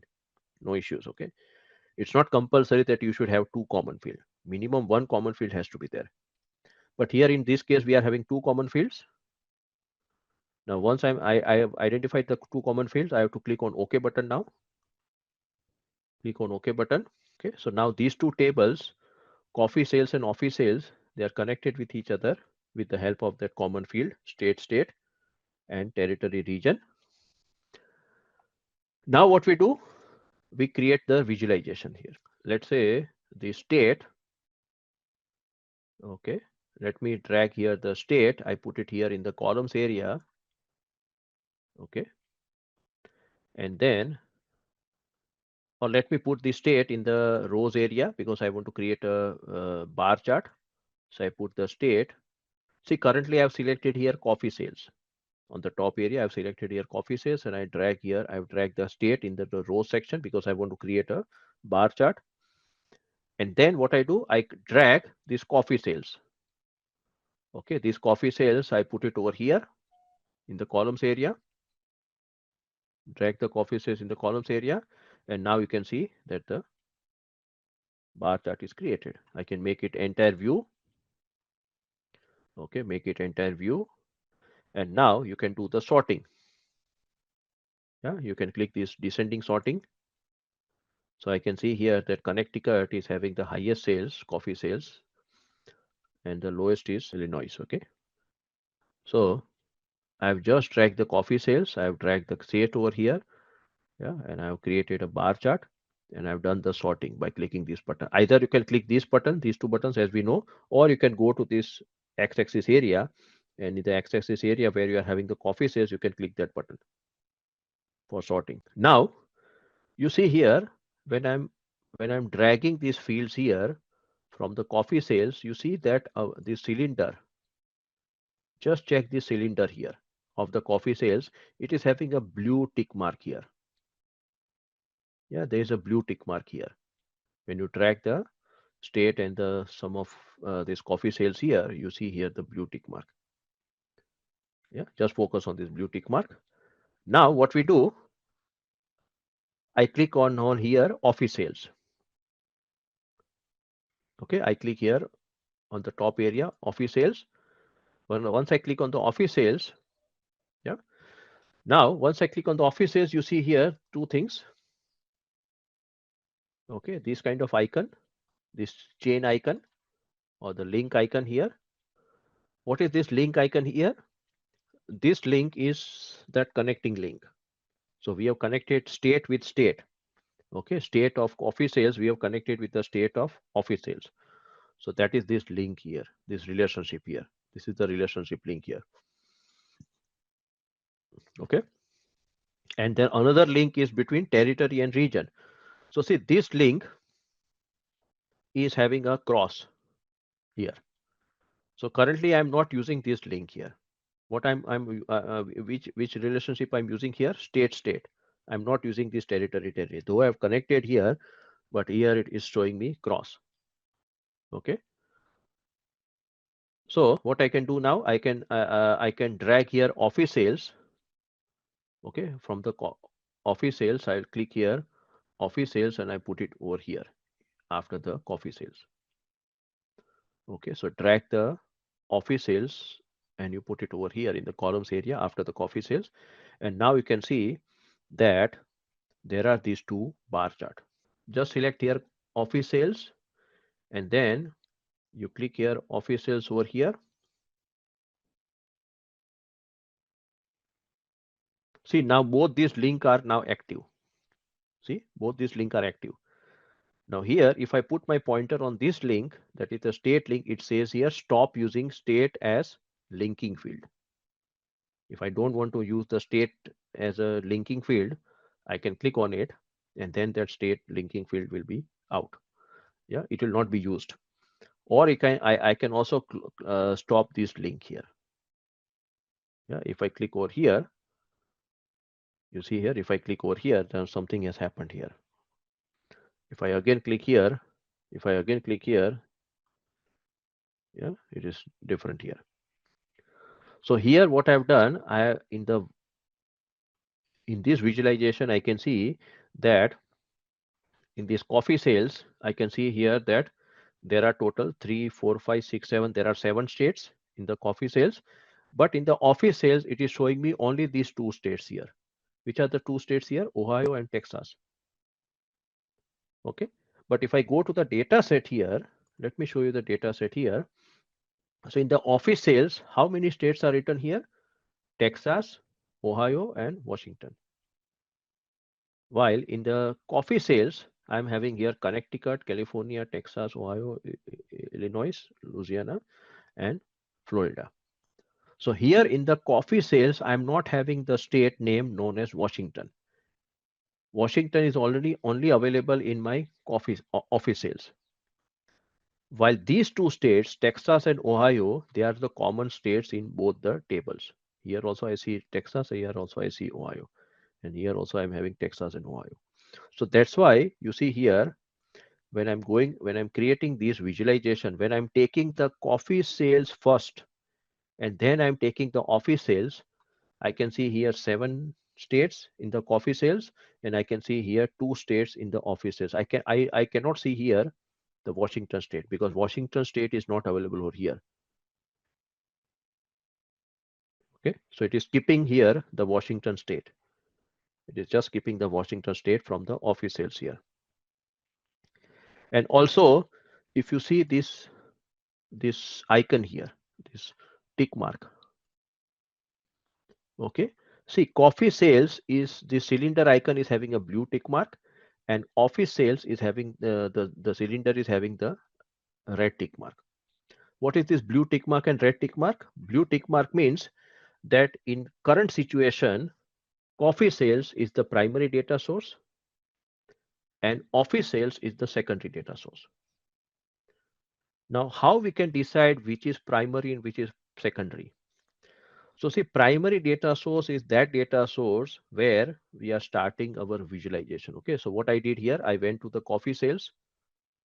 Okay, I went to the coffee sales, and then in the coffee sales, I drag here state.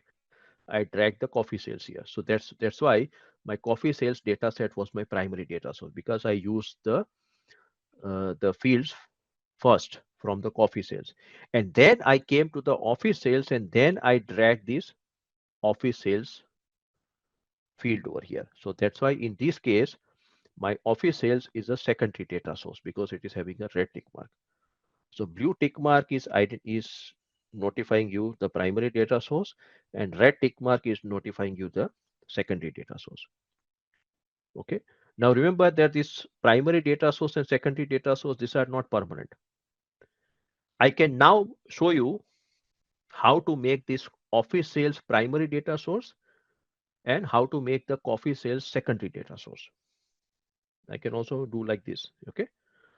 So what I'll do, I will click this uh, clear sheet. Okay. I click on the clear sheet. Now what I'm doing, you just focus over here. I'm going to the office sales here. I'm clicking the office sales data set. So first of all, I'll use the office sales and then I'll use the coffee sales. So I go for office sales and now I drag here state. I drag here office sales and you see here now you see the icon here. You see that blue tick mark here, which is having the blue tick mark. Now my office sales is having the blue tick mark because this is my primary data source because I have used the fields first of all from this office sales. That's why my office sales is the primary data source. Then what I do, I go to the coffee sales. I click the coffee sales over here and now I drag the coffee sales field. I put it over here. Okay, I put the coffee sales over here and now you see these two tick marks. Sorry. Yeah, now you see these two tick marks here. See, now in my case, office sales is having a blue tick mark and coffee sales is having a red tick mark. Okay. So office sales is my primary data source and coffee sales is my secondary data source. So that is what I wanted to highlight here, that it all depends upon which data source you are using first. The data source you are using first will always be your primary data source, and the data source which you are using at the last or second data source, that will be always your secondary data source. So you can change this order also. Yeah. Now you see here, I have first of all taken here office sales and then I've taken the coffee sales. Let me make it entire view. And if I do the sorting here, descending sorting. So see, now this is my coffee office sales. In the office sales, I can see Texas, Ohio, and Washington. And in the coffee sales, I can see only these two bars, that is of Texas and Ohio. Okay. See, in the coffee sales, we are having 7 states.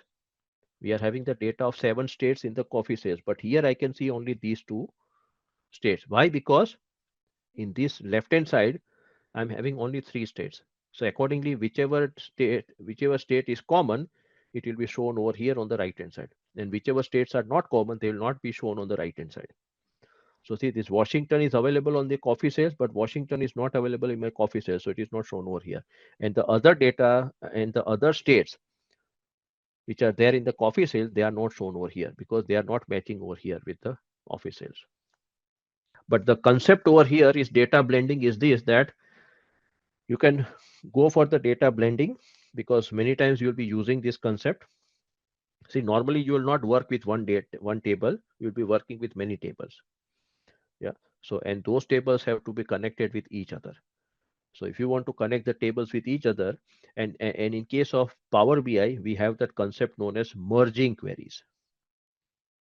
I hope that it was also covered in your training, that merging queries. In merging queries, I can bring the tables which are of different shape and size, and I can connect those two tables with a common field.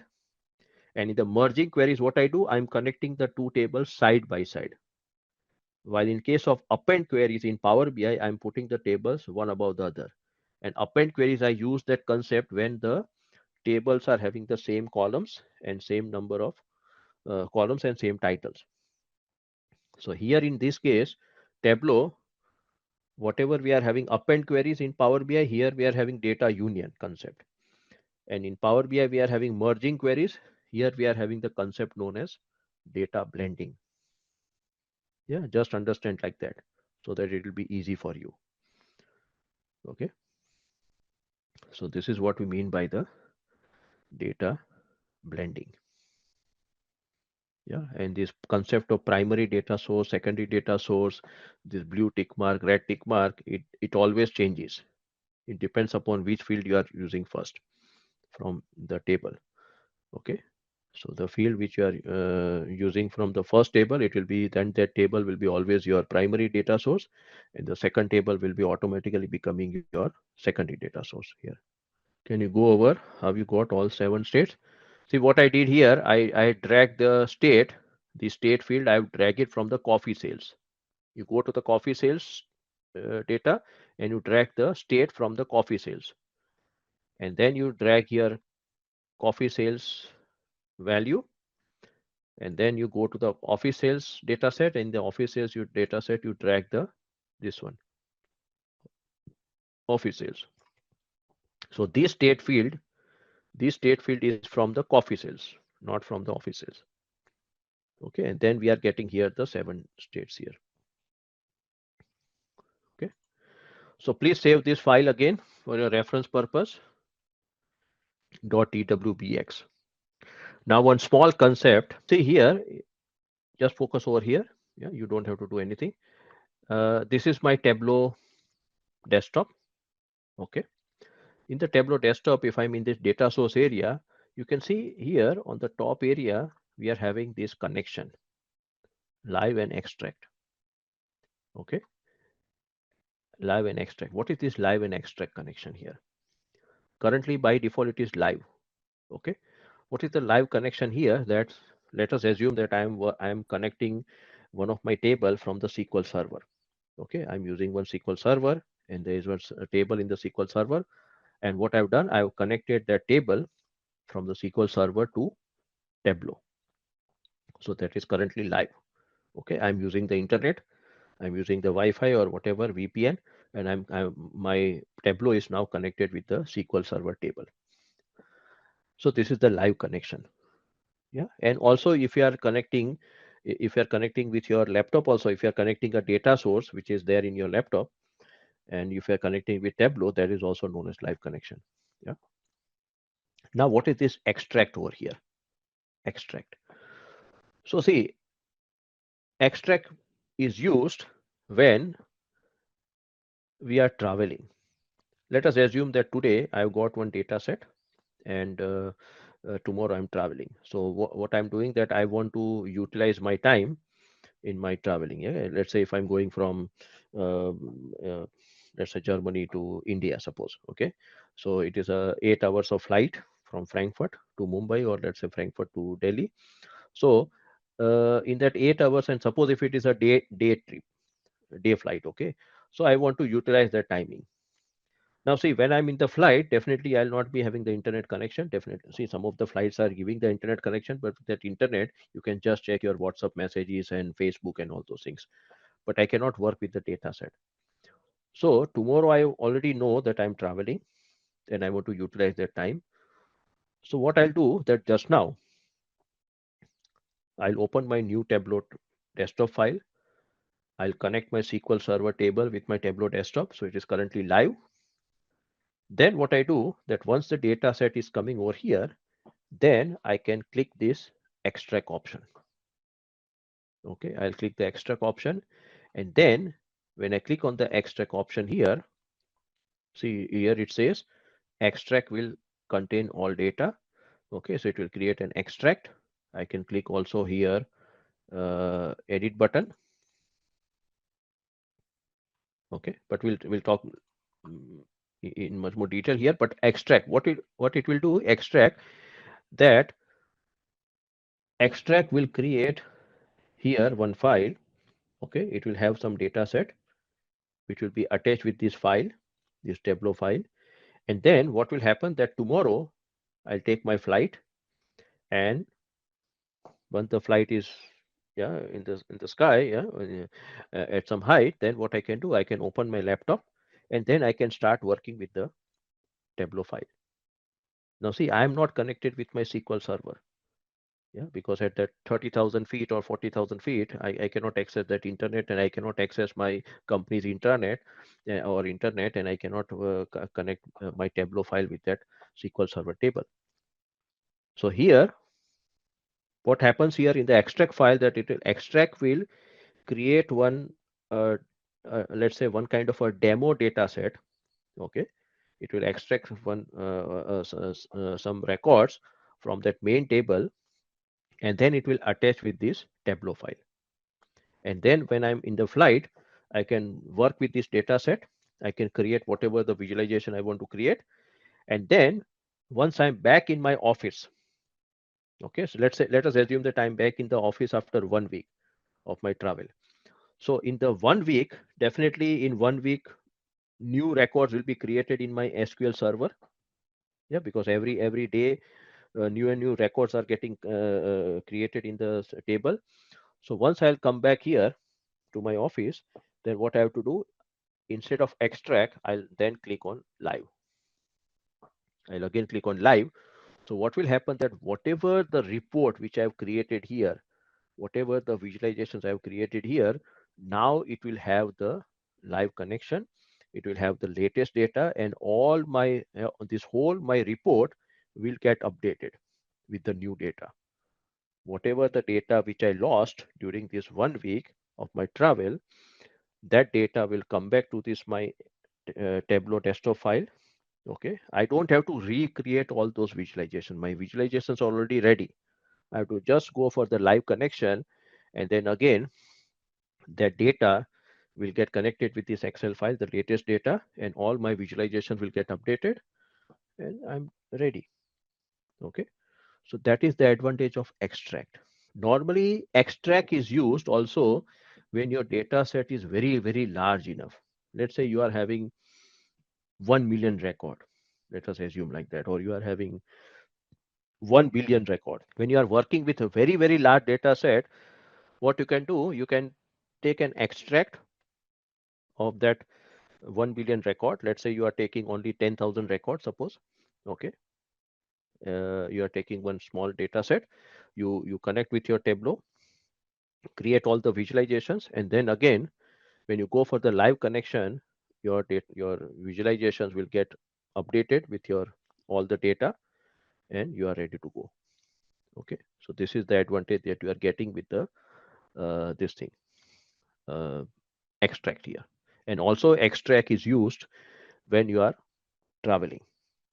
Yeah, if you want to utilize your time, yeah, definitely you can. When you are in the flight, you want to see some movies and all those things, but let us assume that you are having some deadline and you want to meet that deadline. Then even if you are traveling, you should not worry. You can create an extract file, and the extension of extract file is dot hyper. Just like we just now saw these two extensions, .twb and .twbx, the extension of extract file is always .hyper. So that extract file will be always named as blah blah blah .hyper, hyper. Yeah, so that's the advantage we are here. So normally live connection you are using normally when you are working with a smaller data set. But if you are working with the larger data set, then you can go for the extract, or as I said earlier, that you can use the extract option only when say when you are also traveling. Okay, because you are not have any live connection. And remember that this live and extract feature, you are only having when you are using Tableau desktop. Only Tableau desktop. Okay, see if I show you here in the Tableau public, this is my Tableau public here. See, this is Tableau public. In the Tableau public, I don't have that option of live connection, live and extract. Yeah, so I cannot create an extract file in the Tableau public. This is another difference between the Tableau public and Tableau desktop. Yeah, so remember this feature here. Live and extract connection, if you want to have it, this option, you should always go for the Tableau desktop and not the Tableau public. Good. So now let us start. So we'll be connecting the Excel file. So as you know that if you want to connect the Excel file, we have to click on this Microsoft Excel. So I click on it, and then I go to the data set. Okay. So I go to that data set here. Yeah. In your case, wherever you have downloaded the data set. I'll go to Simplilearn, Tableau course, data files, and here I'm having this Excel file, sample superstore 2024. Yeah, so you connect that data set. Okay, sample superstore 2024, click on open.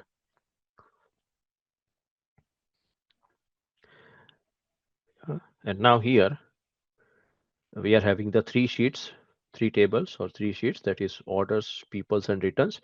Now last time we have already used all these three sheets. Now today, from today onwards, we'll be focusing only on the order sheet because that's the main file, that's the main data set. So we'll be using only this order sheet.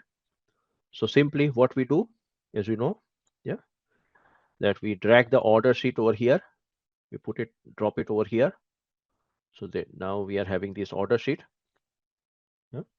Why I'm repeating these steps? Because yeah, I know that we have come back from 2 weeks, okay, of vacation. So even when I started my job last Monday, yeah, after this vacation, so it took me some time because whatever I was doing before the vacation, I had to recollect that okay, this is what I was doing. So it takes some time, okay. So that's why I'm showing you these steps. Otherwise, I know that you are knowing these steps. So order sheet we have put up over here, and we have talked about many times about this metadata. Okay, and this is the table that we are having. So we'll not go into that detail.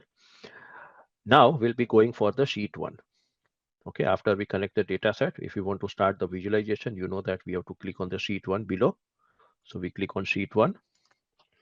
Let me open my marker also over here. Okay, so here we are having initially we are having all these dimensions. As you know, dimensions are mostly discrete. Yeah, they are having discrete values. So they are shown in the blue color here. All these the data type icons, they are shown in blue color. And you know that these are the measures. And in between the measure and dimensions, we are having here the a small line here. Okay, there is a very thin line over here which tries to distinguish the dimensions and the measures. So the measures are mostly numerical, yeah, and they are continuous. So they are shown in the green color here, yeah, green icons. Now what we'll do, we'll start with the initially the basic charts over here, and then we will move to the advanced charts here one by one. So first of all, we'll start with our column chart. Column chart, though we have created in the earlier file, but let us create one more column chart over here, the same column chart. So for column chart, you can take any one of the dimension. Yeah, I'll go for, let's say, our basic category. So category, I drop it over here. As you know that we are having here columns and rows. So I drag the category, I put it over here in the columns. So we are having here the category in the columns. And now we can see these three categories here: furniture, office supplies, and technology. Okay, so categories over here in the column section. And then let us take the sales here. Yeah, you can take anything: discount, profit, quantity, sales, any numerical field, you can take it. I'll take here sales. I'll drop it over here in the rows section. So as soon as you drop the sales in the rows section, we are having here sum of sales. Okay, it does the aggregation here automatically. Yeah, and here we are having the column chart, a simple column chart. So for the sorting, we are having here this button. Yeah, we also have the button over here, as you know. So let me click on this button here, this button above the sales. So here it has done the descending sorting. And now I can see that technology is having the highest sales, followed by furniture and followed by office supplies. Okay, so this is our simple column chart. Now let me make it here. Now see below, we are having sheet one. Yeah, here. So instead of sheet one, what we'll be doing, we'll be writing the the column name here. Okay, means the visual name here. So let us double click here sheet one, and we write down here column chart. Okay, we write down here column charts. Double click, and you write down here column chart. Okay, so column chart is ready.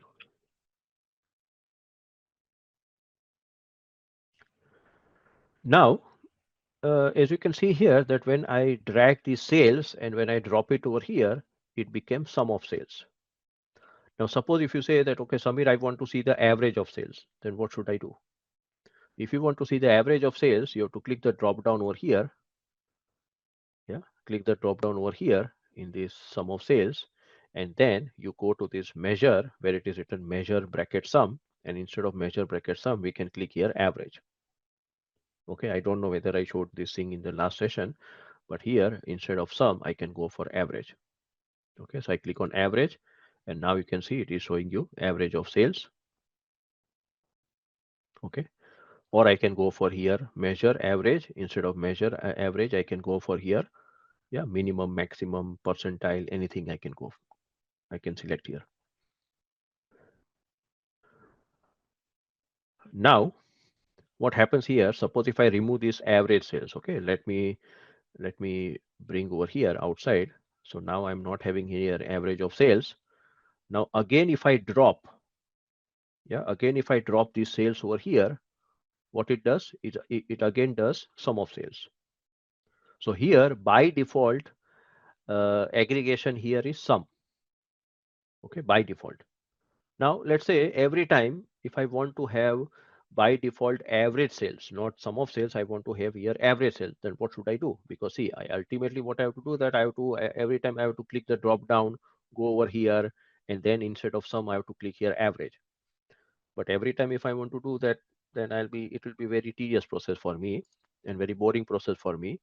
So what I want now, let's say that every time when I drag the sales or when I drag the quantity over here, it should show me average of sales, average of quantity, not sum of sales and sum of quantity.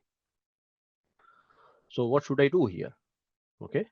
So here, if I go to the sales, yeah, this on the left hand side sales, if I click the drop down here, then in the drop down, yeah, sales, you click the drop down here, and then in the drop down, you are having various options.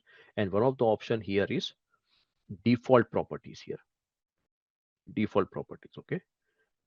So again, I'm repeating, I go to the sales over here on the left hand side in the data panel, and in the sales, there is a drop down here. I click on the drop down, and then in the drop down, I go to this default properties, and in the default properties, I can see here comment, color, number format, aggregation, and total using. So in the default properties, I go to aggregation, and you can see that in the aggregation, we are having here by default, it is sum. You can see the dot over here. I don't want to have sum as a default aggregation. I want to have here average. So instead of sum, I will click on average. Okay, I click on average here. Okay, so again, if I go to sales, drop down, default properties, aggregation, in aggregation, I can see that now it is default is average. Okay, now let me remove this sum of sales. If I remove this sum of sales here, and now again, if I drag the sales here, okay, I drag the sales field, and when I drop it over here on the row section, you see it is automatically taking average of sales. Now I don't have to convert it into average of sales. It's automatically there. So every time I take the sales or I take, let's say, the same thing, I can also do it for the quantity, profit, and discount. So every time when I drop it in this area, either rows or columns, it will always go for the average of sales, not sum of sales. Okay, clear this point? Yeah, default properties. You can check the other default properties also whenever you get some time. Yeah, so set the default properties. Whenever you want to work with the data, you want to say that, okay, I want to have this aggregation only, whether it is maximum, minimum, average, sales, sum, etc. You set it in, yeah, before you start the creation of the visualization. Yeah, so that every time you don't have to change it. Again, if I want to go over here, if I want to do the aggregation, I want to every time I want to go for sum of sales, I go to the sales, click the drop down, default properties, aggregation. In the aggregation, I go for here sum. Okay, I click here sum. Now here, let me change it back to sum. Okay, I can also change it from here. So now my default aggregation is always sum, not average. Now, this is our column chart. Okay, this is fine. Now what we do, we create another chart which is known as bar chart. So let us go for this new worksheet. Now you know that here below we are having the three buttons here, three options here at the bottom area. So the first option here, the first button here, it is for the new worksheet. Yeah, this is for the new worksheet. The second button is for new dashboard, and the third button it is for new story. Now dashboard and stories, that I'll be taking it on the last in the last session. Okay, so now what we'll be doing every time when we want to create a new visualization, we have to click this new worksheet here below. Okay, so click here this new worksheet, and now we are having sheet 2 below. Let us give the name. We give the name here as bar chart. Okay, double click and give the name bar chart and press enter. So bar chart is now here. So here we'll be creating a bar chart. Yeah. Now what we'll be doing here, that in this bar chart, instead of category, let me take the subcategory here. We are having this subcategory. Okay. So I drag the subcategory over here in the columns area. Yeah, drag the subcategory, not the category. Drag the subcategory. So these are all the subcategories. If you count, then there are 17 subcategories here. 17, 1, 7, 17. And categories are 3 categories. So subcategory I've taken here in the column section. And now I take the, let's say the quantity, suppose. Just an example. Okay. I take the quantity. I put it over here in the row section. Okay. So take the quantity or sales or profit, whatever you want to go for it. I have taken here quantity. So it goes for sum of quantity. And now this is a column chart. This is not a bar chart, because as you know that column chart are always vertical and bar chart are always horizontal. Now let us make it entire view here on the top area. Let us make it entire view. So instead of standard, I'll go for entire view. So see, this is fine. Okay. Now what is the problem over here? Yeah, let us focus on this x-axis. Yeah, whatever the titles which are written in the x-axis, let us focus over here. So you can see here that we are having here accessories. So see, the accessories name is not shown properly. It is showing you ACCESSORI. I'm not able to see the full name here of accessories. Then appliances and everything is fine, but here again this furnishing. Yeah, furnishing, I'm not able to see the whole name. So what is the problem here? That though this chart is correct, column chart is fine, but sometimes when you are having so many subcategories like this, or so many, let's say, yeah, discrete values, then what is the issue? That if the names are very big enough, you are not able to see the names properly. That's the issue.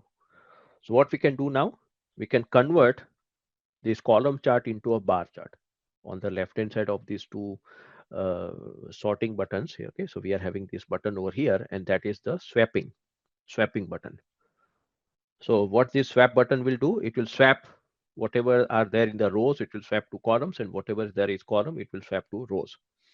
So this is the swap button, and with the swap button, we can convert the column chart into a bar chart. So I click on this swap button here, and now this is your bar chart.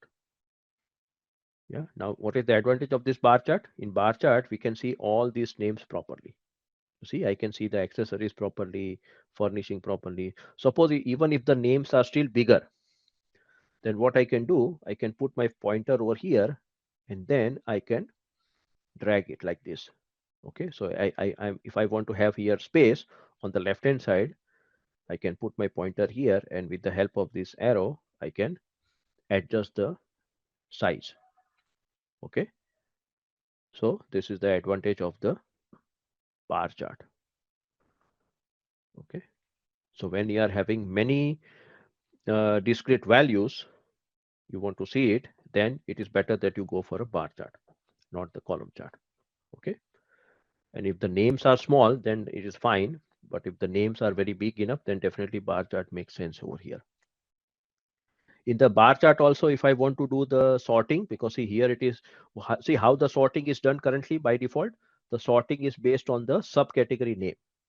So it starts with accessories and it ends with tables. So it has done the sorting, but the sorting is based on the subcategory names from A to Z.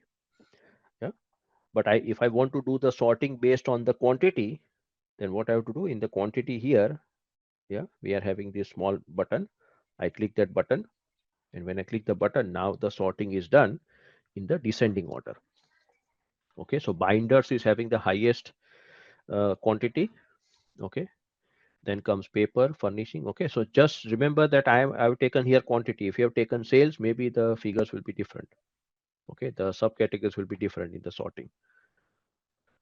So binders, papers, furnishings, phones, storage, etc. And the last category, which is having the least quantity, is copiers section in my case. Now let us go to the new sheet here, new worksheet. So now we are having sheet 3 here below. Just you have to click this small button here and it will create a new sheet. So now let us go for a stake column chart. Okay, you know the stake column chart very well. You must have created in Excel in case of Power BI also. So stake column chart. Stake column chart means it is having the stakes. Okay. So first of all, what we'll do here in this the sheet will be first of all creating a simple column chart, and then will be turning the column chart into a stake column chart. So for column chart, what we'll do? Let us take, suppose we are having here segment. Okay, one of the one of the dimension is segment. So I take the segment, I put it over here in the column section. So segment, these are the three segments over here: consumer, corporate, and home office.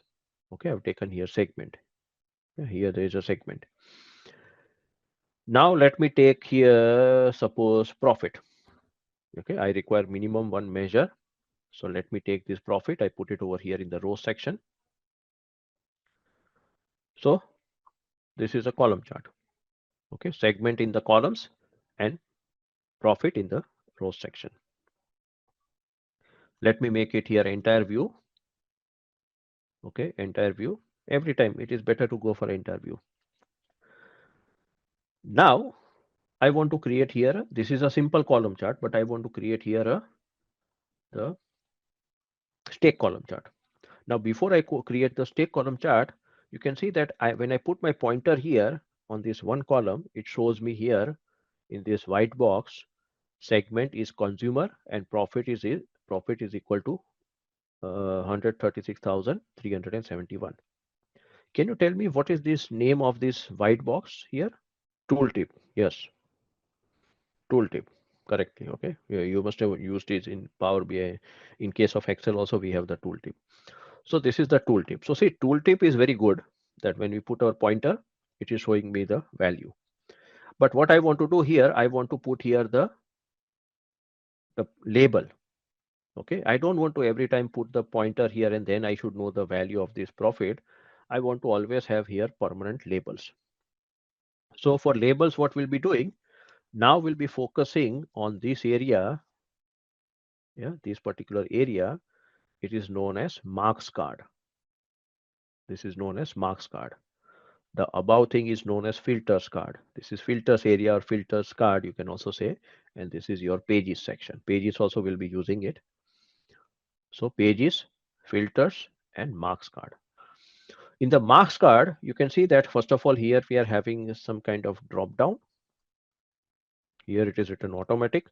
I click the drop down. In the drop down, I can see here automatic bar, line chart, area chart, square, circle, shape, text, map, pie chart, Gantt bar, etc. There are various options here. So I'll keep it here automatic just now. I'll not change anything. Now here, these are the 5 buttons. Okay. The first one is known as color. Second one is size. Third one is label. Fourth one is detail. And the fifth one is known as tooltip. Yeah. So we'll be using step by step all these 5 buttons or areas, you can say like that. Okay. So what I want to do here in this chart, I want to put here the label, data label. Yeah, that you must have seen in case of Power BI also.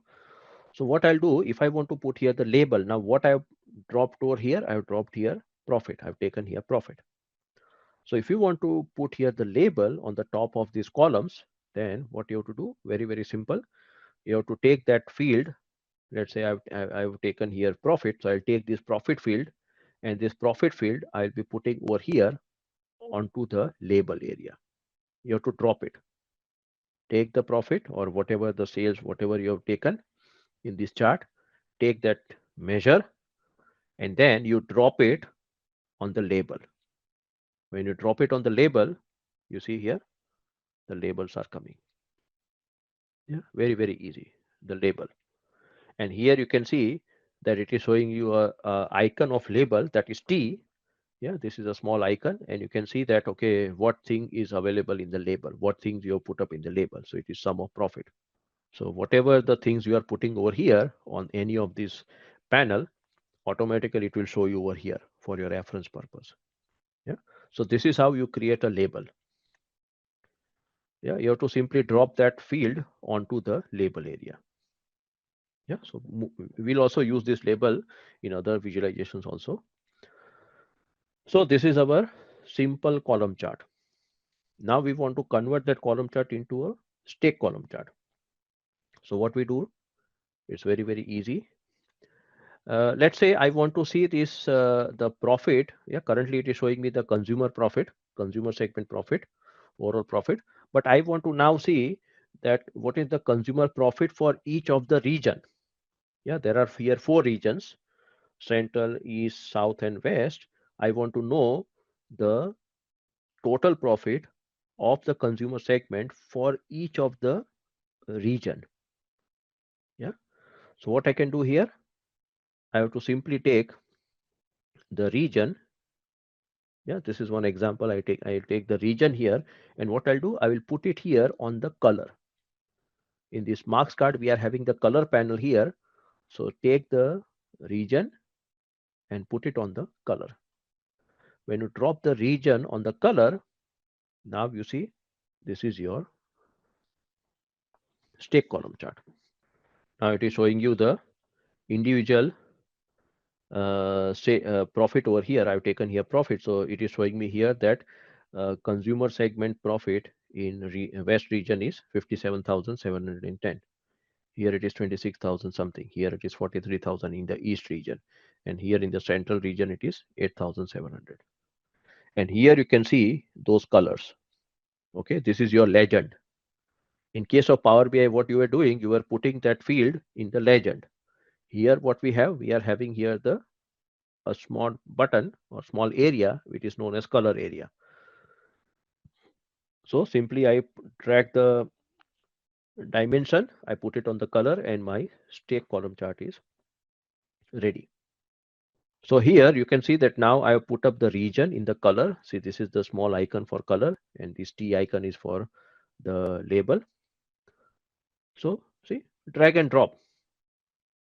Nothing to be done over here. Simply drag and drop, and then the visualization is ready. So this is known as your stake column chart. Okay, so let me double click on this sheet. Why my values are different? Srinivas, just check it if you have taken here profit, because see, I've taken here profit. I don't know whether you've taken profit or whether you've taken quantity or sales or discount. Yeah, if you have taken any other thing, then it will be showing you different values. Just let me know whether you have taken only profit. Okay, you are putting something here. So let us give the sheet name here. So this is the sheet name is stake column chart. Now, uh, let us do one thing here, that instead of segment here, okay, I remove this segment and let me take here category. Suppose if I take here category in the columns area, okay, and what I'll do here, instead of profit, I'll remove this profit and I will drag the sales here, sales. Okay, if you want to keep the same chart also fine, you can keep it, but just I'm changing this chart. So what I've done here in the column section, instead of segment, I've taken here category. Instead of sales, I've taken here, sorry, instead of profit, I've taken here sales. And here it is showing me the sum of profit here, which is, I don't want to see the sum of profit. I want to now see the sum of sales here. So I remove the sum of profit. And what I do, I drag the sales over here. I drag the sales. Where I drag it, I put it on the labels. Okay, I put it on the labels here.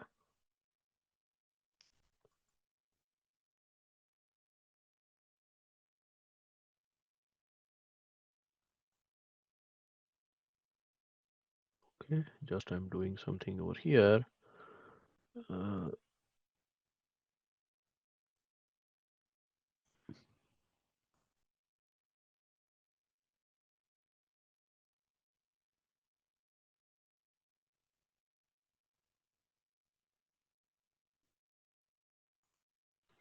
okay, so here we have taken this category, sales, and the region. Now let me do the sorting here.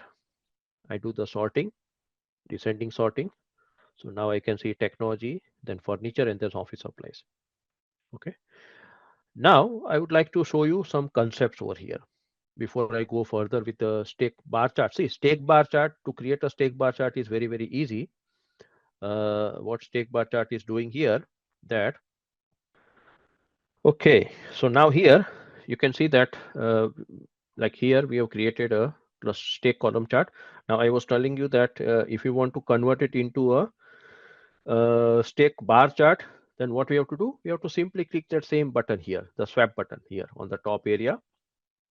If I click the swap button, it becomes a stake bar chart. Yeah, so it's very easy. Again, if I click this swap button, it again becomes a stake column chart. Okay. Now, the important part comes over here, that suppose here in this technology, I'm having here, this is the Western region sales, then this is the southern region, this is eastern region, and this is the central region. Now, as you can see here in the technology category, the southern region sales is very less. Okay, we are having here 148,772. This is the lowest figure in the whole of technology category. Now, what I want to do, that I don't want to see this part. I don't want to see this red block over here in the technology column. So what I can do over here? So here I can select this block. Okay, I select this block, and when I select this block only, this southern block in the technology category, then if I put my pointer here, just I put my pointer here on that red block, I can see here keep only, exclude, then there is this UPIN icon, and there is this data guide, and there is this create set, and then we are having the last option, that is view data.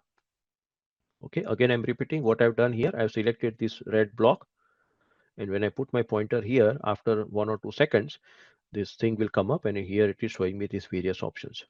Now what I want to do here, I don't want to see this southern block, the red block.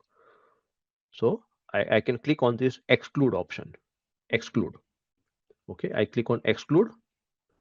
So see, when I click on exclude, now you can see here from the technology category, see now the technology category position has changed. Initially it was number 1. Now technology category has gone to the 3rd position. Why it has gone to the 3rd position? Because now we are having here no southern region sales. We have removed that southern region sales. We have excluded. So when I exclude the southern region sales, so here you don't see that red block. Okay, and because of that red block which has been removed, now overall technology is coming at the 3rd position. Now suppose if you want to get that red block back, yeah, so what we can do, we can click on this undo button here. Yeah, on the top area here we are having these 2 buttons, yeah, this undo and redo. So I click on this undo button. If I click on this undo button, my red block is back here, and once my red block is back, my technology is also at the first position. Okay, so this is what we mean by the exclude. That if you want to exclude some portions, yeah, I'm just not talking about this red block or anything. You can also exclude a column. Okay, if you are creating a column chart, or if you are creating a bar chart, if you want to exclude it, you can also exclude that whole bar. Okay, this is one of the method of creating a filter. Okay, though tomorrow and day after, in the next weekend also, we'll be talking more about the filters, but this is one of the method of filtering the data, that is exclude. Okay, now let's say I want to compare the Western region sales data of two categories, that is technology and the furniture. Okay, or I want to compare the Eastern region sales of technology category and the furniture category. So these two blocks only I want to see here. These two orange blocks I want to see here in the whole visualizations. I don't want to see these other blocks here. So what I can do, I click this one block, this one orange block. I click it. Once I click it, now I also want to see this block. Okay, from the furniture category. So what I do here, I press the control button. Press the control button on your keyboard. Keep it pressed, control button. And now I can select this block also. So see, two blocks are now selected. By default, you can click only one block. But if you want to select here two blocks or three blocks, you have to press the control button on your keyboard. Keep it pressed. So I have selected here these two blocks. Okay. Now, if I want to also select this block of the office supplies, again I can press the control button. I select this block also. So see, three orange blocks are selected. I want to now see only these three orange blocks. I don't want to see the other blocks here. So what I do, if I put my pointer on one of these block, yeah, now I can see this area here. And in this panel, I can see the keep only. Okay, I click on this keep only, click on keep only. And now here you can see these three orange blocks only, nothing else. And here now I can compare these orange blocks with each other. Yeah, definitely the technology category is having the highest sales in the eastern region. What is this orange block? It is of the eastern region. So here I can see uh, the comparison. Okay, I can do the comparison.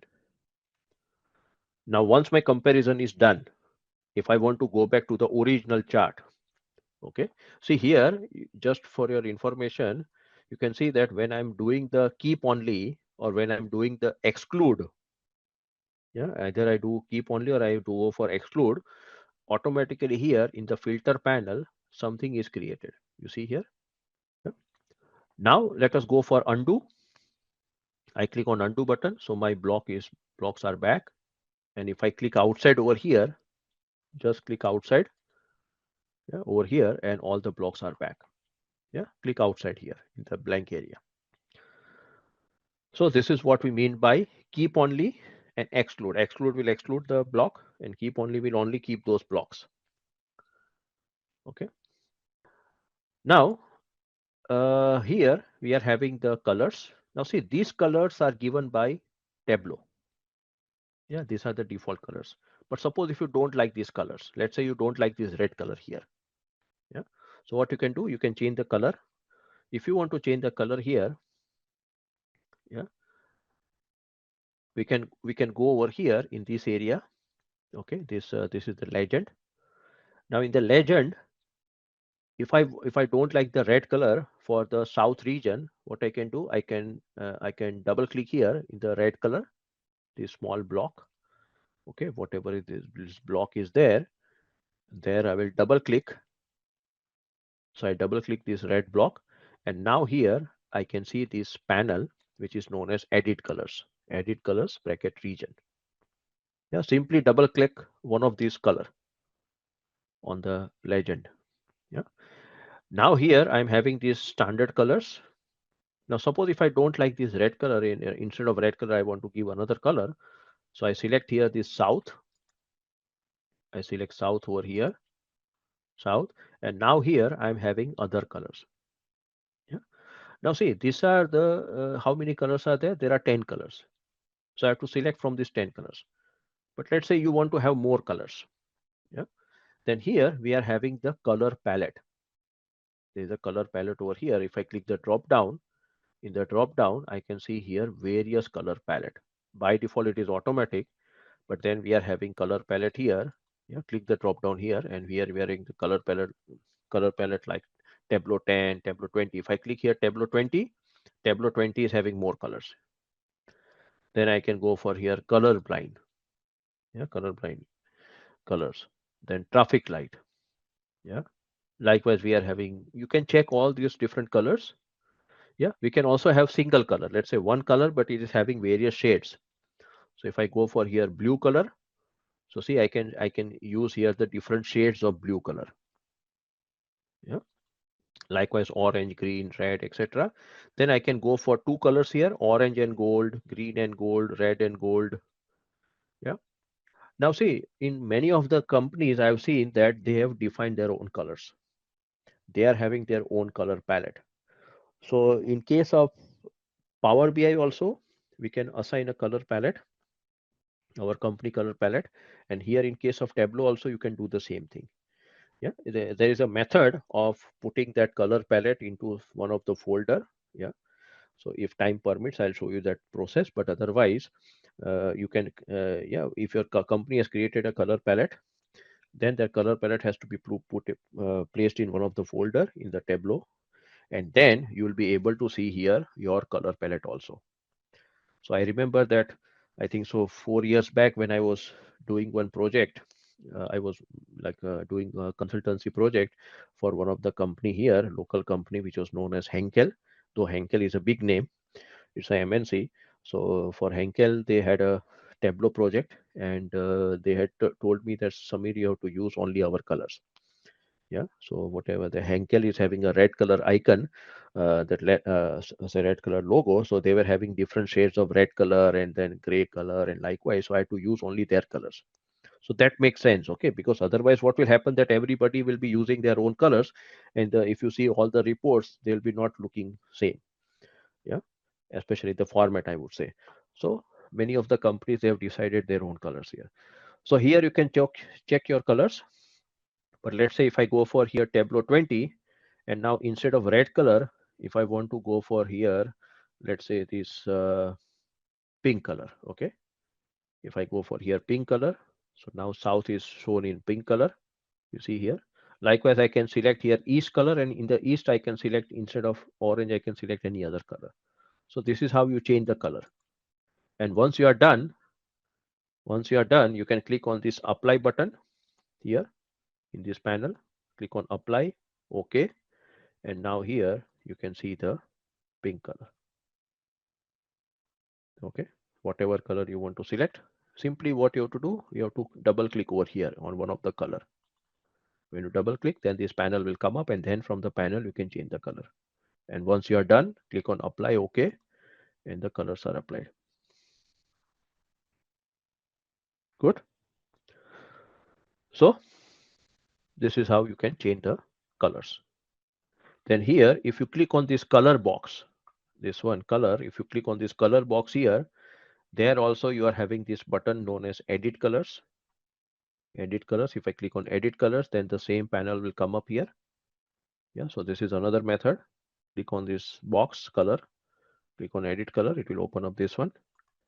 And in this below the edit colors, here we are having opacity. Yeah, currently here opacity is 100%. But if I reduce this opacity, you see here the colors are now light colors. Yeah, sometimes initially the colors are very bright, but you don't like the bright colors, then here in the color panel you can change you can reduce the opacity. See, now it is very, very light. If you make it 100%, it is very, very dark. So you decide here. Okay. Then we are having here effect, which is known as border. You can create here some border here along the colors. Yeah. So suppose if I select here some kind of black border. Yeah, some kind of black border here. So you can see that there is some thin black border here. if you want to create. Okay, it's not compulsory that you can create here. You have to create here a border, but if you want to create a border, you can select here any color. Yeah, that looks little bit different. Okay, if you don't want to have it, you can click on none here. Yeah, and if you are not liking these colors, you want to have more colors, you can click on more colors here. In the more colors, you can select many colors here. Yeah, so you can do the changes over here also from the color. Okay, so this is stake column chart, and similarly I've told you how to create the stake bar chart, so I'll not now show you how to create the stake bar chart. Just simply you can click on this button, and now it is converted to the stake bar chart. Okay, can you change the thickness of the border? I Thickness of the border, let me see. No, but color, we are having here opacity, effect, border, but border we don't have any other option here. Maybe here row bending, default colors, total.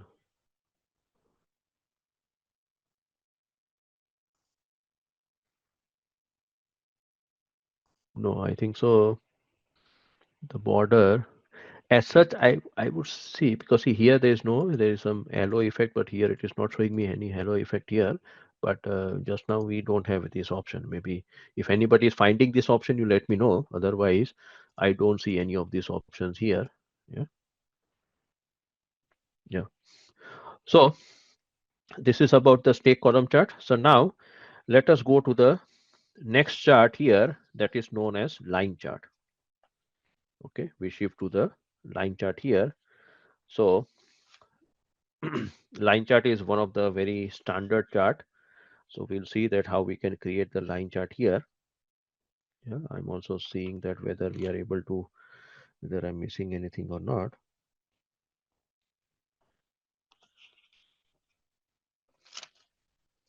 Okay, let us create here. Okay, now before the line chart, let us create one pie chart here.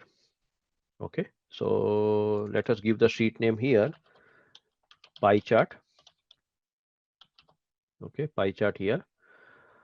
So for pie chart, what we'll be doing, we'll be using this show me here.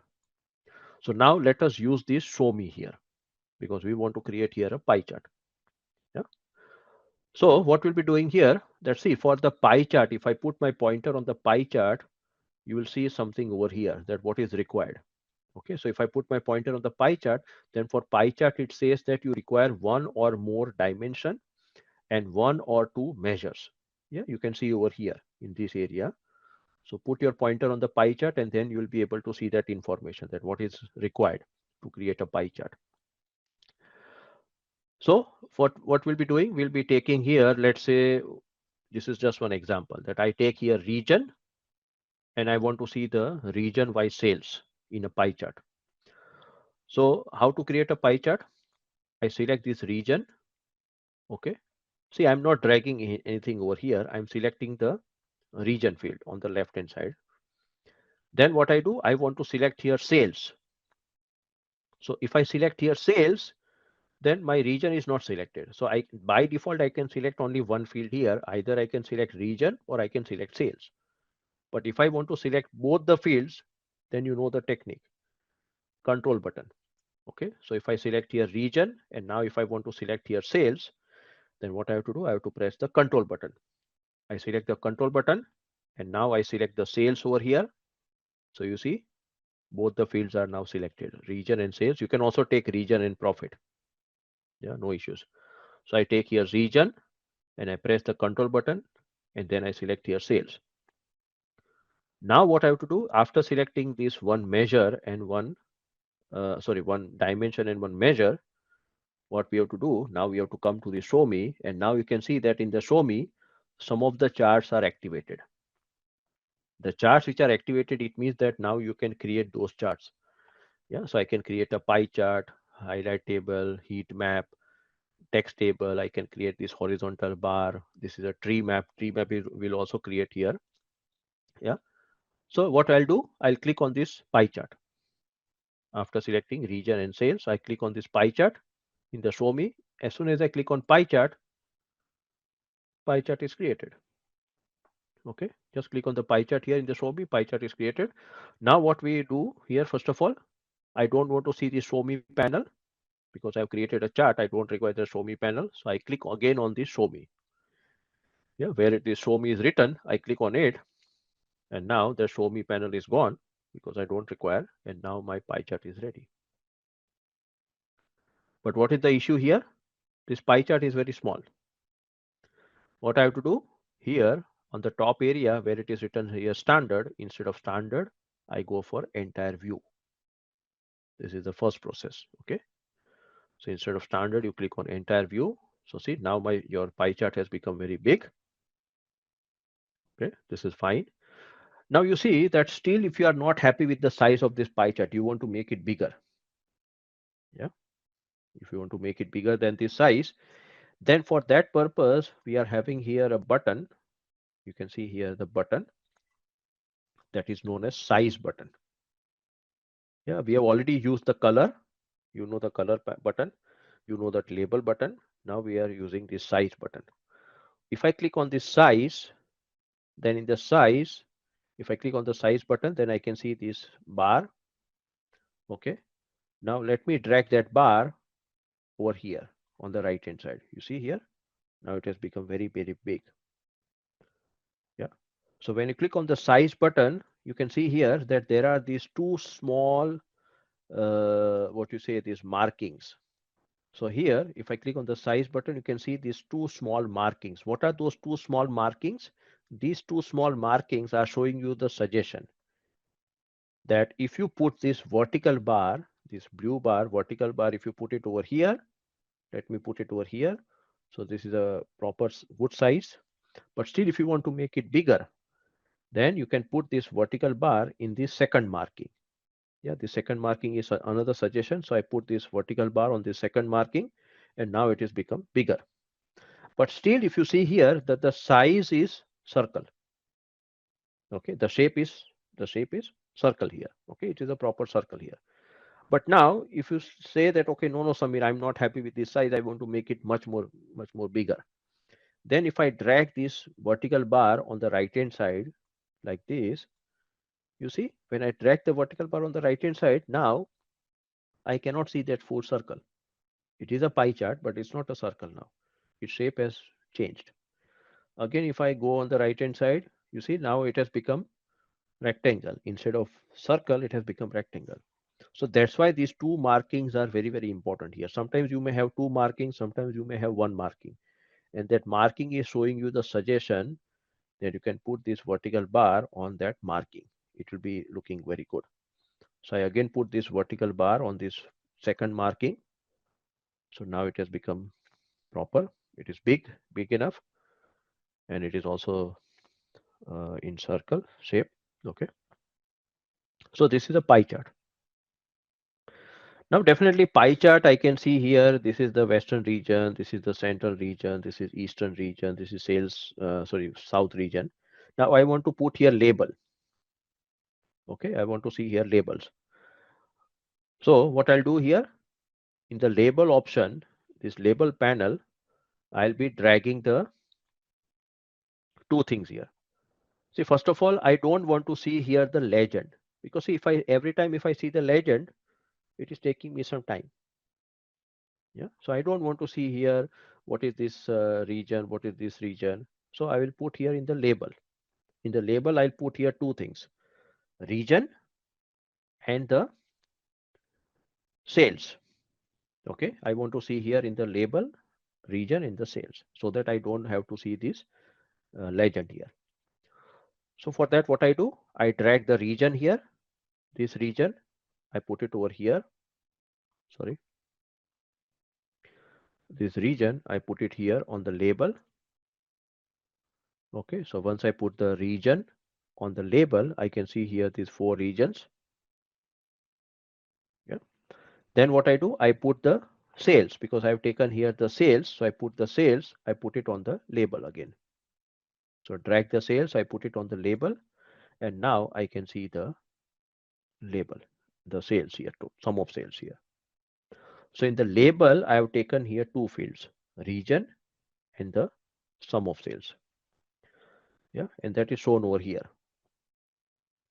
See, region is used two times. One region is used in the color, so you can see these different colors, and one region is used in the T. T means label. Then the sum of sales, you can see here sum of sales is shown here three times.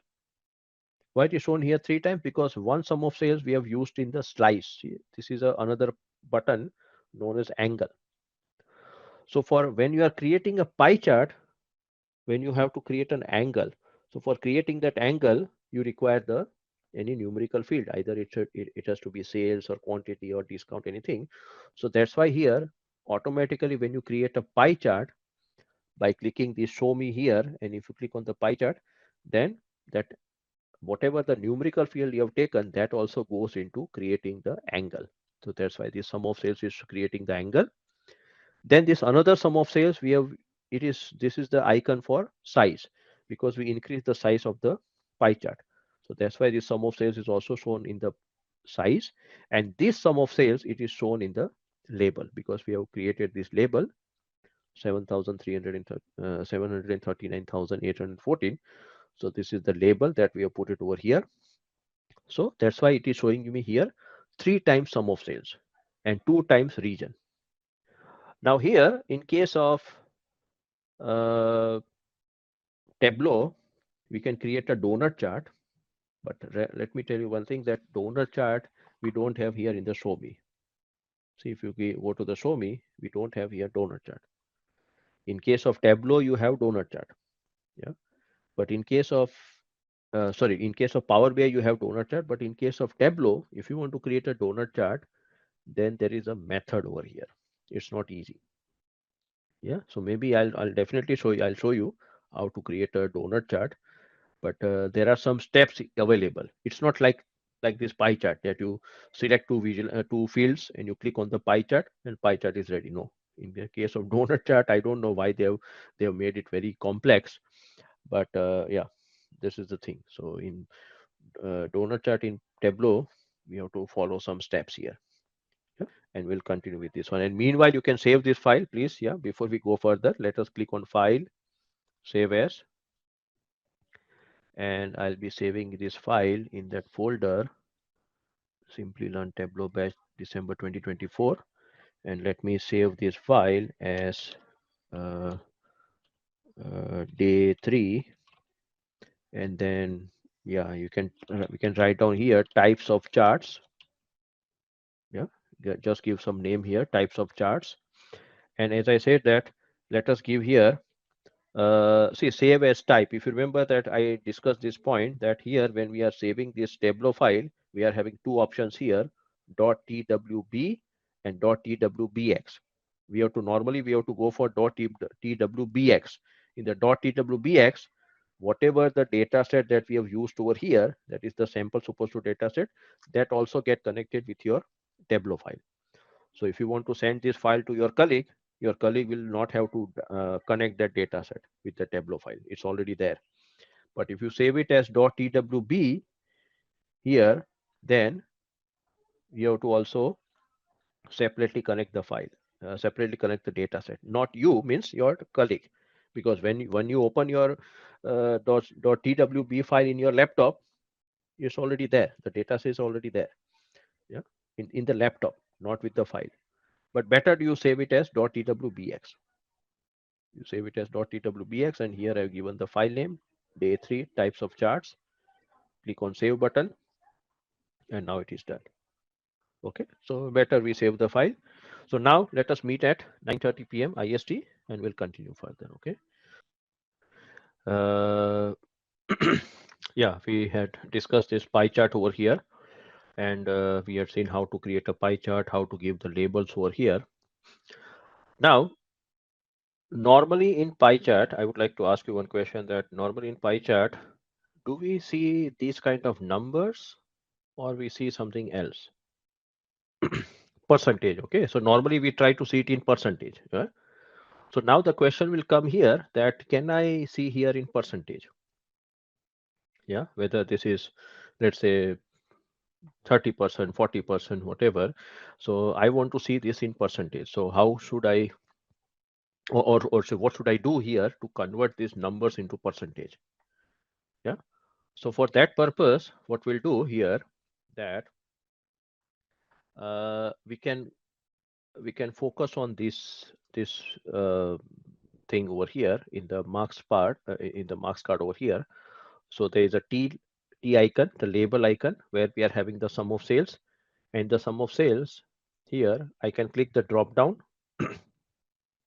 Okay, in the T sum of sales, I click the drop down, and in the drop down, I go to this bottom area, and here we are having the concept known as quick table calculation. Okay, that instead of these numbers, I want to see it in percentage.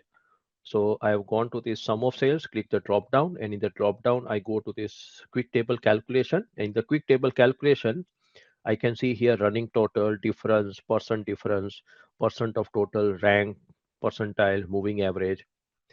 So here, what I can do, I can go for here percent of total. Okay. So here in the quick table calculation, I select here percent of total. And as soon as you click on percent of total here, you say here, now this is the percentage, 31.8, 21.63, 29.74, 16.84. Again, I'm repeating the step. I have to go to this sum of sales, T, click the drop down, and here I go to this quick table calculation. And in the quick table calculation, I can select here percent of total. Yeah. And these numbers get converted into percent of total.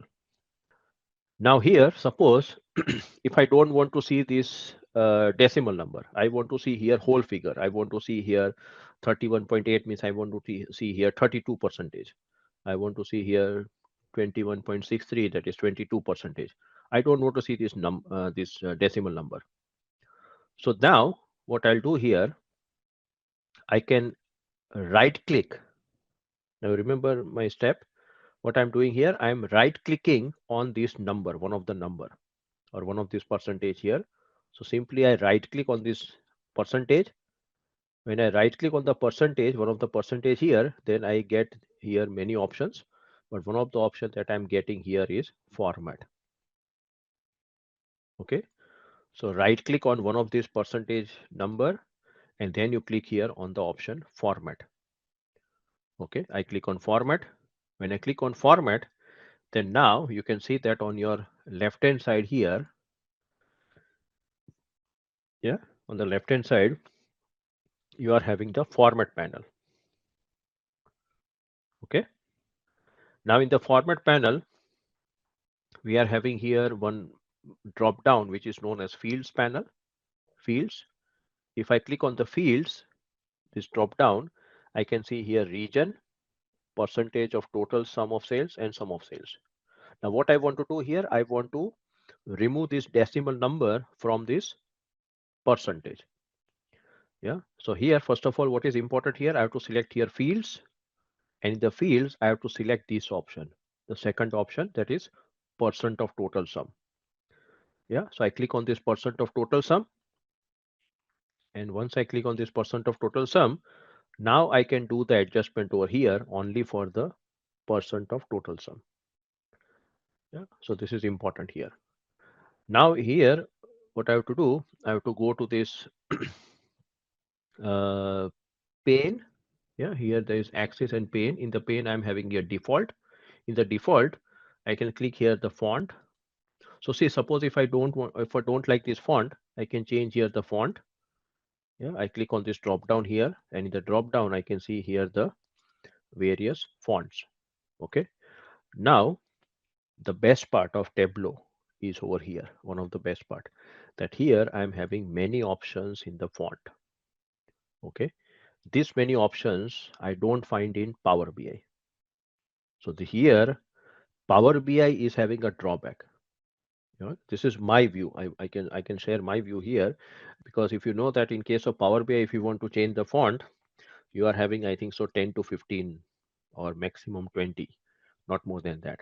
Okay, but in case of Tableau, you are having many options here. I have not counted this total number of fonts type, but they are, I think so, at least they are around maybe 100 or so, or 100 and 150.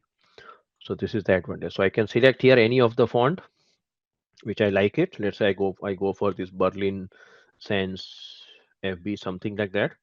I can make it bigger. Okay, let's say I make it 11, just an example. I can also give some color to this font. Let's say I give here uh, orange color. Okay, and I can make it bold and italics and all those things. I can do it here. So this is where I've changed the font. Okay, I've changed the font. But now, just now you can see that the font is not getting changed. Okay, though I've adjusted here everything, I've changed the font type, I've made it bigger, I have given the color, I've made it bold also, but currently I cannot see the change here. Yeah, but I'll show you where you will see that change, not in the chart. Then I go to the alignment. In the alignment, if I click the drop down here, I can go for here, yeah, left hand side, middle, and this right hand side, but just now it doesn't make any sense here. I can also make it up, down, yeah, like this, bottom, middle, top. I can also make it like this one.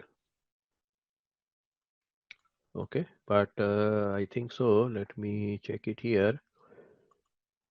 Uh, if I go for fields, okay, alignment will do it a little bit later here. Let us come to the numbers here. Numbers, and the numbers, we are having here various options like automatic, number standard, number custom, currency standard, currency custom, scientific, percentage, and custom. Yeah. So here what we are having here percentage. So I want to remove this decimal figures. So in the numbers, I click the drop down and I select here percentage. Okay, because this is percentage.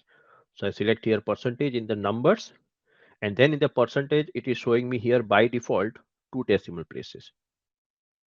Yeah. Now if I want to make it 0, I make it here 0.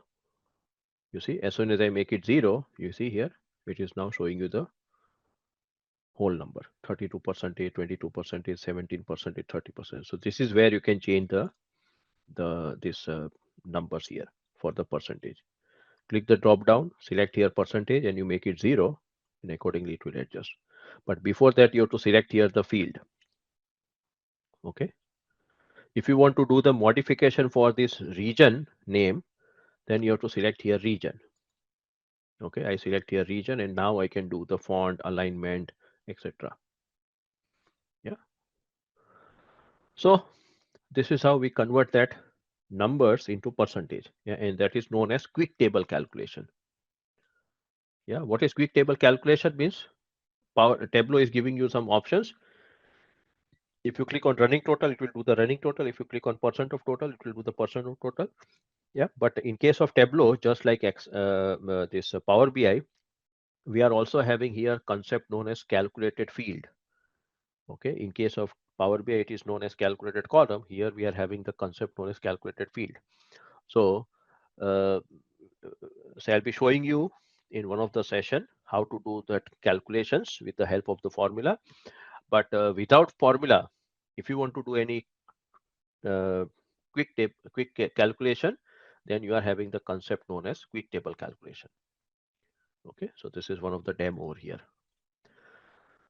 Okay, now see, once you are done with this panel here, format panel, let's say you are done with this format panel. So ensure that you are not keeping this format panel open, because what happens that behind the format panel, you are having the data panel. So if I want to see really the data panel, I have to close this format panel. Otherwise, I'll not be able to see it. So you have to close it from here on the top right corner, this X button. If I close it, now you can see that I'm able to see the format panel here. Okay. So the data panel. Okay. So by default, the format panel will be placed above the data panel. And once your job is done, you remove that format panel, close that format panel, and you will be able to see the data panel here. Okay, so this is your pie chart. So we have created a pie chart. Now let us go to the next sheet here, and in the next sheet we are creating a line chart here. And also sometimes what happens that here, see what I've done here, I've created a dashboard here, though it is not currently required in your case. But normally what happens that sometimes some changes are not shown in the sheet level, they are shown in the dashboard level.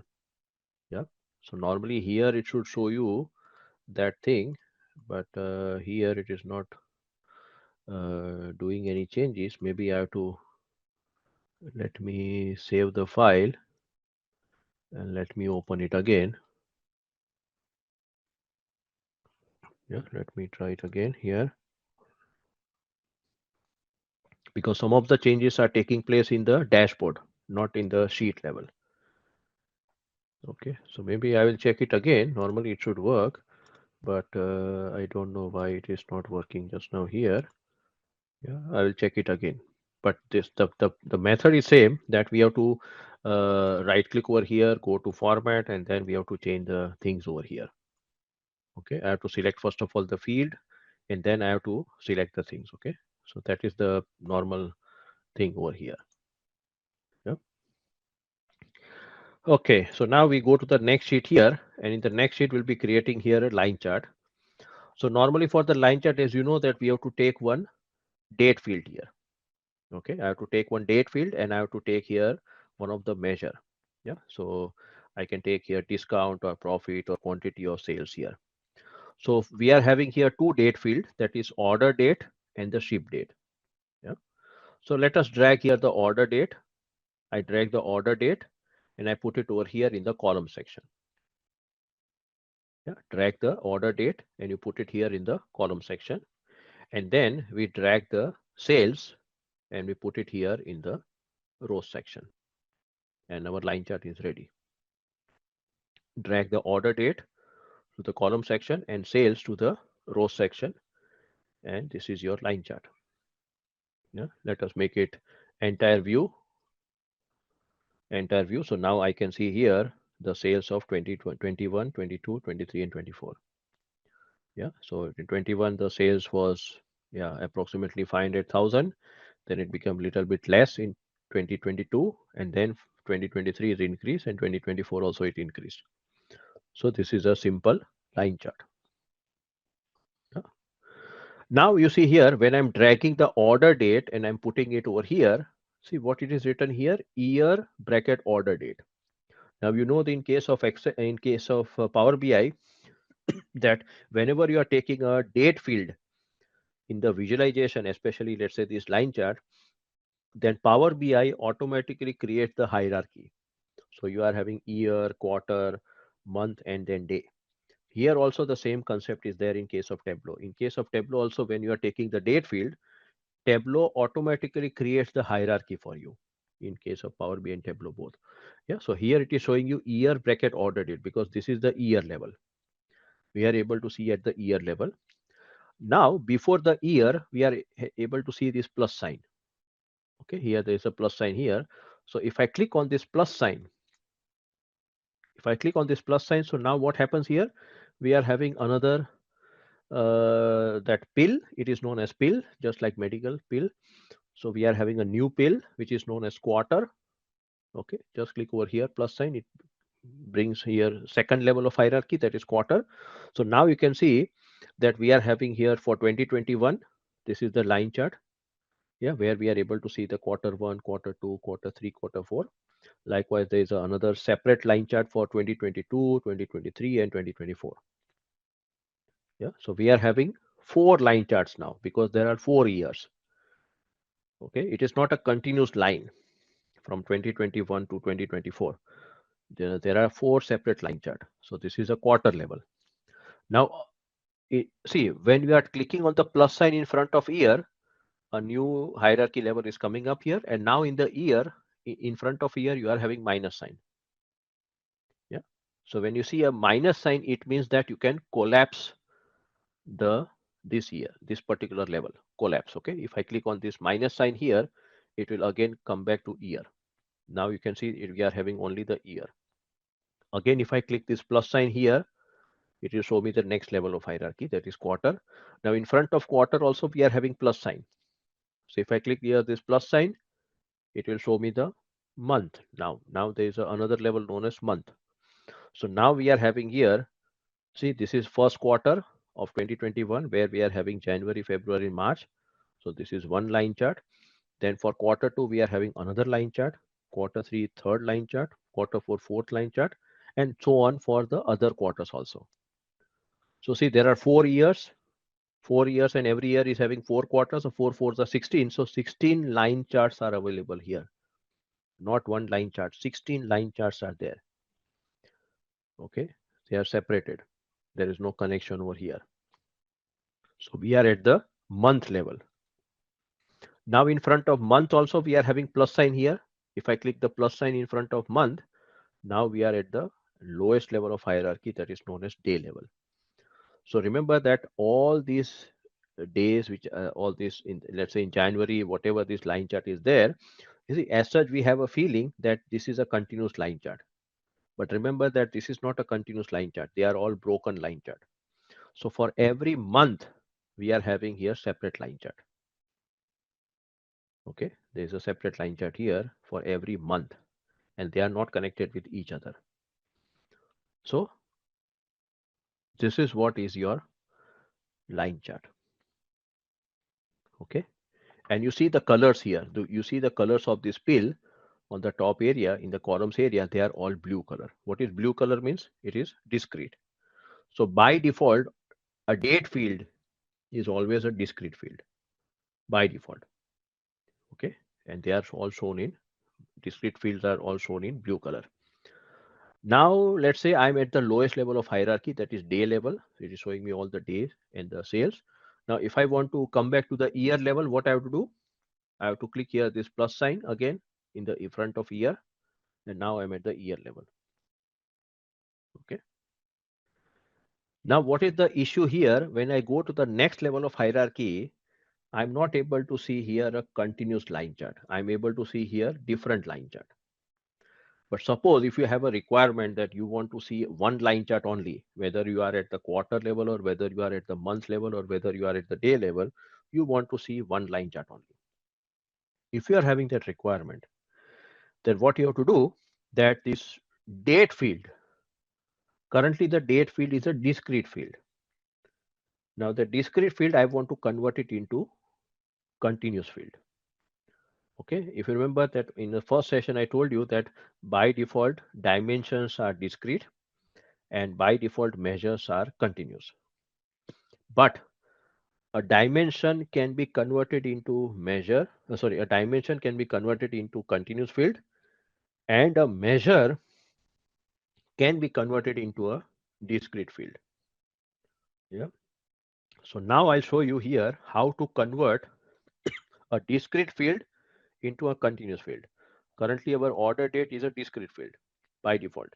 Now I'll be converting it into a continuous field, and then now we'll see that what is the advantage of converting that order date from discrete field to continuous field. That we'll see the advantage over here. Okay, so let me click here minus sign. I want to be at the year level. Okay, currently you see the color of this pill, it is blue color. Now if we want to convert this order date from discrete to continuous, what we have to do? We have to click here this drop down in the year order date. I click the drop down here, and in the drop down, when I click on the drop down, you can see that here this is one portion where it is written year, quarter, month, day, and more. And then below we again have here year, quarter, month, week number, day, and more. Yeah, so there are two times here: year, quarter, month, day, and here we are having extra level known as week number, and then we are having day, and then we are having more. So currently you can see that this year is selected. It is having a black dot over here. So this year is selected. Now this is a discrete year. Remember this portion. If this year is selected, it is a discrete year. Now I want to convert that discrete year into a continuous year. So what I have to do? I have to select now this one, this year, the second year. Okay. So if I click this year, So what happens here? You see the color of this order date? It is now green color. What is green color? Green color means continuous field. Again, I'm repeating what I've done here. I've clicked on the drop down here. In the drop down, I've selected this year, not this, not the first one, the second one. Okay, so I click on the second time year, and now it is converted to green area, green color. So now it is continuous. Now you will see what advantage you are getting here. So see, we are at the year level. So in year level, we are getting a one line only, continuous line. Now let me click this plus sign in front of the year. If I click this plus sign in front of the year, you see, now there is a difference. See, when I click on the plus sign, in the earlier example, we were having here two pills. There were two pills. If I clicked on the plus sign of year, there were two pills. One was year, and here it was showing me the quarter. Now, what is happening here in the continuous field, that year pill is getting converted to the quarter pill. Yeah, because I clicked here plus sign in the year pill, it converted to quarter. And now you see here we are getting a continuous line. Yeah, we are not getting four lines here for four different quarters. We are having only one line, continuous line. If I put my pointer here, it is showing me quarter one 2021 sales is 75,972.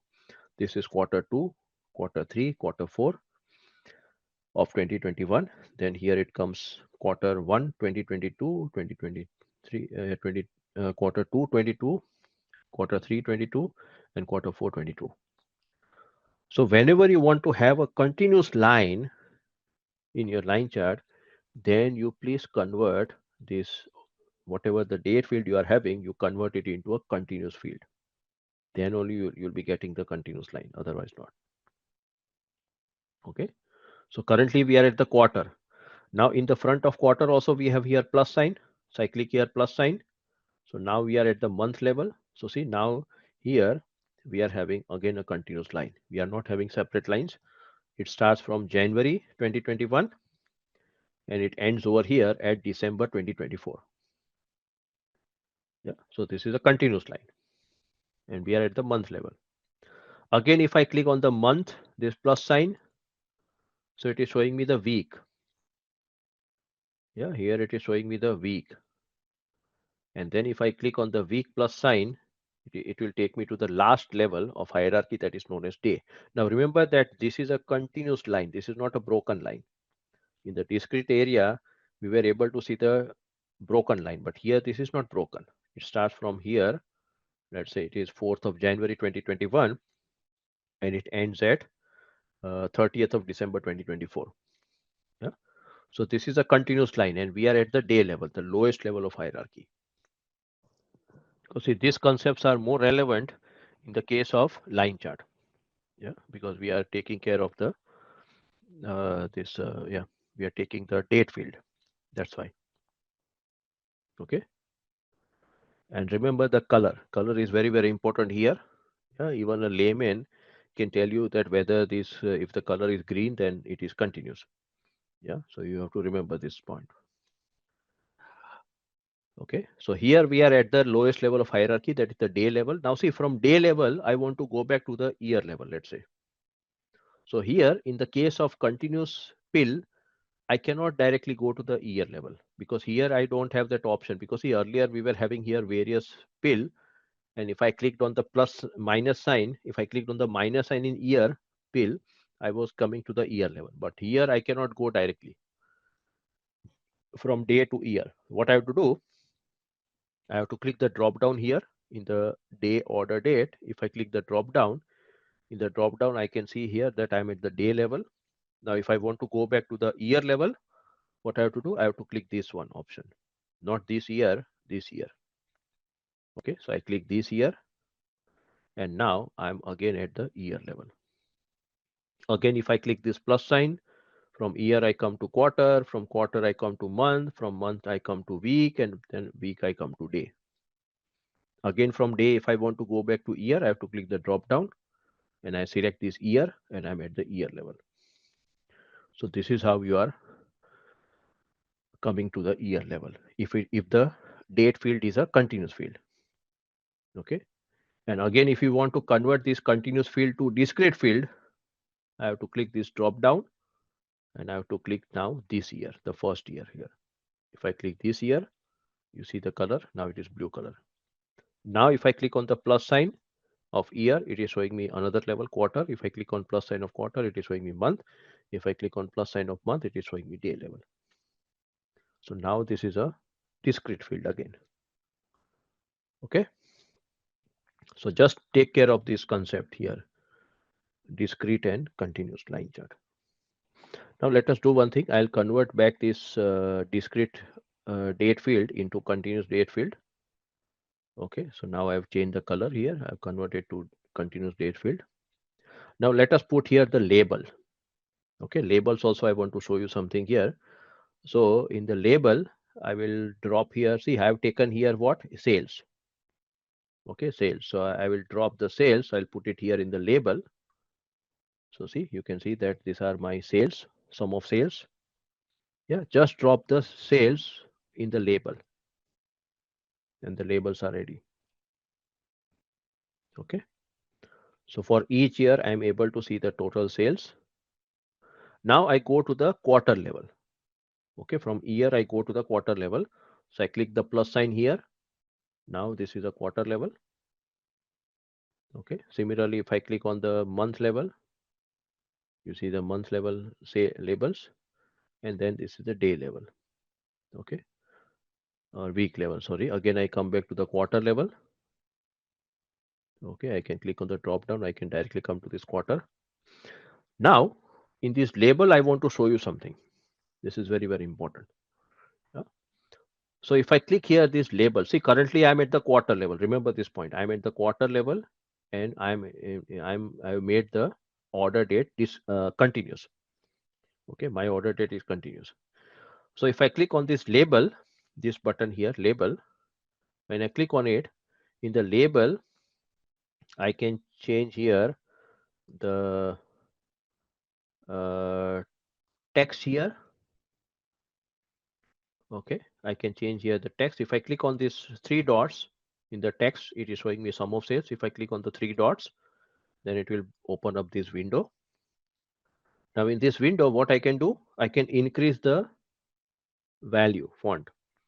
Okay, I can change the font type here. I can change the font value. Yeah, let me select here 10. Let me select first of all this one. You have to select this sum of sales. I have to click the drop down. I have to click here 11. Okay, 11. Let me change the font. Yeah, let's say I go for Sitka, small, something like that. I make it bold. I give some color here. Okay.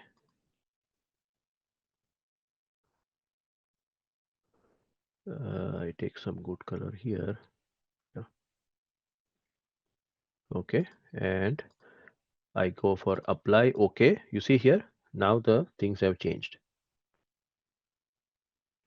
Yeah. So remember that I have to click the three dots here. I have to select, remember this thing. I have to select the sum of sales and then I have to adjust all these things, whatever I want to do. Okay. But first of all, you have to select everything. This one, the title, and then you can adjust things in, and then you can click on apply. Okay. And now the fonts are now bigger. I've given some orange color and so on. I can also do it from here, font, if I want to adjust. Then I can go for alignment. Now see alignment here, it will work. Alignment, if I click here, you see alignment is like this or like this or straight. Okay.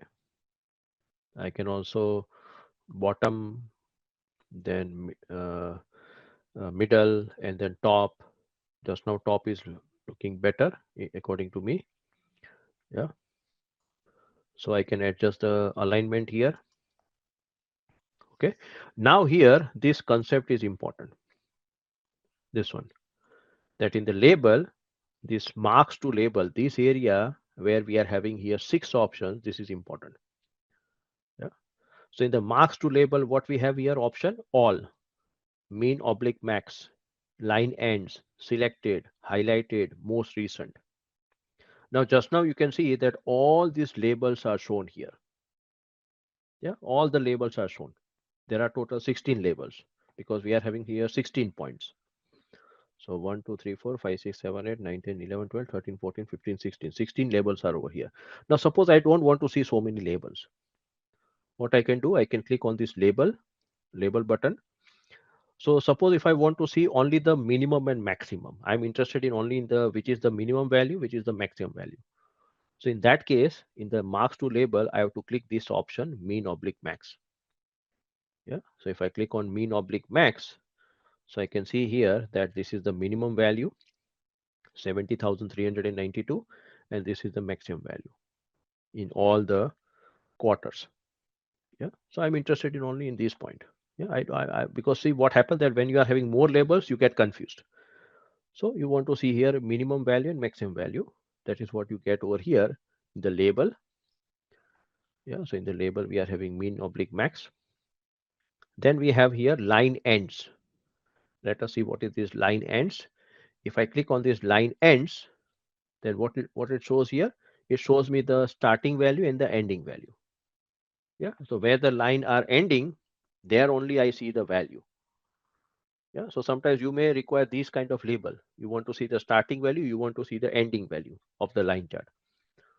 So this is what we mean by the line ends. Then we have here concept known as selected. Let us see what it is selected. So if I click on selected, yeah, just click on selected. So see, just now you don't see anything. There is no label. When you click on selected, you don't see any label. Now, let's say I want to see this label of 2021 quarter four. So if I click this one, see, if I click this one, I can see the label. If I click this one, I see the label over here. So this is what we mean by selected. Yeah, whichever point you want to see the label, you can click on it and that label will appear. Yeah, so unnecessary, you are not getting confused over here with so many labels. So this is what we mean by selected. Okay, so label, we have gone for selected. Then comes here highlighted. Now what is this highlighted? Let us click on highlighted. I click on here highlighted. So see in highlighted what we do, suppose if I want to see here this label, this point and this point, the value of this point and this point. So what I do here in the highlighted, I create with the help of my mouse, I create this kind of box. Okay, I create this kind of box and I select these 2 points. Yeah, again I'm repeating.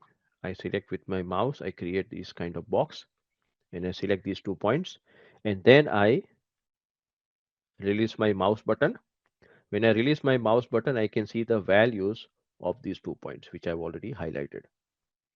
So whichever area I highlight, in that area, whichever points are available, only the labels of those points will be highlighted.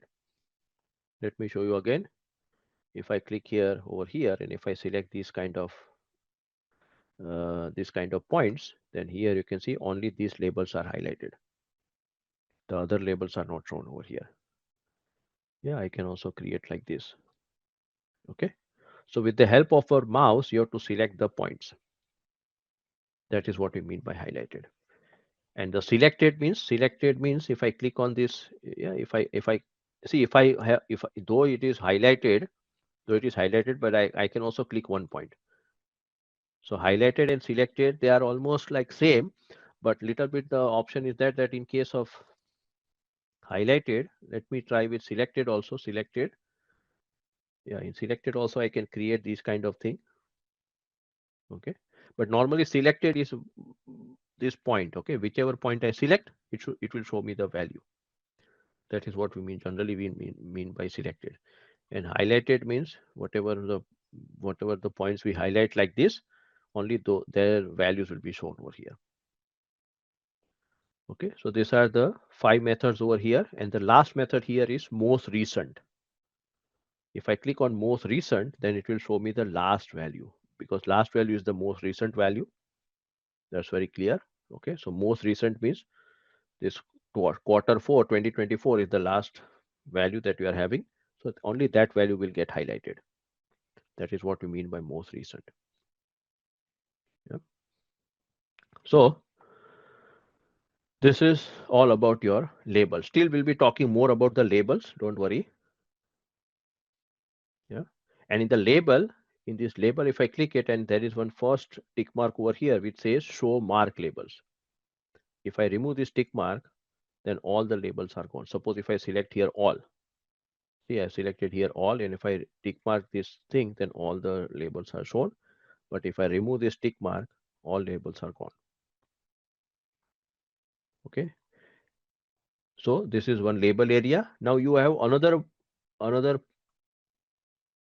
button over here, which is known as here T. This one.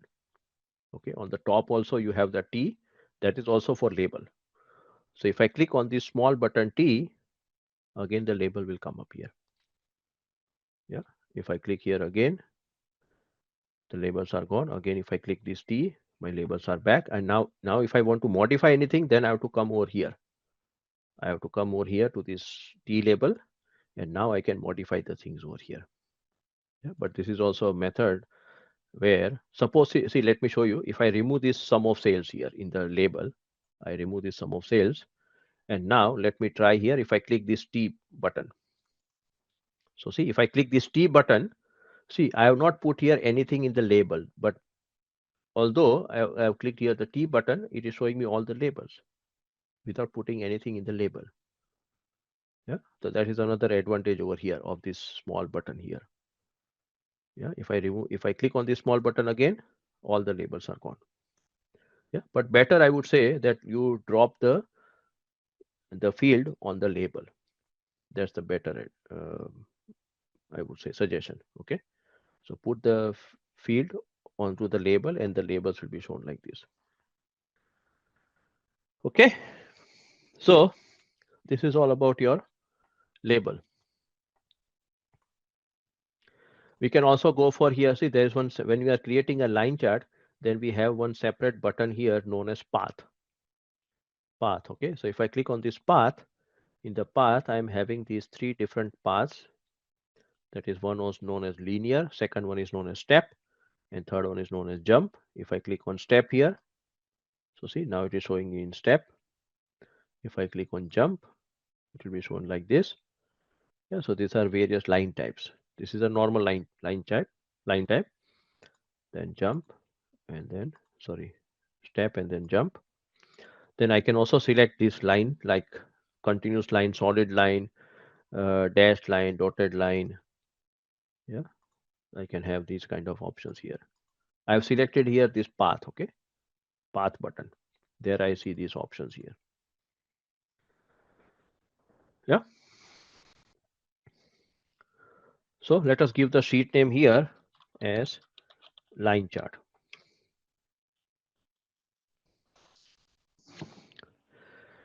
Now, after the line chart, let me show you one more option here that is known as tooltip. Okay, we have seen color, we have seen size, we have seen label, we have seen path also, and now we are focusing on the tooltip. And then later on, we'll also talk about the details here. Yeah, details button. But let us focus on the tooltip. Now, see what is the tooltip here? This is your tooltip, this white box, as you can see. Now I can also customize the tooltip. Yeah, I can customize this tooltip. So what I'll do here, I will click on this tooltip, this button. And if I click on the tooltip button, I get this dialog box known as edit tooltip. Okay, just click on this button, tooltip, and this edit tooltip dialog box will open up. Now here I can modify the things. See how it is written here, quarter of order date. This is the title, and then here it is showing me the quarter. Then it is showing me the title sales, and then it is showing me the sum of sales here. So I can modify here. I can make the title, this tooltip little bit bigger. Okay. I can also make everything bigger here. Let's say 12. Okay. Then I can give this color over here. Let's say this quarter of order date. I can or I can give this one, not the title, but this one, quarter order date. I can give here some green color, and this sum of sales, I'll give here something like blue color. Okay, so I can modify these things. Plus here, I can also add some extra field here. Let's say just now what it is showing me here, order date, quarter of order date and sales. But let's say I want to also see here the profit. Though I have not used here profit in this chart, but I want to also highlight the profit value in this tooltip. So that is also possible. So what I do here, after this sales and the sum of sales, I press enter, and now here I can write down profit. Yeah, it will show me in other color. Let me put it in black color. Okay, or gray color here. I don't know which color they have used here. Okay, let me take here everything black. Okay, this also black. The title I'm talking about. Okay, so I've taken here profit. Now in the profit, what I do here, I want to see here the sum of profit. Yeah, now this is the title. This is the additional data that I want to show it to my colleague. Okay, so profit title. Now here I can go to this insert. Okay, insert. Now in the insert, you can see that I can add here the data source name, data update time, sheet name, workbook name. See, let me put here sheet. Suppose if I remove this profit and let me come to this insert, and in the insert I select here sheet name. What is my sheet name here? Sheet name is line chart. If I want to put it in the tooltip also, I can go over here, insert, I click on sheet name. So sheet name will come up. I press enter. In the next line, I want to see the workbook name. I write down the workbook name. Again, I press enter. Yeah, and I can also put my full name, username, etc. Yeah. Now here, what I want to do, I want to put here profit. Okay, I want to see here put the profit, and here I want to see the sum of profit. But just now you can see that I am not have. If I go to the insert, I am not having here profit column here. I'm having only two options here, quarter and sum of sales. But let me click here all fields. Let me click on all fields. Let us see what happens. Okay, all fields will show me everything. So I don't want to go for all fields. Yeah, I want to put here only sum of profit. So what we'll do, let us write down here profit, double quote. I click on OK button just now. I click on OK button. If I put my pointer here, you see here, when I put my pointer, it is showing me quarter of order date is this much, sales is this much. Now, then it is showing me the line chart. That's the sheet name. Then it is showing me day 3 types of charts, which is the workbook name, my file name. And then it is showing me profit, double dot. Yeah, profit and colon. That's all. It is not showing me any value. Now, if I want to see here in the tooltip profit, what I have to do, I have to drag this profit. Yeah, this profit field, I have to drag it and I have to drop it on the tooltip. Yeah, I have to drop it on the tooltip, not the label. So I drag the profit, I put it on the tooltip. So now here you can see that sum of profit is dropped on the tooltip. This is the tooltip icon. Yeah. So this is important step. Then I go to the tooltip again. I click on the tooltip. So here I want to see the profit value. So now I've already written the title profit. Let me make it black color. Okay. And now I want to see here sum of profit. Just like sum of sales, I want to see here sum of profit. So what I have to do, I have to go to the insert. And now in the insert button, insert drop down, I can now see here sum of profit. Initially it was not there. So we drop the profit and we put it into the tooltip. So now I'm able to see this sum of profit in the insert. So I click here sum of profit, and now automatically this sum of profit will come up. I can give some color here if you want. Okay. So this is how you are bringing the field which you have not used in this visualization. I have never used any sum of profit in this visualization, but still I want to show to my users. So profit, sum of profit, I click on OK button. And now if I put my pointer here, you can see that it is showing me the profit. The tooltip profit is currently it is showing me 16,880. Okay. So you can do lot many customization in the tooltip also. That was my point here. Yeah, these are all the customization here. Just click on this tooltip button and then you can adjust many things here.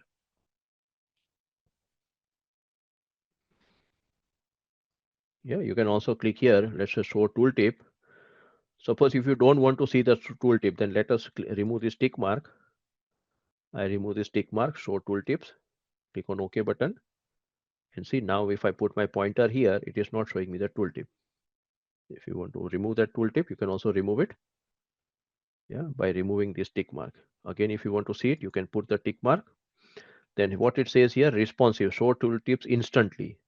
Instead of show tooltip instantly, I can click the drop down and we can also go for here on hover. If I click on hover, let us select this option on hover, show tooltips on hover. I click on OK button.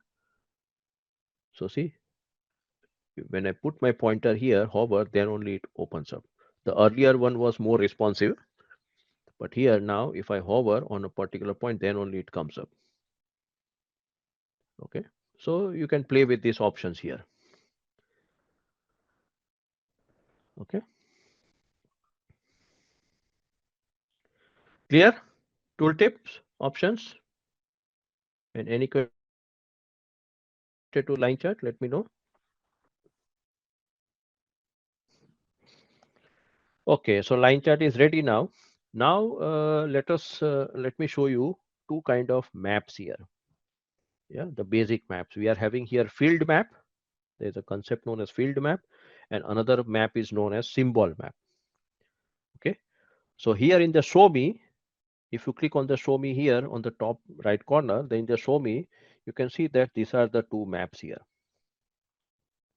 Yeah, these are the two maps here. So the first map here, it is known as symbol map. Yeah, just see the name over here. So the first map is known as symbol map. For symbol map, we require here one geographical field. So it is written over here. Just check over here what is written. When you put your pointer on the symbol map, in the symbol map, you require one geographical field, 0 or more dimensions. Now see, geographical field is already a dimension. Then if you want, you can also use one more dimension, and you may require no measure or maximum 2 measure. Okay, so if you don't put any measure also, then also it is fine. But for field map or symbol map, you require minimum one geographical field, minimum. Okay, if you don't put any measure, then also it is fine. So this is the first map here, it is known as symbol map. And the second one here, when you put on the pointer on the second map, it says here map. But what the second map is known as field map, FILLED, field map. So remember these two words, symbol map, field map. Okay, so let us click on the new sheet here, create a new sheet. Let us write down here symbol map. Okay, first of all, we'll create a symbol map. So as we have seen that for symbol map or field map also, we require one geographical field minimum. So now here, which are the geographical field? Can you tell me here which are the geographical field in our data set? You can see the geographical field by the icons. Okay, when you see the icons, you'll be able to see it. Region is not a geographical field. Let me clarify this point, Srinivas. Region is not a geographical field. Just check the icon here. It is ABC. Yeah. See, the geographical fields are these fields which are having this globe icon. So postal code, you can see that it's having a globe icon. Then country oblique region, it is having. Now see this country oblique region. Now definitely here we should be writing better. We write down here. We can also write down here country. Okay, better we write down here country, not the country oblique region. Let me remove this point. Okay, so country. Okay, if you are having country oblique region, you can right click here and you can rename. Okay, when you rename, you can just remove that region, just keep here only country so that you are not getting confused here. Yeah, so country, you can see that it's having a globe icon. This is a geographical field. City is also having a globe icon, again a geographical field. And then you are having here the state. Yeah, state oblique province. In case of Canada, they are having provinces. In other countries, they are having states. Yeah, so state oblique province, that's also having a geographical field.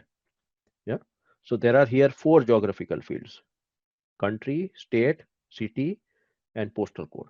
Region here, unfortunately, it is not a geographical field. Okay, so now what we'll do, that if I want to create here a symbol map, then now see, in this case, our data set is from US. So we are having different states sales figures and different states profit figures. So we'll be focusing on the state here, this field. Okay, suppose if we are having data of various countries, then we can definitely select this country also as the one of the geographical field for creating the map. But I'll go for here state oblique province, and then I want to select here, let's say, sales. Okay, sales. So what I do, again the same method. If I want to select here 2 fields, one dimension and one measure, I have to press the control button, and then I select here state oblique province, and I select here, let's say, sales. Okay, by pressing the control button.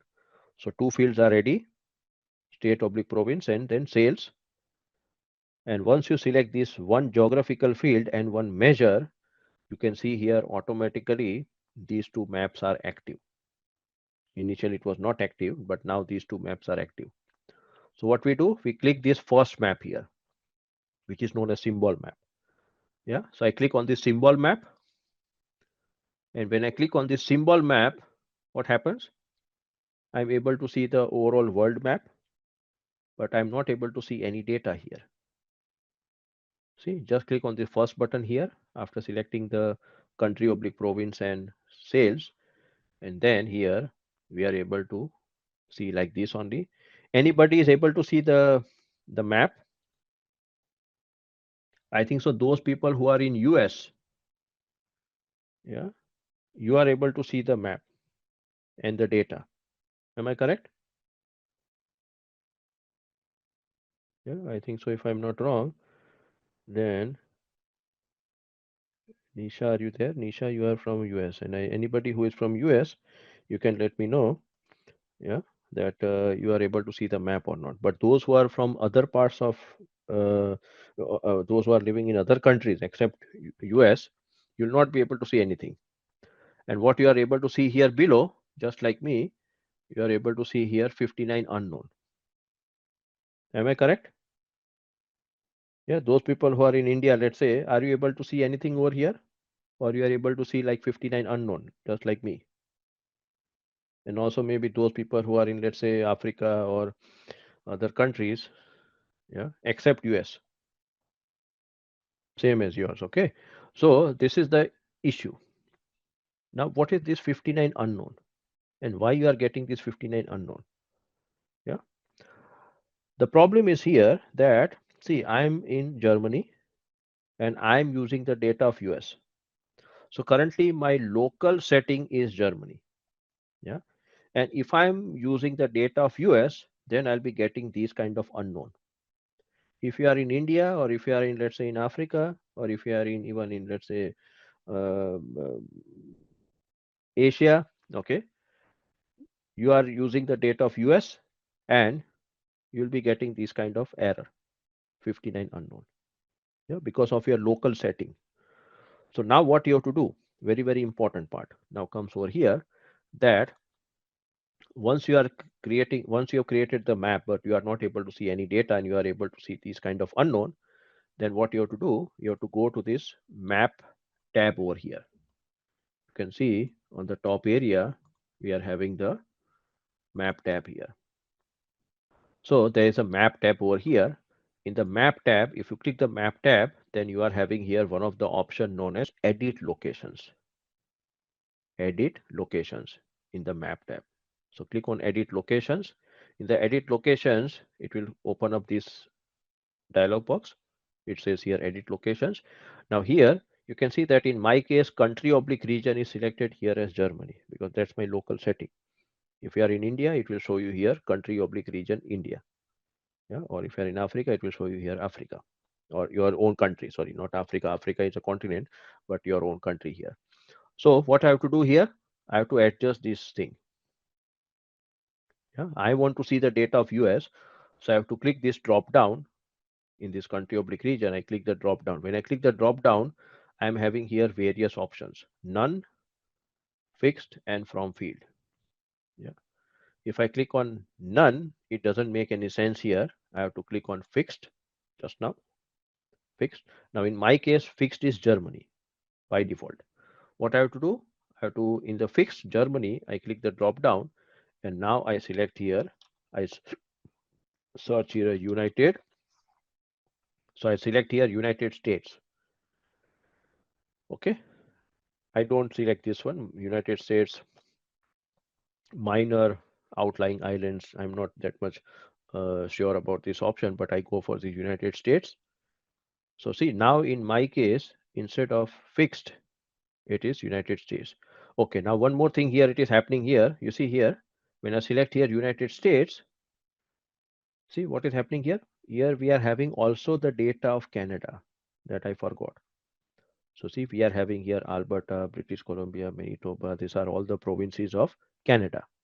So whenever I'm selecting here country oblique region United States, I fixed my location to United States, then it is not able to identify the provinces of the Canada because my I have fixed my country equal to United States. So see, this is everywhere it is showing me here unrecognized, unrecognized. Now if I go below unrecognized, then it is showing me here Alabama. So here also it is showing me matching location is Alabama, Arizona, Arizona, Arkansas, Arkansas. This is fine. For US it is fine, but for Canada it is not recognizing. So now what is the solution? If I see if I fix here instead of United States, if I fix here instead of United States, if I fix here Canada, suppose. Okay, if I click here Canada, okay, if I click here Canada, fixed. Now you see here all these states of US are unrecognized. Okay, all the US states are unrecognized, and if I go down, then it is showing me Alberta, Alberta, British Columbia, British Columbia, Manitoba, Manitoba.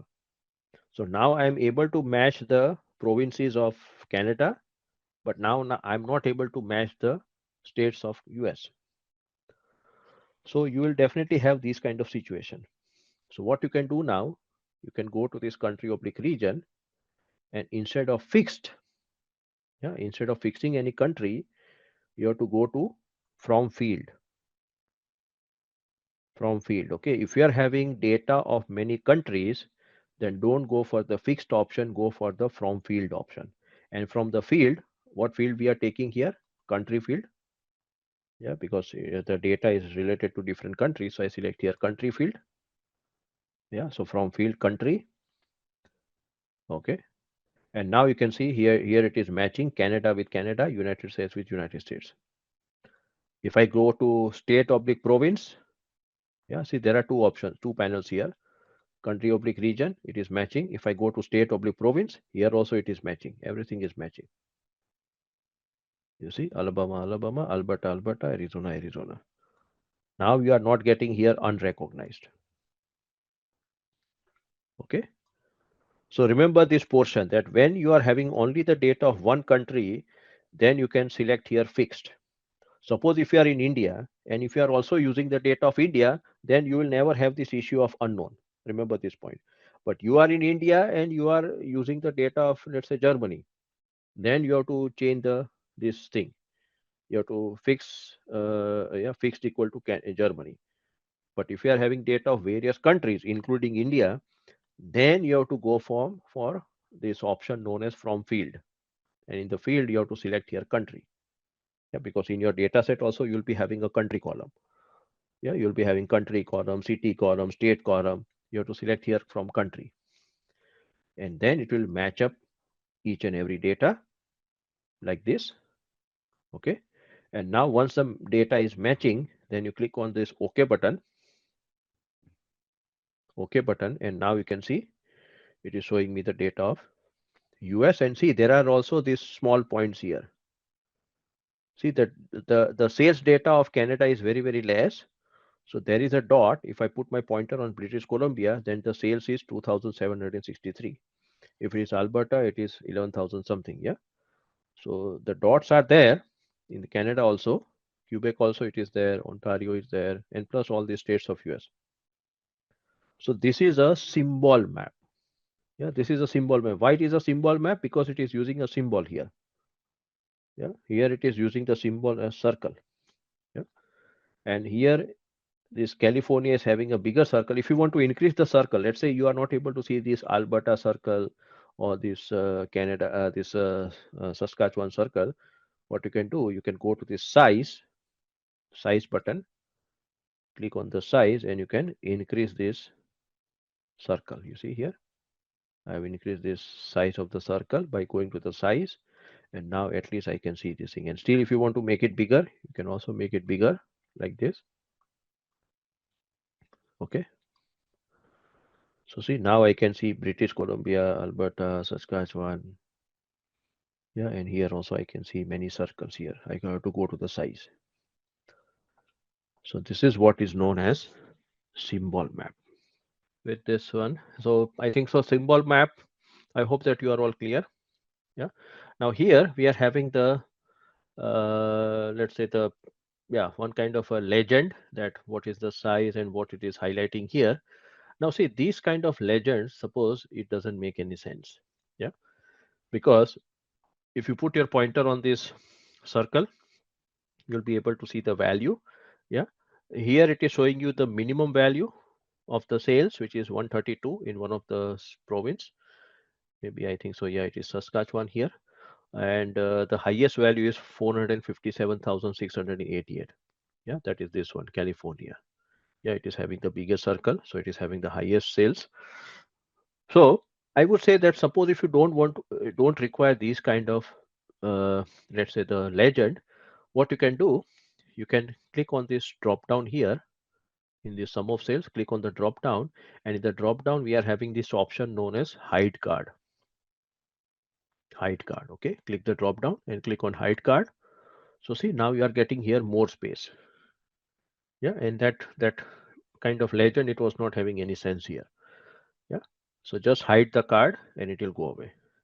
Also, I would like to show you here let's say in this stake column chart or this pie chart also. If I in the pie chart and stake column chart, I can see here this legend. Okay, now see this legend is occupying a space here. Yeah, because if you see this below area, this is totally blank. So it is just a wastage of space here. Yeah, why this is blank? Because here we are having this legend.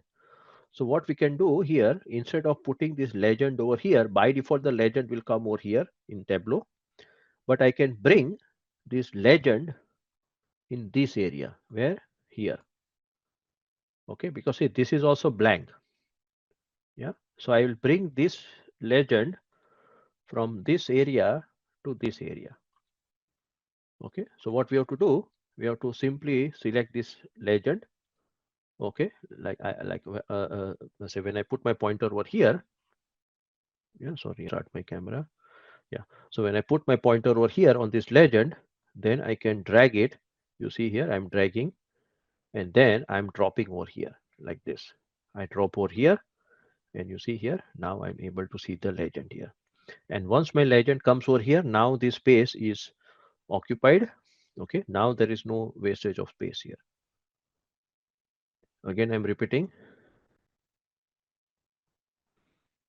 Yeah, what we do, that this was over here.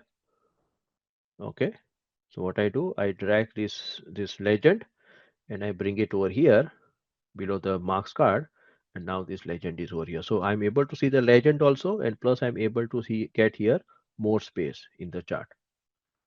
Yeah, so this also you can remember here. Okay, and for symbol map, there was here one kind of a small legend, but that I did not require, so I had hidden that card. Yeah. So in between also, let us save this file.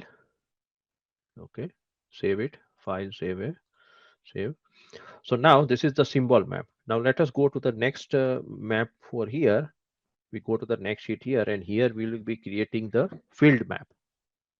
Okay, so for field map also we'll require a one geo dimension and one measure. Minimum one geographical dimension we require, but if we want to see sales or profit, then we also require the yeah, the measure over here. So for this second map here, what we require the state. Okay, so I select here the state, and now I press the control button as usual, and now let us select here profit. So for field map, I want to use here the profit. So state, and then I press the control button, I select the profit. So two fields are selected here, state and profit, and then I click this second map here, not the first map, second map. If I click on the second map and I remove this close show me. Yeah. So here, what is happening? It is showing me the data of Canada, as you can see, but now it is showing me here 49 unknown. So it is not showing me any data of US. If this is the situation in your case also, you know the things, what we have to do. Yeah. In my case, it is showing me 49 unknown. Yeah. I can also click this 49 unknown. If I want to remove this 49 unknown, I can click on this 49 unknown. When I click it, 49 unknown, I get here this panel. Yeah. Just click on the 49 unknown, you get this panel. In the panel, you click this edit locations. In the edit locations, what is my issue here? My country oblique region is Canada. Yeah. I don't want to keep it here Canada. I click the drop down. Instead of fix Canada, I go for here from field. From field, and I select here country. Okay. So from field is country here. And now everything is matched. Okay. So select here from field country. I click on OK button. And now you can see here the data of US and Canada. Okay. Yeah, now it is there. Okay, so now I'm able to see this is a field map. Why it is field map? Why it is known as field map? Because here yeah, the sales, sorry, the profit, it is shown by the colors, and these colors are filled here. Okay, they are filled over here. So that is known as field map. While in case of symbol map, I'm able to see the symbol only. Yeah, with the help of the symbol, I'm able to know whether the sales is high or low. Okay, but with the field map, it is showing me with the help of the colors. Okay, so here you can see that California is having the dark blue color. So California is having the highest sales. Yeah, sorry, highest profit.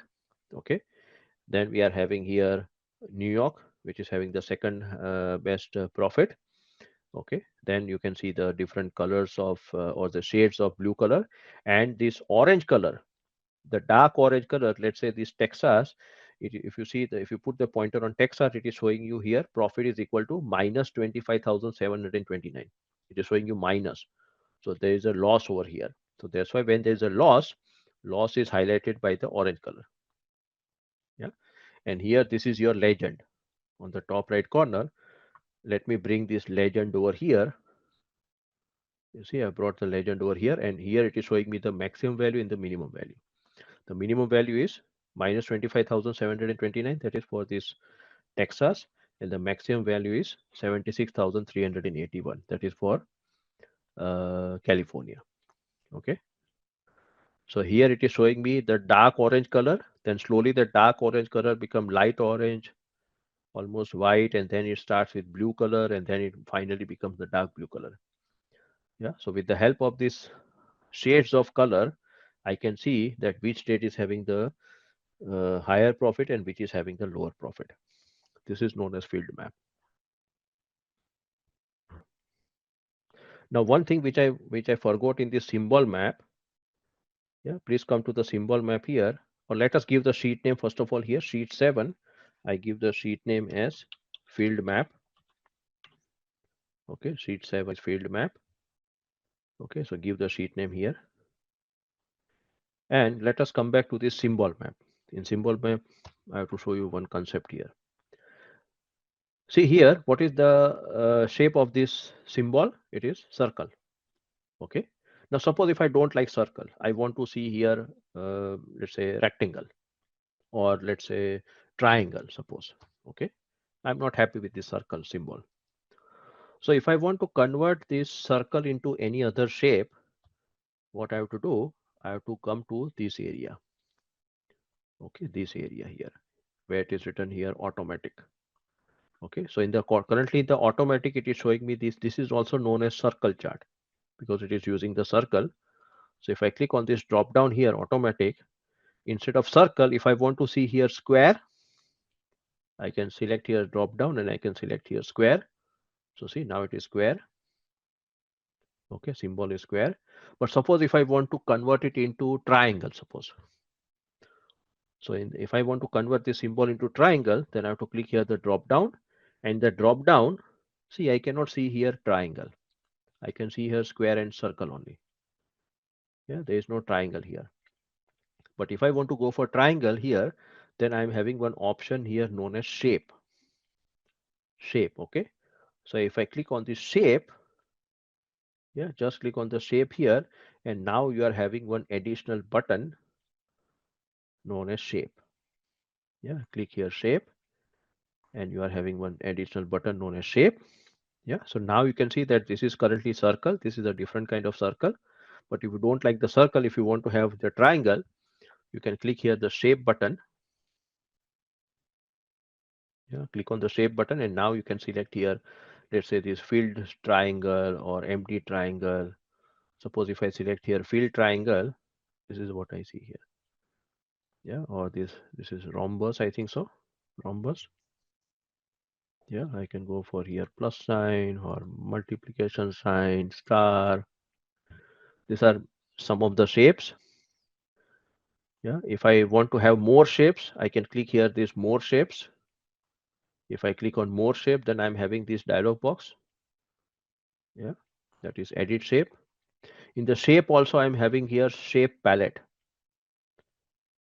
Yeah, just click here on the more shapes. This panel will come up. In the panel, you are having here shape palette. I click the drop down. In the drop down, I'm having here default, field, arrows, bar, bug tracking, gender, KPI, proportions, ratings, thin arrows, weather.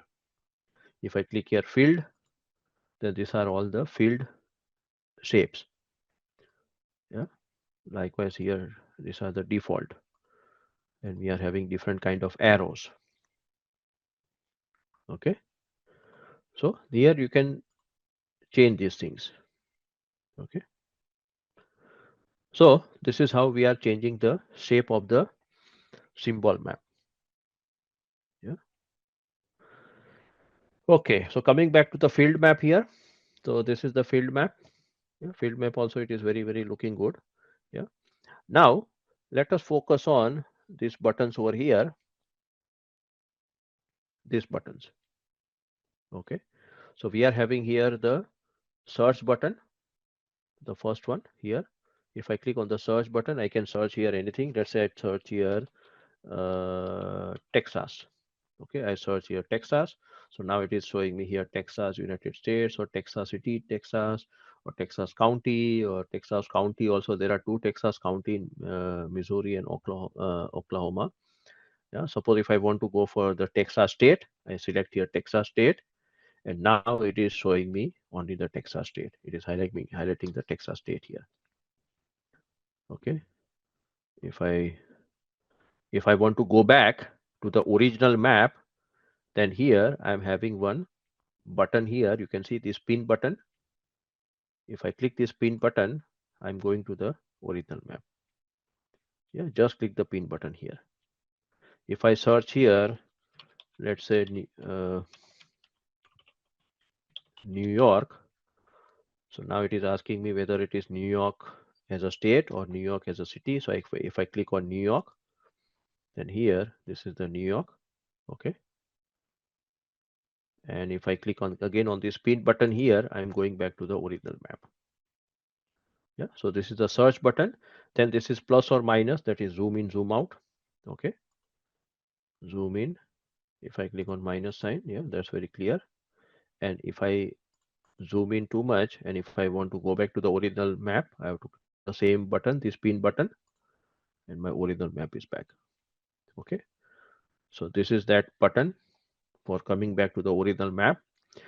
Then we are having here this kind of button, the last button. In this last button, we are having here zoom area. Then we are having here pan or pan. Then we are having here rectangular selection, radial selection, and lasso selection. Yeah, these options here. So if I click on this zoom area, if I click on zoom area, so see now this zoom lens is coming up. With the zoom lens, I can click on this thing. Okay, I can click on, let's say, this Montana. It will zoom in, still zoom in, something like this. Okay, so this is what we mean by this zoom lens here. If I want to go back, I have to click here this pin icon. I'm back over here. Yeah. Then if I want to see, currently I'm having the data of US and Canada, but let us assume that we are having the data of various countries. So suppose if I want to uh, move between the countries in the map. So what I have to do, I have to click on this arrow and I have to click this option here that is known as pan. If I click this pan option, now I can move freely here. Okay, I can go to this South America. Suppose if I'm having the data of South America, I can go to South America, Africa, yeah, Europe. I can move anywhere here. I can go to India, Asia. Yeah, I can go anywhere here. So that is what is this pan button here, these four arrows in four directions. Okay. And if I want to go back to my original, reset my map, I have to click again the pin icon. I'm back over here. Okay. Then we are having these three buttons here, which is known as selection button, rectangular selection, radial selection, and lasso selection. Now, what is this selection all about? So let's say I want to select here the states which are part of the western region. Okay. Let's say I want to select here California, Nevada, and Oregon and Idaho. I want to select here only 4 states here out of all these 50 states. So what I can do, I can go to this arrow and I can click here in the arrow. I will click here this rectangular selection. Okay, first of all, we'll go for the rectangular selection. I click it. And now once this rectangular selection is selected, then what I do, I create this kind of rectangle with my mouse. Okay, I create this kind of rectangle and then I select here all the 4 states. So see, when I select all the 4 states, then only these 4 states are getting highlighted. Again, I'm repeating, I'm going to this button, I'm clicking this rectangular selection, and then if I want to select some few states here in the western region, with the help of my mouse, I create this kind of rectangle and I can select whichever state I want to select. Yeah. So I select here these 4 states and now only these 4 states are getting highlighted. Okay, with the help of the rectangular selection. Similarly, I can also go for here radial selection. So instead of rectangular, if I click on radial selection and with the help of my mouse, now it will create a circle. Yeah, so whichever state is coming under that circle, it will get highlighted. Yeah, these are getting highlighted. And this is known as a radial selection. I can also click over here like this, and whatever the states are selected within the circle, all those states will get selected here. Okay, so this is known as radial selection. Now, what is my requirement here? That I want to select here let's say California. I want to select here Nevada, and I want to select here Idaho. Okay, I want to select here only these three states: California, Nevada, and Idaho. I don't want to select here Oregon. Sorry, this is, yeah, Oregon. Okay, I want to select here only these three states.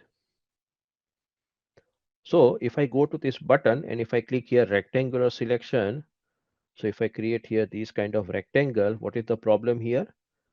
That with the help of the rectangular selection, by default, Oregon is also getting selected here. Yeah, because I don't have that control. Yeah. So when I'm selecting the California, Nevada, and Idaho, automatically Oregon is also selected. That is with the the rectangular selection. Now, if I go for radial selection, circle. Okay, so if I create here one circle and if I make it bigger, you see here with the help of circle, I'm also able to select here Washington and Utah and then Arizona. I want to select only the three states, but along with the three states, the other four states are also getting selected. So that is the problem with the rectangular selection and radial selection. Now we are having the third option, which is known as lasso selection. This is a great option. So instead of radial selection, if I click here this lasso selection, now you see the effect. Okay, first of all, I click over here. Now you see I want to select here California, Nevada, and Idaho. So I've selected here lasso selection, and now I select like this with the help of my mouse. I select like this. You see here only these three states are selected. I'm again showing you. Okay, let me show you here with the help of lasso selection. I select here, I start with California with the help of my mouse, and then I select here Nevada, and then I select here Idaho. And only these three states are selected with the help of lasso selection. See, Oregon is not selected, this Utah is not selected, Arizona is not selected. So that is the advantage that you are getting here with the lasso selection. If you are having these kind of typical selection, I would say. Yeah. If you want to select here, let's say California, Nevada, Idaho, and Montana, that also it is possible. Maybe, or we can do some kind of special selection like this. You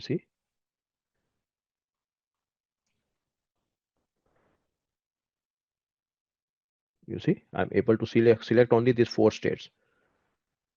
No other states are selected here: California, Nevada, Idaho, and Montana. So all this is possible with the help of lasso selection. Remember this point. So we have taken here all these options. Yeah.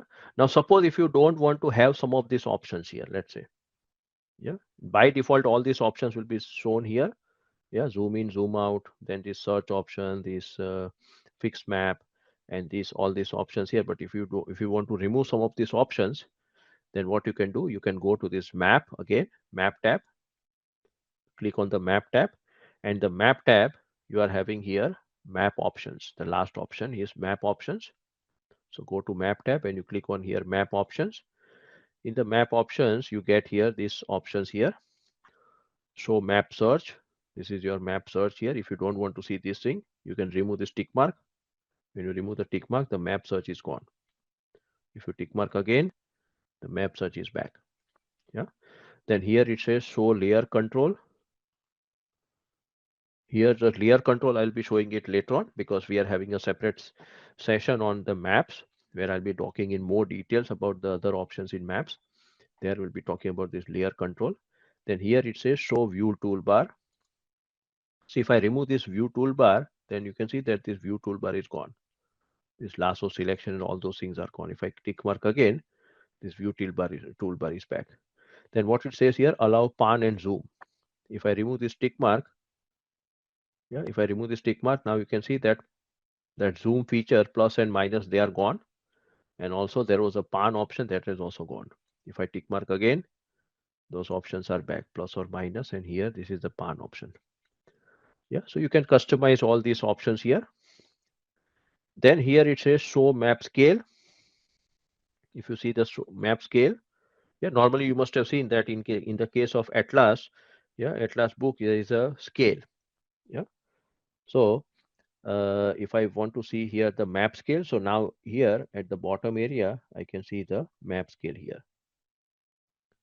Okay, so this is the, let me go back, map option. So this is the map scale. In the map scale also, I can go for the units. In the units, I can click the drop down, automatic, metric, or US. Now see, I am currently in Germany, so we are using the metric system. So we are having here in 1,000 kilometer. Yeah, but if you are in US, you will require it in miles. So I'll select here US, metric units equal to US, and now I'm getting here the scale in miles. Yeah, if I select here metric, it is showing me 1,000. If I select here automatic, in my case, it will be still showing me in 1,000 kilometer. Yeah, because it is taking the region here where I'm located. Yeah, so this kind of scale is also available here if you want in the map. So all these options are available here in the map and map options here. Yeah. Now one more thing here in this profit here, some profit here, you can see that we are using the orange color for showing the loss, and we are using the dark blue color for showing the profit. But suppose if you don't like this color palette, you want to use another color palette where you want to highlight the loss with red color and profit with green color, suppose. Yeah. So you don't like this color palette. So you can go to this color palette here, sum of profit. You can click the drop down, and in the drop down, you can select here edit colors here. Yeah. In the sum of profit, you click on edit colors, and now in the edit colors, you will see here the palette. Okay. In the palette, it is showing you here automatic. Instead of automatic, I can select here various shades of blue color, orange color, red color, single color. Then I can also select the combination of two colors. Then I'm having here orange blue diverging, red green diverging, green blue diverging. So let me select here red green diverging. Yeah, I select here red green diverging. So see, red color will be showing you negative, and green color will be showing you the positive values. Yeah. So here it is showing me this palette. Let me click on apply. OK. You see here now the state which is having the highest profit or more profit, they are shown in green color, and the states which are having the negative profit or loss, they are shown in red color. And this Texas is having the highest loss, so it is showing in dark red. Yeah. So this color palette I can select here. Yeah. Click on the drop down, and here I go for edit colors, and now I can select here. Also here you can see that there are some shades here, but suppose if you want to fix up some shades, you want to have here 5 shades, 6 shades, then you can select here this step color. I select here step color. As soon as I select here step color, then these are the 5 steps here. Okay, so it is dark red, then it becomes light color, light red, then something like very light green color, then green color, little bit darker. If you want to have here more steps, you can increase this more steps like this. So you can also make it here 6 steps or 7 steps, you decide. You can also reverse here. See, currently dark red color is used for loss, and green color it is used for profit. But if I want to reverse it, I can click on this reversed, and when I click on reverse, now loss is shown by green color and profit is shown by red color. Normally we don't like that one, but you can also reverse it. Then here it says use full color range. If I select here use full color range, maybe this color has changed here a little bit. Yeah, I click on apply. OK, and you see now it is looking different. Yeah, now see this Texas is really dark red. Initially it was not that much dark, but now Texas is really dark red, and this California is really dark green. This is also dark green, New York. Yeah, and the other are different shades here. Okay, so this is how you can change the color palette here, and you can also adjust the things here. You can also edit the title here. Let's say this is the title. What is the title of this legend? It is sum bracket profit. If you don't like this title, you can click on the drop down. You can edit the title. Yeah, so sum bracket profit. If you don't like this one, you can write down here total profit. Total profit. I can make it bigger. I can change this thing. Yeah. So see, now it is total profit here. Now, though it is total profit, it is not showing me properly here. I think so. Now it should be showing me in, yeah. See here, when I put this field map onto the dashboard, yeah, then I can see here the dark red, this bold and bigger color. Okay. See in the field map, when I change this total profit, the title, here it is not showing me that formatting options, means it is not showing me the title after the formatting has been done. But if I take this map onto the dashboard, here I'm able to see the things. Because see, for me, what is important? The dashboard is important. Finally, when I'll be bringing all the visualizations together in one place, then the dashboard is important. So in the dashboard, I should be able to see all the formatting. Okay, this is what I can say here, but we'll be talking about the dashboard a little bit later. So here I can do these formatting options. Yeah. So we'll be creating here one last chart here that is known as tree map. Okay, yes. Okay. So now the same thing I'll be also able to show you in the Tableau. So in the Tableau, if I go to the show me, in the show me, I'm having this tree map here. This is my tree map. Yeah, this area. This is the chart here. So for the tree map, what I require here, it is shown below. For the tree map, I require here one or more dimensions and one or two measures. Yeah, so minimum I require one dimension and one measure. Minimum. Okay, if I'm having more dimensions, more measures, that is fine, but at least I require one dimension and one measure. Yeah. So here what I'll do, that I'll be selecting, let's say, subcategory.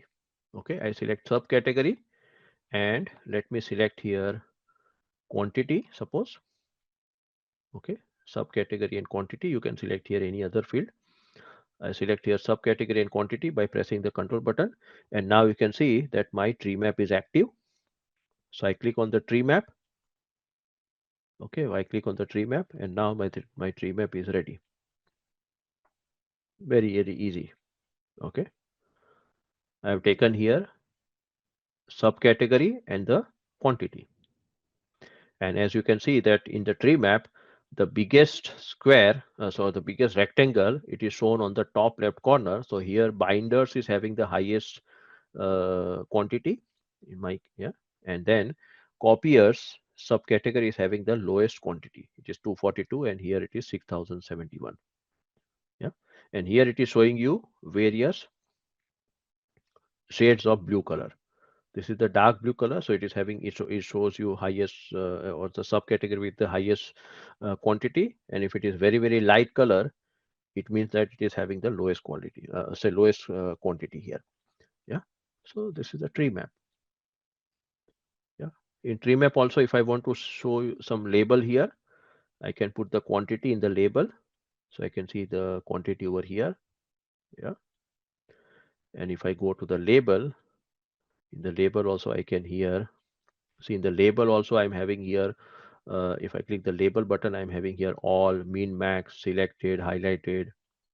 Yeah, the option that we have seen in the line chart.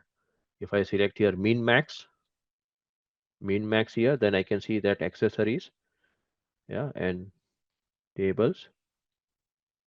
If I select here selected is fine, but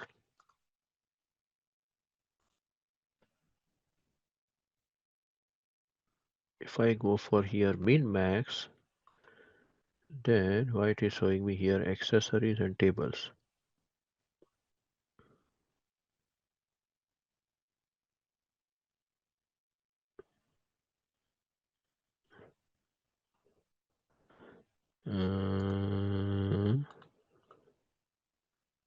Okay, it is very interesting here because accessory is not having the highest quantity, and definitely tables is not having the lowest quantity. Binders is having the highest quantity, and this is one. This is very interesting. Yeah, if I go for here min max, if I go for highlighted, then highlighted it is fine. Highlighted is working like this. Yeah, but this is interesting. I don't know whether this is an error or not. Yeah, if I go for all, it is fine. But min max, why it is showing me this thing only?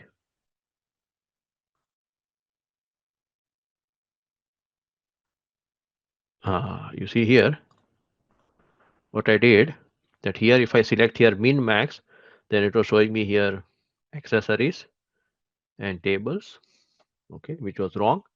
What I did, I go to the label, and here in the field, okay, in the field, I see it was showing me automatic. Instead of automatic, I went for yeah. What it is doing here, if I here subcategory,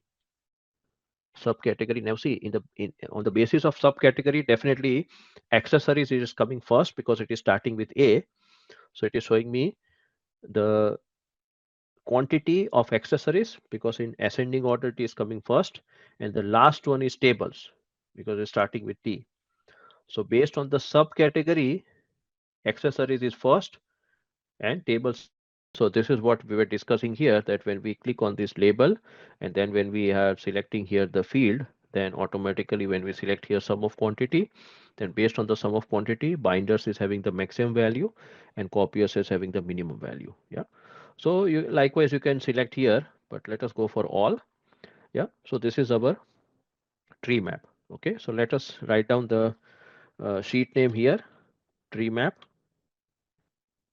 Okay, and please save this file because we'll be using this file on a regular basis. So please save it.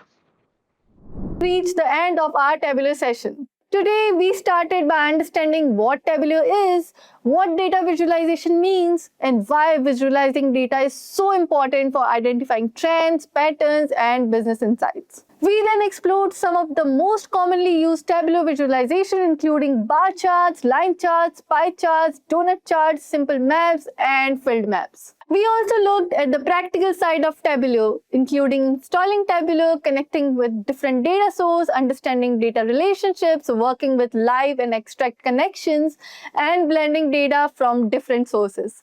Moving ahead, we understood how Tableau dashboards bring multiple visualization together and how filters and sets can be made those dashboards more interactive and useful.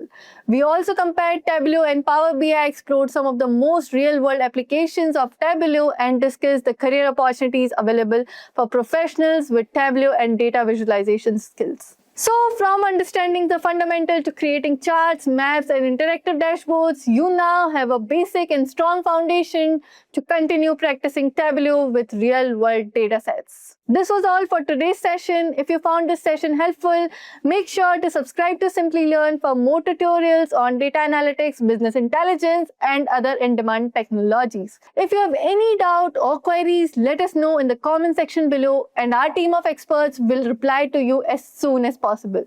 Thanks for watching, and I'll see you in the next one.